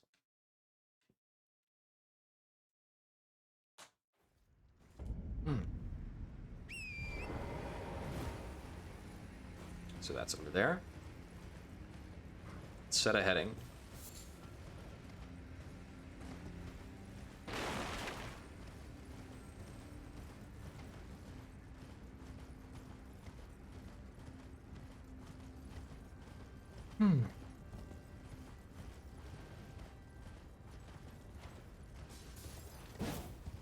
Oh, I didn't get joust damage on him. Oh well. Take that.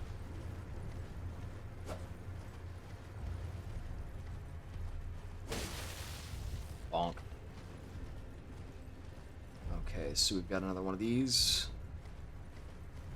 Three wise beasts, the usual. Falling snow marks something unseen. That tells me that maybe I'm looking for footprints.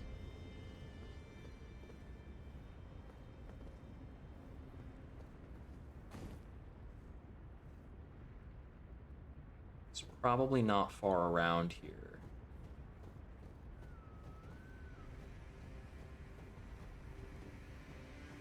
It's either I'm looking for footprints or I'm looking for snowfall resting on top of an otherwise invisible object. Oh, it's one of those tatterkite things. I hate these.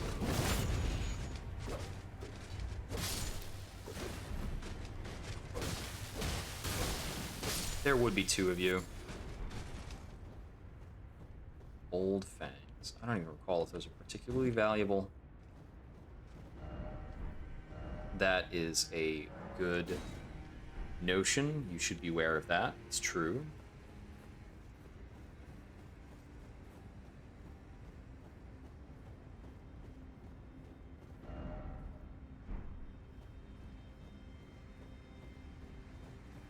Oh, I think I know what's going on, maybe.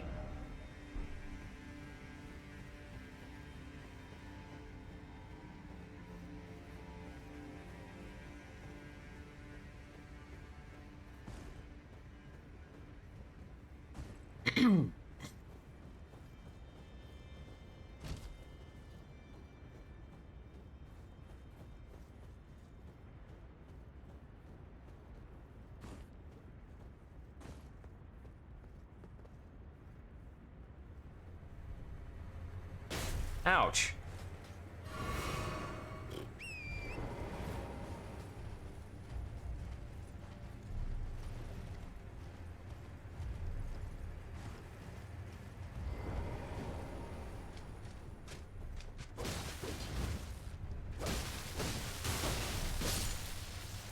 Haha.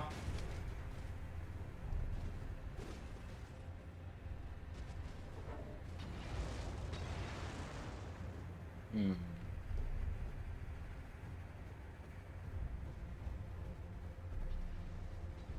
So, I feel like if I can't find something that is a footprint or something like that, then I'll have to find another area where snow's falling in order for this to, like, make sense. Because if snow's not actively falling here, I might not be able to find anything in particular. Okay, what's down this way? Apart from these goons.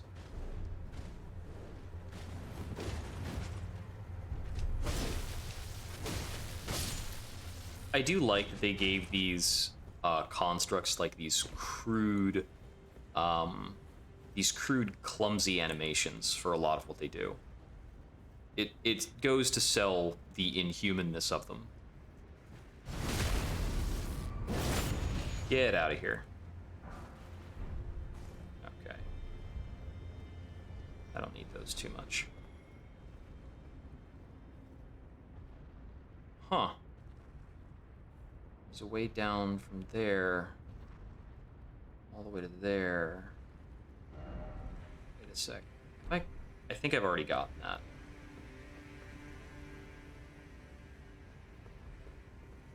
Okay, so the snow's falling now.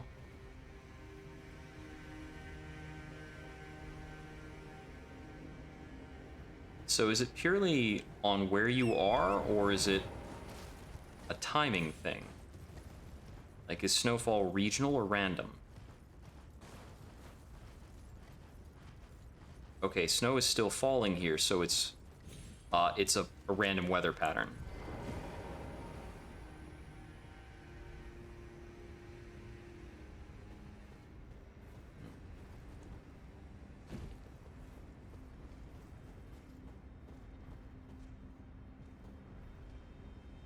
There's a lot of messages hanging out in the middle of nowhere there. Oh, Dark Souls. The old invisible bridge trick. And it's right over here. Okay, okay. Let's see if we can figure that out. That's a pretty cool idea to have it, to have the hint at the tower, but the way to interface with the hint is not actually at the tower itself, it's at a thing that connects to the tower. Alright. I am probably going to have to kill those guys who are right outside the bridge. Otherwise, there's no way on Earth I will be able to, like, navigate and deal with it. Yeah, here we go. I'm going to have to kill these 2 artifact archers. Oh no, these are zombie archers. Well, they still gotta die.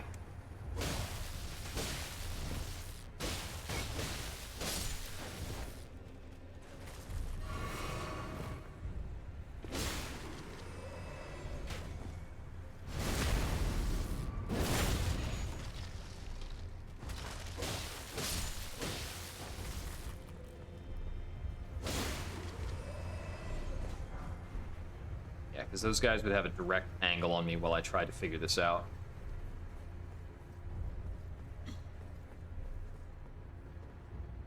Would you look at that? Falling snow doesn't reveal a dang thing unless there's a big old switch for this that I'm missing. Okay.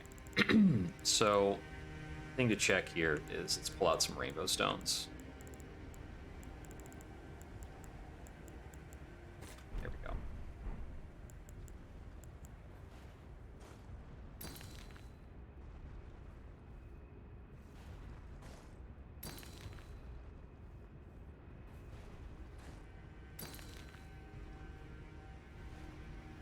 I'm not certain how this path works. Sometimes you can't fall off of these.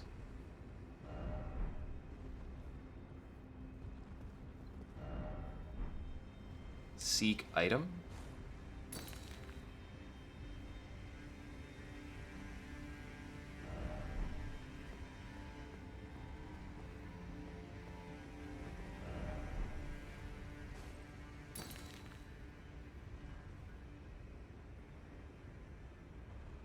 How did this man die? Oh. And this one? Yep. Time for... You better be a troll.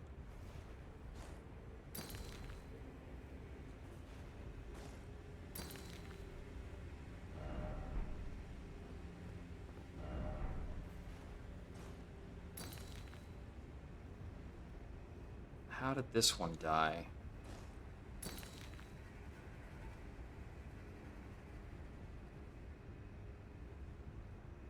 He was trading shots and then he just walked forward and died. Okay. If that skeleton, if that robot over there starts shooting me, I'm gonna have a bad time.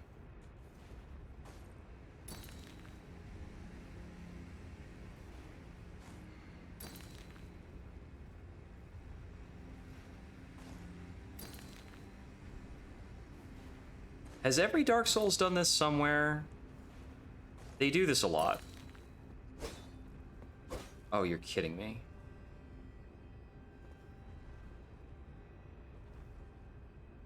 Where do we go from here? I really thought this was going to connect higher. Oh, okay, there's a spiral somewhere.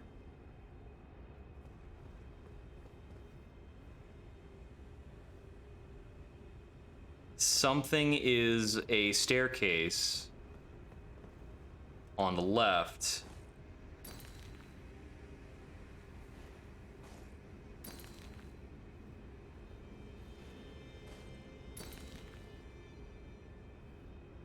That landed higher up. I can vaguely see it. Oh boy.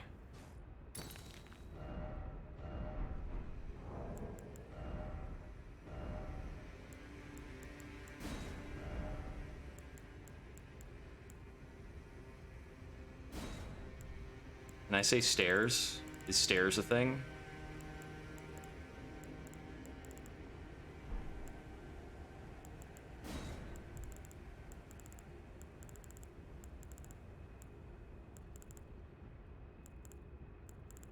Ladder, lift, sending gate, message, bloodstain. Nope.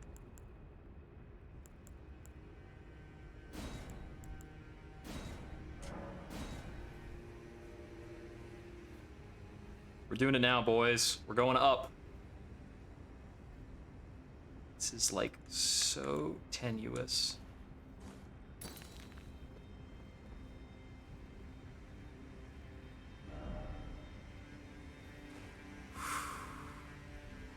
I might have almost backstepped to my death. I'm gonna craft more rainbow stones so that I can feel better.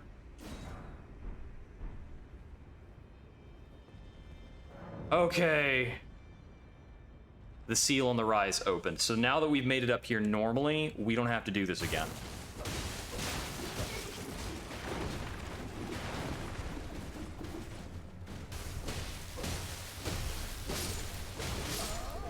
I hate you so much. Thank goodness the seal on the rise is open and we don't have to do this again.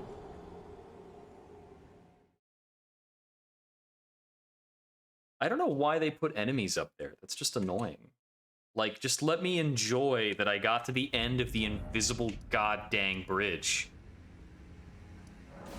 Well, you gotta ruin the moment. Breaking my balls. Okay. I don't have a whole lot of time left because I don't have a lot of breakfast food left in my house, and I gotta get up tomorrow, get milk and eggs and all that. I've got one last scramble, and then I am done. Also use some bread. I can't even make toast right now. Well, yes and no. I don't have bread, but I still have hamburger and hot dog buns. It happened because I was passed off a lot of hamburger and hot dog buns. After some things went uneaten at an event.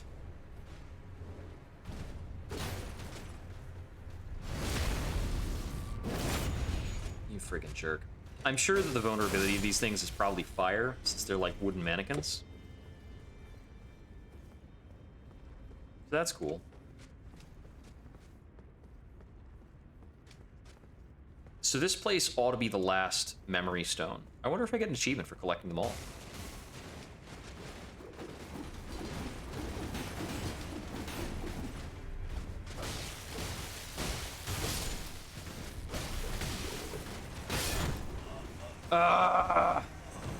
I got shield broken by them just flipping around, doing whatever. Alright, I am going to switch to fire and try that out. Because I just wasn't able to kill... I wasn't able to keep attacking enough to get through them after blocking like that.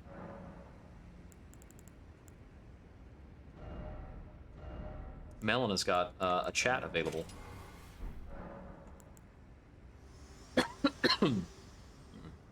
We're almost there.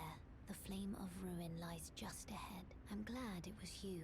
I must tender my thanks to Torrent. Thank you. Please continue to let... The flame of ruin is ahead. Okay.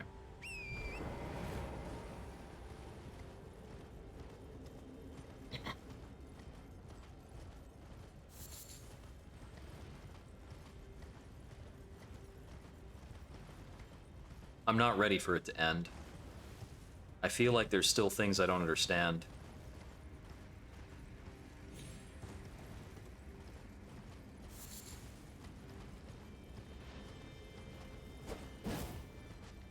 Oh, that's what those balloons are for. They drop more guys.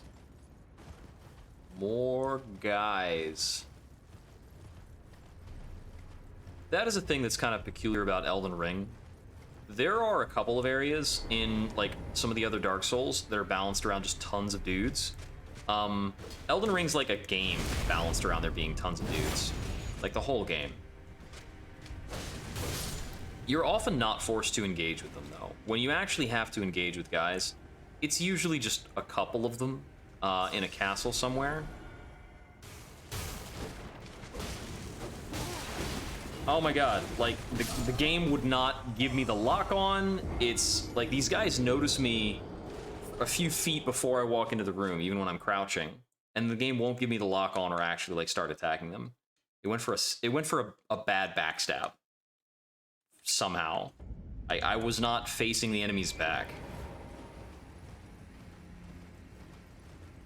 I think I just need to, like, not even fully enter that room, throw out Flame of the Redmanes, and call it a day.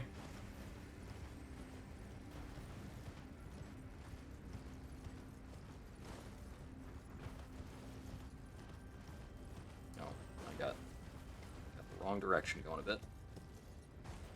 Yeah, I think there's a few different enemies, quite a few actually, whose attack pattern just looks like, yeah, throw out a dozen attacks. And it's not really fun to interface with, at least with this challenge.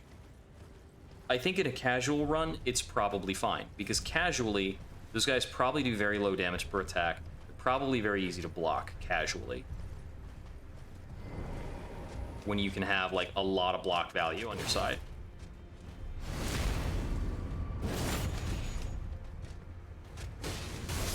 But I can't go into this with a great shield. I can't even go with a particularly heavy non-great shield. Well, I don't think.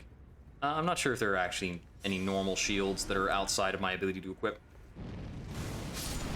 There we go. Yeah.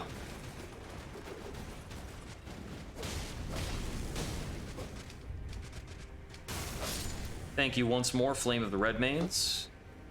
Exceedingly good ability for clearing trash. And hey, it's worked on some bosses too, so... way to go, Flame of the Redmanes.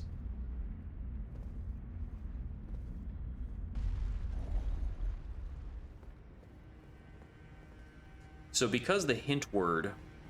oh man. I'm not here for you right now. Don't you do this. Don't come at me with this nonsense. Founding Rain of Stars. Huh, so that didn't give me a memory stone like I was expecting. Though I think the Founding Rain of Stars is... I think that's one of the stronger sorceries in the game, isn't it? Like, how crazy is this? Requires 52 int, uses 46 FP. Yeah, I think I saw a clip show where that basically one-shot a guy.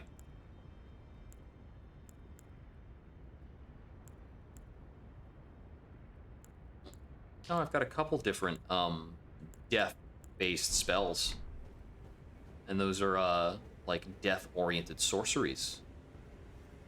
Got some proper necromancy up in here. I don't need to slum it all this way back. I can go all the way up.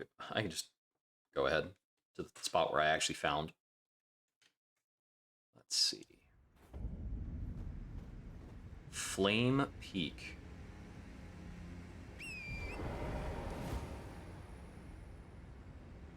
Oh, wow. You can see on the map that these are all giants. And there are tons of them. That's a giant, too.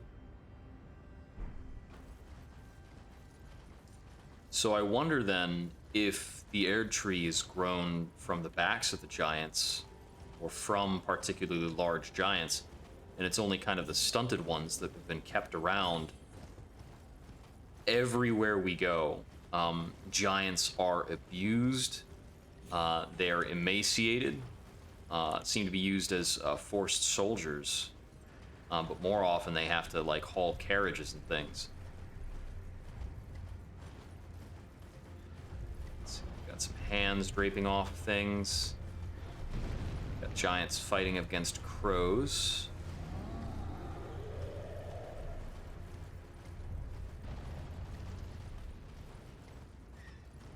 There's a church up here. These giants, like, still look like they've got a whole bunch of hair. They have kind of a Yeti-like look. I would presume that's that. Oh, we're gonna have a PvP-style fight. Someone trying to invade me. I'd say this happens at, like, a pretty notable number of churches. Can I tag this Grace before we get into it? Yep.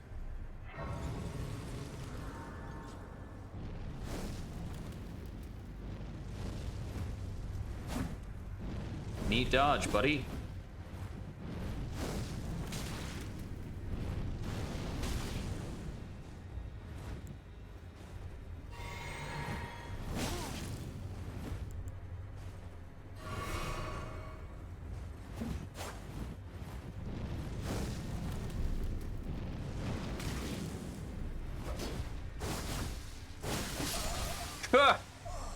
Wow. It's like a 5-hit bloody slash.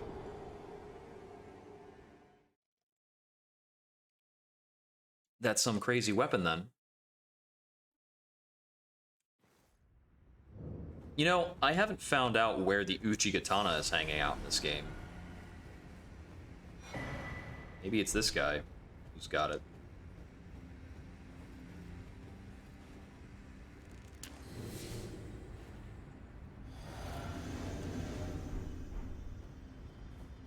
He might fare worse against Frost. I'm not sure. I'm going to keep using fire against him.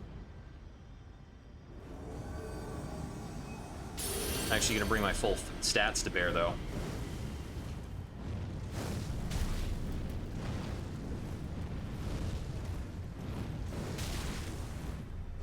You better keep rolling.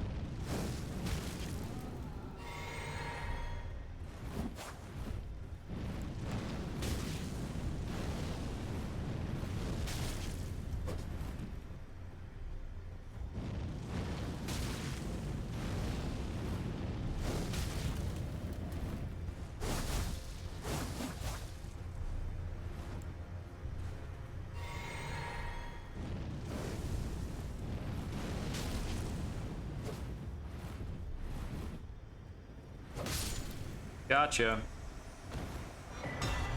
He was one of those really annoying types. His sword is called Rivers of Blood. Really annoying. No, this is probably actually a pretty good sword. Rapier causes bleed. Skilled Dynast's Finesse. Immediately avoid an attack, securing some distance, follow up with a strong attack, perform a sudden lunge. Strong attack again for a sweeping slice. Alright. Coated sword. What kind of weapon is that? Oh, that's right. Katanas are their own category. Yeah, so the Rivers of Blood requires 20 arc to use like a jerk. Does fire damage. And has a unique skill called Corpse Piler. Forms a blade of cursed blood for repeated interweaving successive attacks. Follow up with an additional input for further successive attacks. Ah, the first mention of the Lord of Blood. When Moog, the Lord of Blood, first felt Okina's sword and madness upon his flesh, he had a proposal to offer Okina the life of a demon whose thirst would never go unsated. Okay, okay. Anything cool about that mask? His face? Oh, raises dexterity as it lowers focus. Oh yeah, focus is the resistance stat. Okay, so you get 3 dex out of that? That lets me get up to 28 dex while I have the rune arc going.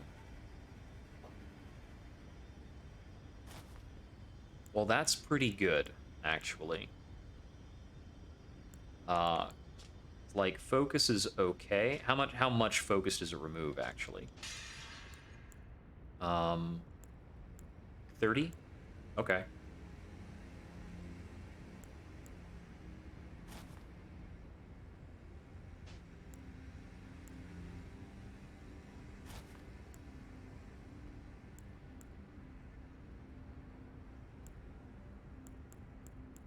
Oh, I think a lot of clothing provides focus of its own virtue, as resistances are also on clothing. It's interesting that resistances are grouped. Yeah, yeah. Okay, so it diminishes focus, but it also has 23 focus on it, so it's better than a bare head for sure. All right. Yeah, this is on C-scaling strength right now, so pumping dex is not giving me a ton of damage, theoretically.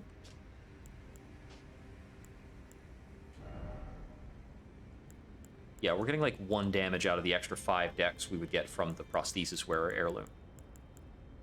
But 15 out of the Star Scourge.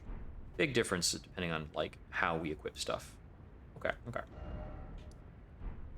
All right, back to looking around this place. This place is like freaky.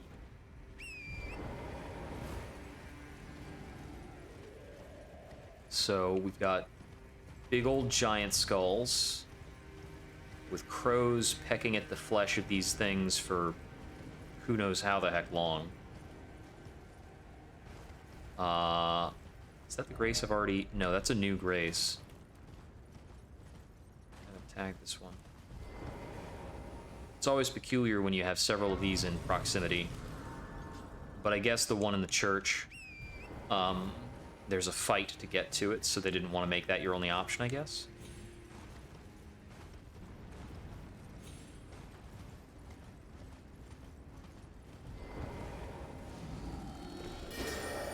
Oh, it's a teleporter, dang it. It's very difficult to tell from far away if it's a teleporter beetle.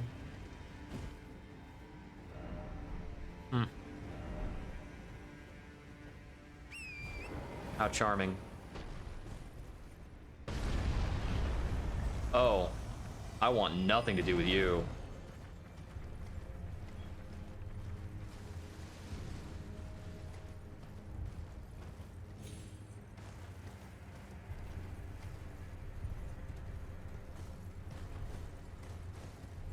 More skulls and such. I do want to take a quick look over here before I proceed across that chain. I get the feeling going across the chain is like the right way to go.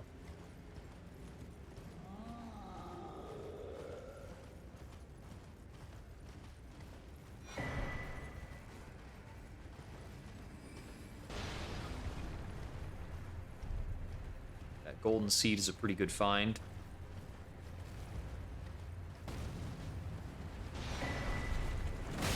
Ouch. Yeah. These hands hit hard, yo. Okay. I don't necessarily see anything else I want to take a look at around here right now. Oh yeah, that would be the loading screens we've seen. I didn't assume there would be so many.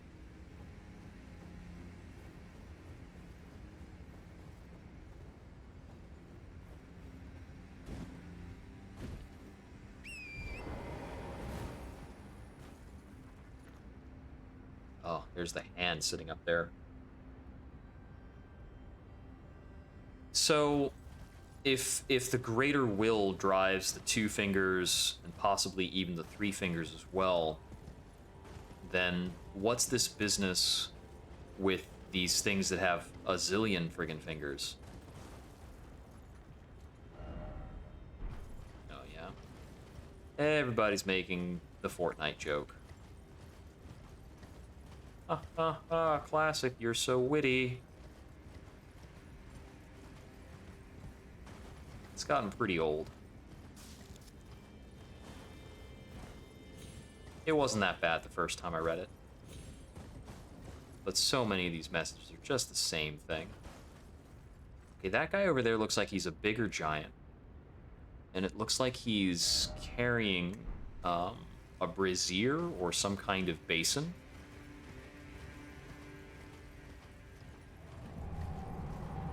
Oh, he's a boss.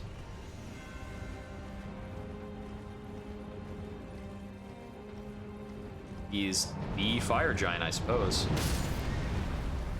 Ouch. Well, that'll show me to have a horse.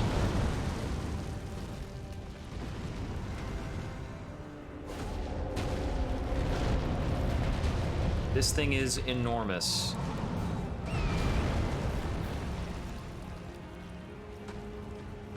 Can I go past you? I'm not certain I'm committed to trying to kill this. We can't actually. This is like do or die. You better get in on it. Okay, his right hand looks vulnerable.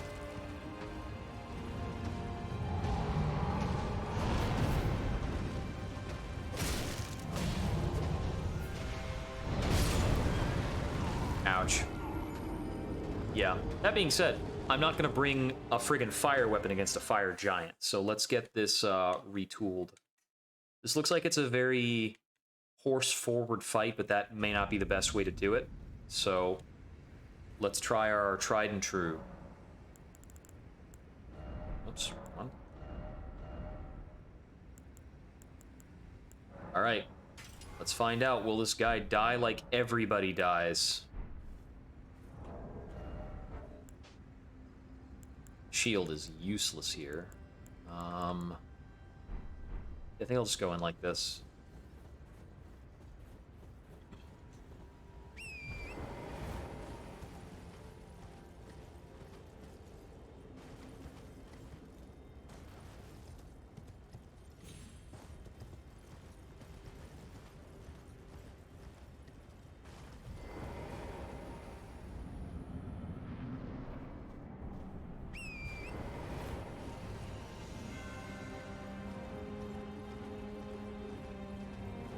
Okay. Yeah, so his left leg is splinted. And actually both of his wrists look like they're worn down to nothing. Okay, so trying to jump that spared me some damage. Wait a minute, his torso's a face.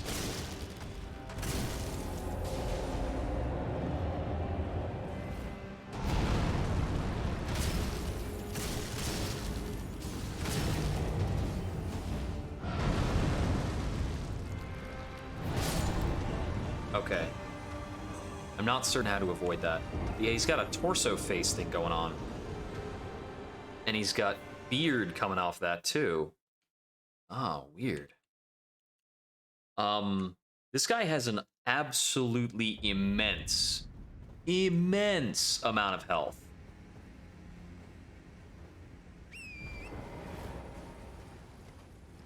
So I think our ability to kill him is really going to be based on how we can cause a critical to happen by attacking specific parts, which does mean that ice is not the most effective way to do that, because what we need to be doing is like strong attacks and jumping attacks, not weapon arts. I don't think weapon arts will ever prompt a critical. So then, my strongest options for these are probably like the Zwei plus 12, or I could try and use the Bloodhound Sword. So the Zwei plus 12. First of all, let's make sure it's being wielded in two hands and all that cool stuff. All right, 178 plus 57.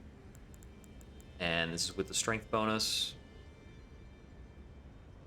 Blue Dancer Charm means nothing with that. So we'll take the Lance Talisman. We might need to do that.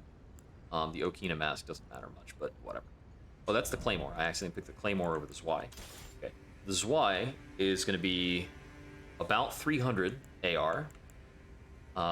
So we're going to compare this to the Bloodhound's Fang, which is well over 300 AR. Okay, so yeah, it's still better. This is. And that's only at the plus 5. I should have the materials to take this way higher.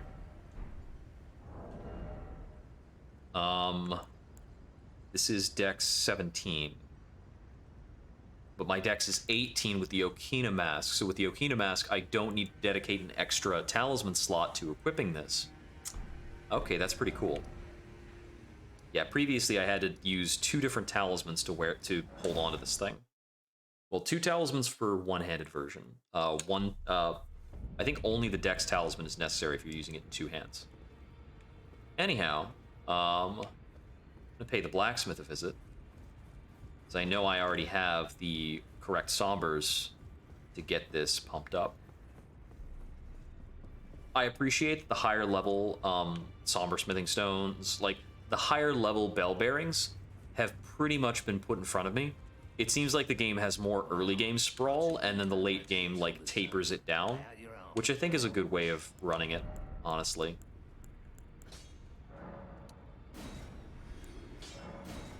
Sell a couple of those. 7, 8, 9. All right.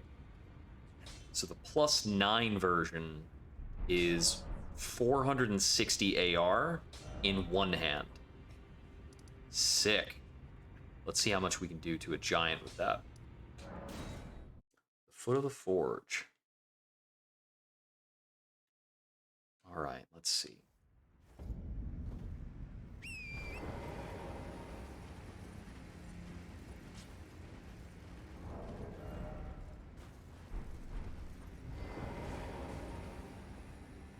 So in two hands, yeah, it's knocking on it's knocking on 500 AR in two hands.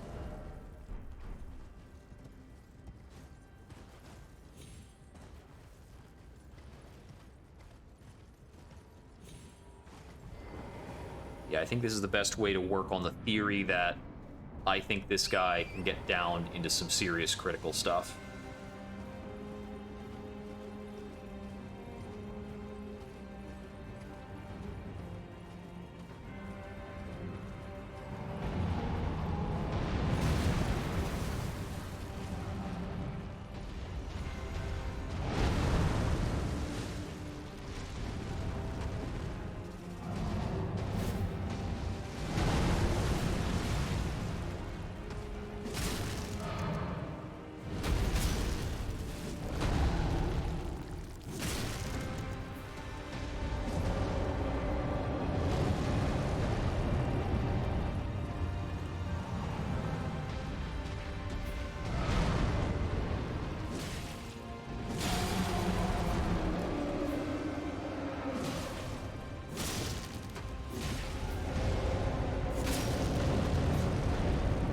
Okay, yeah, the damage is really piling on. Oh, he's doing something.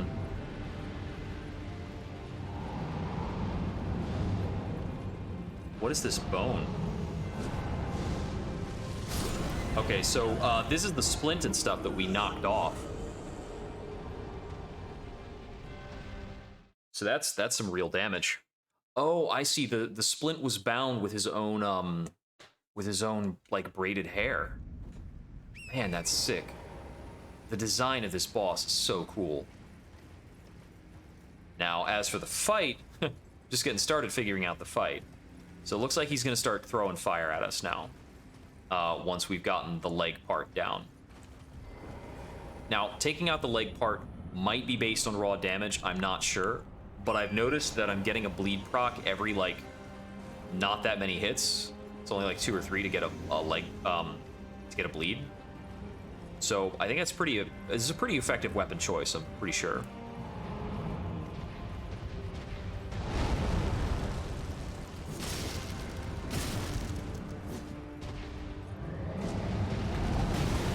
Ouch.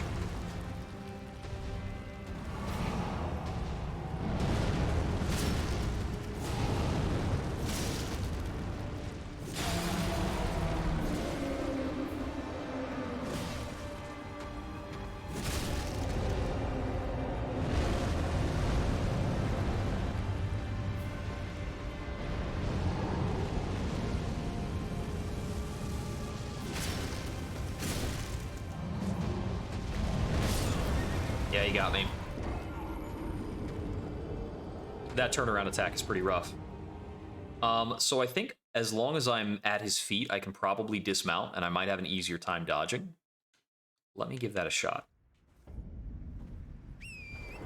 Then again, I'll lose my horseback damage bonus, but whatever. I could also try out some like charged R2s maybe. Especially if I wanted to put on the hammer charm.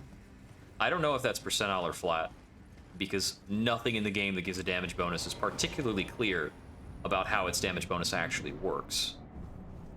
Something else to keep in mind is I think I could come into this fight with a little bit of faith and make use of that. I could also actually try the Serpent's Blade here. That thing has got pretty reasonably good AR. Yeah, I figured that was a jump over an attack.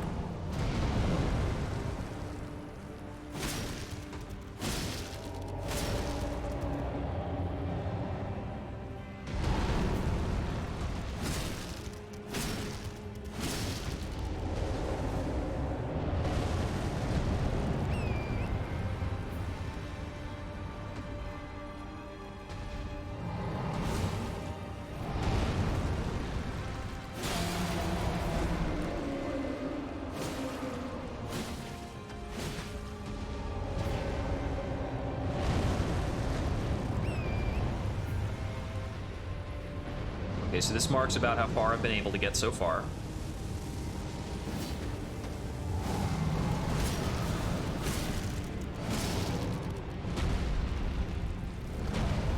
So that fireball will track me backwards. How long does that stick around? Okay, he's got a Hellfire attack as well. That's good to know. Okay, so does the... Okay, it is not indefinite for the little fire orb. I needed to figure that out. Jeez. Okay, so there's a lot going on with this. Horseback all the way does feel like it's probably the way to go for this, by and large.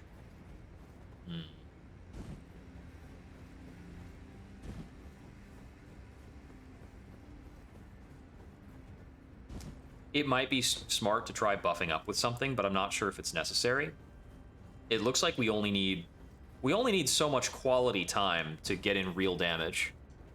I get the feeling this guy's probably got a series of distinct phases. And this is probably a fight where we can't take a hit ever at any point, but the guy's slow, so it's not the worst. Never mind. Wow, that was really lame. That'll show me. Jeez.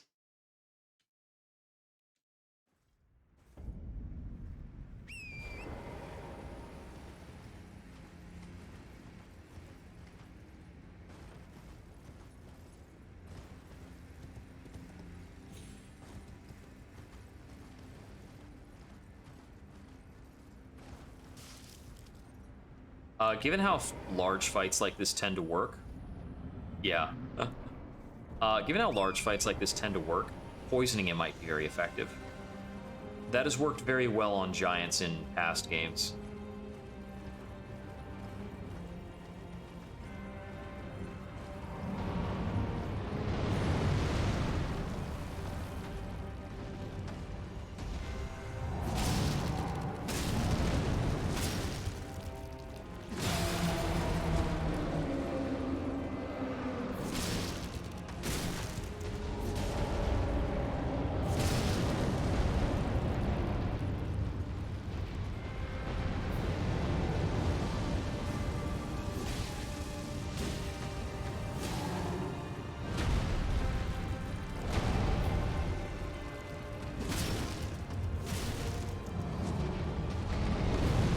But that was close.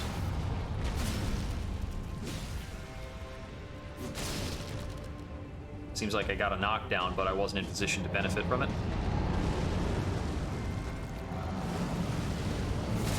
That's his Hellfire attack, right? Oh no, that's his Hellfire attack. He was just letting out a fireball for a bit. Letting it roam. He's about to throw a fireball at me. Oh my god, it killed Torrent.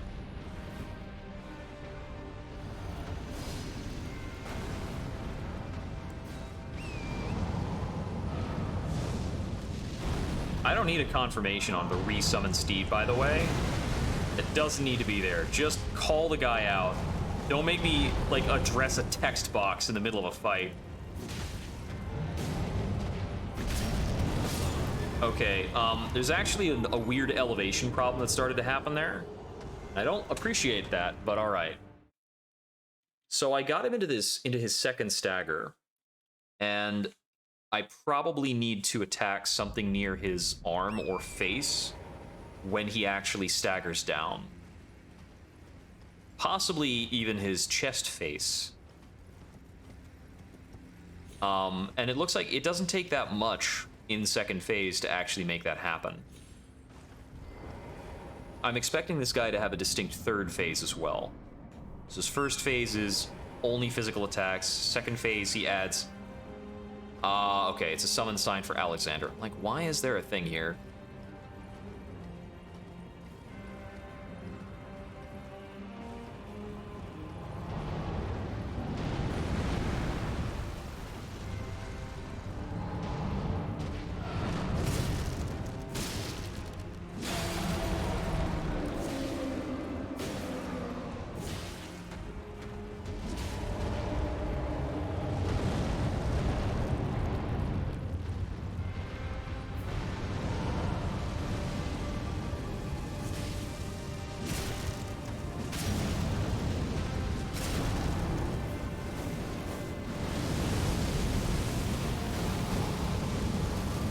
Touch and go.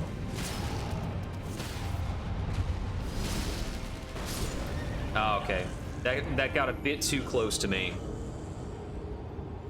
So if it gets close, it actually will pop. That probably means that I can pop it proactively by dashing past it on the horse, which is cool to know. But if I'm stationary when it pops, I'm gonna be out of luck.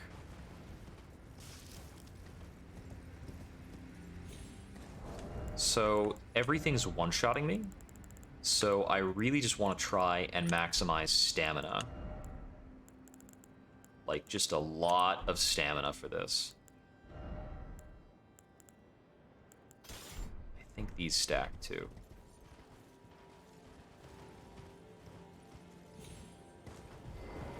So I've got stamina up, 2 things that are increasing my stamina recharge speed.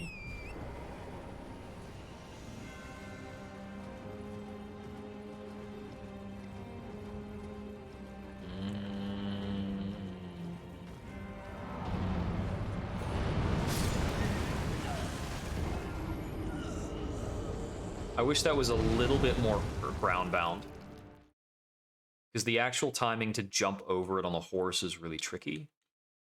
I would like it if it just didn't hit me if I was in the air, but looks like you need a substantial bit of clearance from the ground for that to not hit. If he starts using that when I'm dealing with his other attacks, it's going to be a huge, huge problem.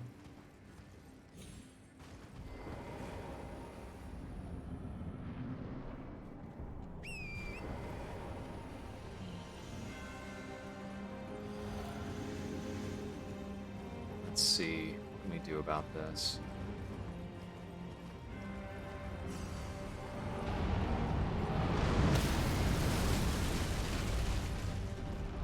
Dismounted in 1.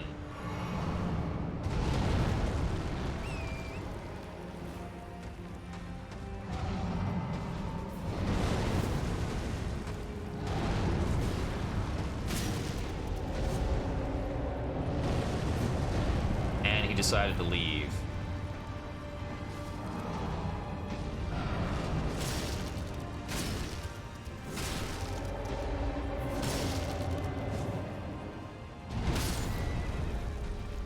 Okay, dismounted again. Because somehow that hit Torrent, but not me. Which we take that.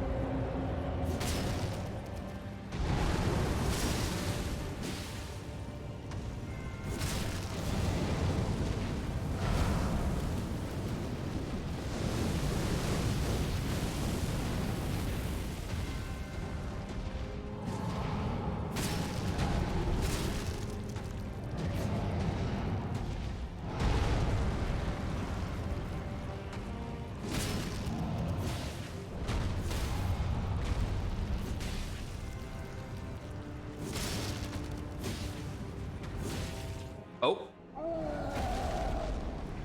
Wow, we were really close to that cutscene before. Oh, wow.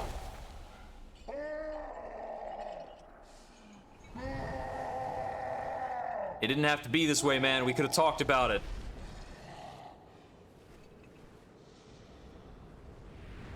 He's gonna rip off that leg and use it as a club to beat me.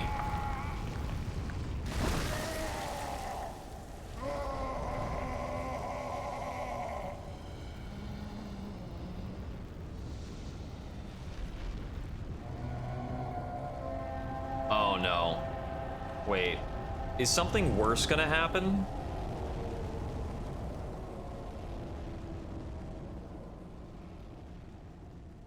Oh, dang it, that is worse. I don't even entirely understand what's happening.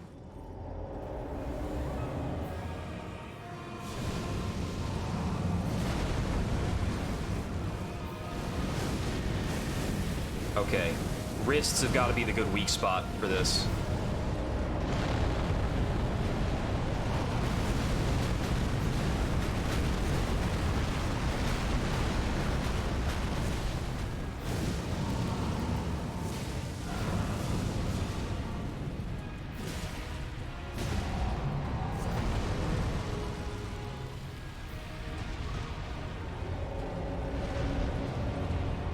I need these to pop without killing me. But maybe I don't get that luxury.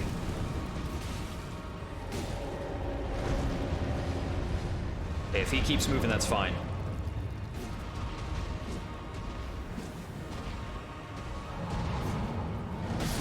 Ah, I got punched. Dang it, dang it, dang it. That's pretty neat, honestly. Yeah, okay, so we can't aim for his legs in that phase. I'm pretty sure we have to go for the wrists, since those are also kind of, like, messed up looking and don't have as much skin. We could maybe just keep going for his feet and rely on the bleed procs. Because it seems like he's not doing as much around there in that phase.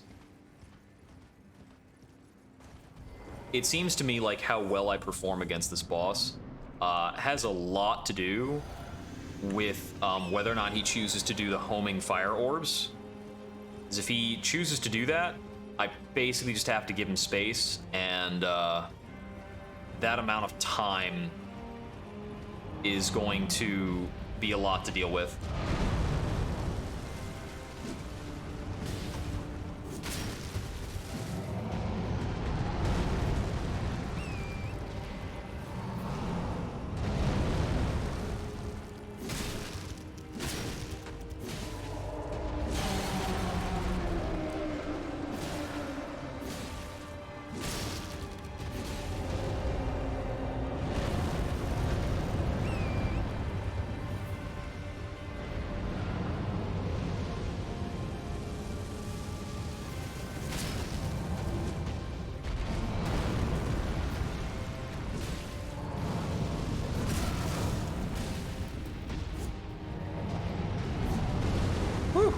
Spicy.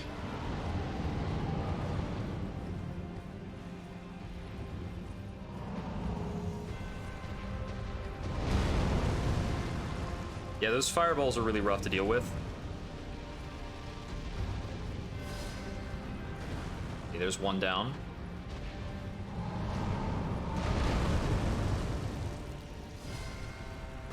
Okay, there we go.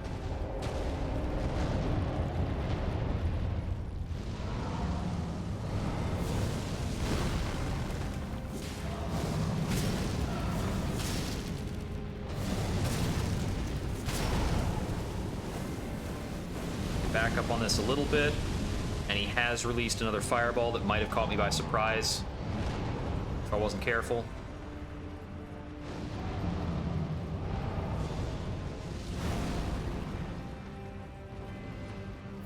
Okay, there it goes.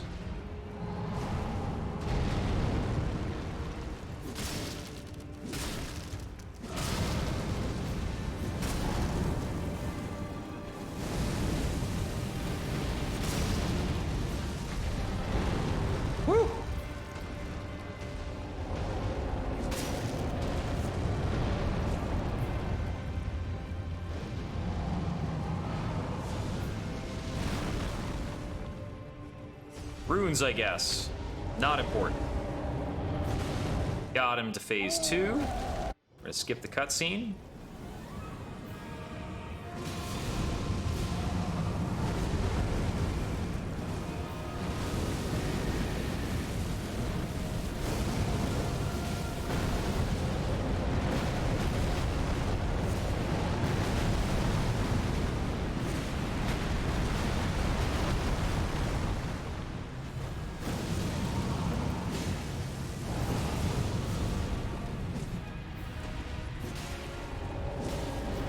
Doing damage to him in much smaller chunks if we don't aim for the wrists.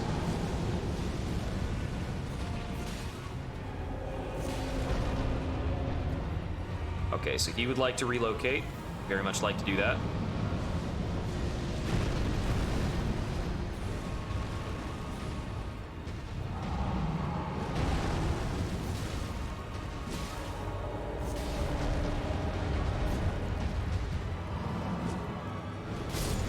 he fell on me. I kind of suspected that's what he was doing there, but I couldn't really tell. All right. There's definitely some issues with this fight, with the way he, like, interacts with and collides with the floor. Very strange. And his hitboxing is a little odd in places. I noticed this kind of when I got hit by the punch attack when I was hanging out in his armpit. He's got really big hitboxes, which I think is a necessity for an actual model this large. But it's part of why, like, actually fighting a thing like this in Melee in practice can be particularly frustrating in a game like Dark Souls, because Dark Souls isn't actually built like Shadow of the Colossus.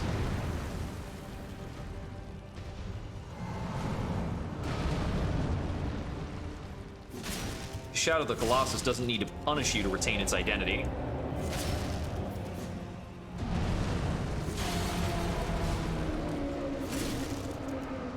Stamina.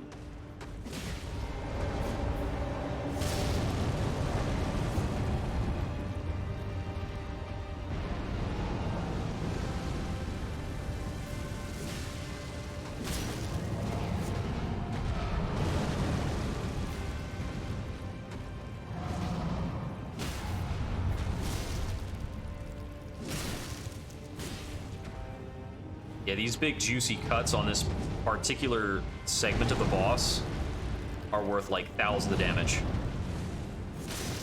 Yeah, we get 900 damage for attacking this segment.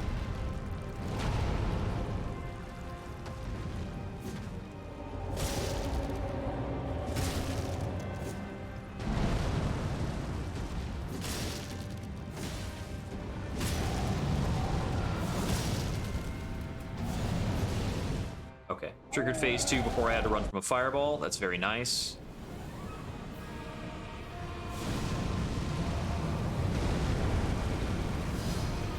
Ah! Only reason I didn't die is because I still had my damage shield buff.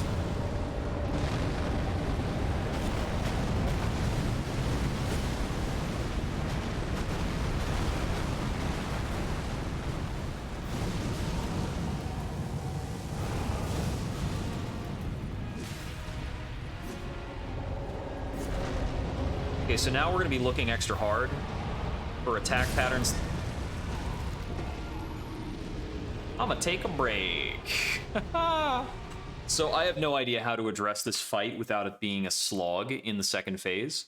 It might be that in the second phase we need to go back to like frost stomping or something like that in order to get effective damage.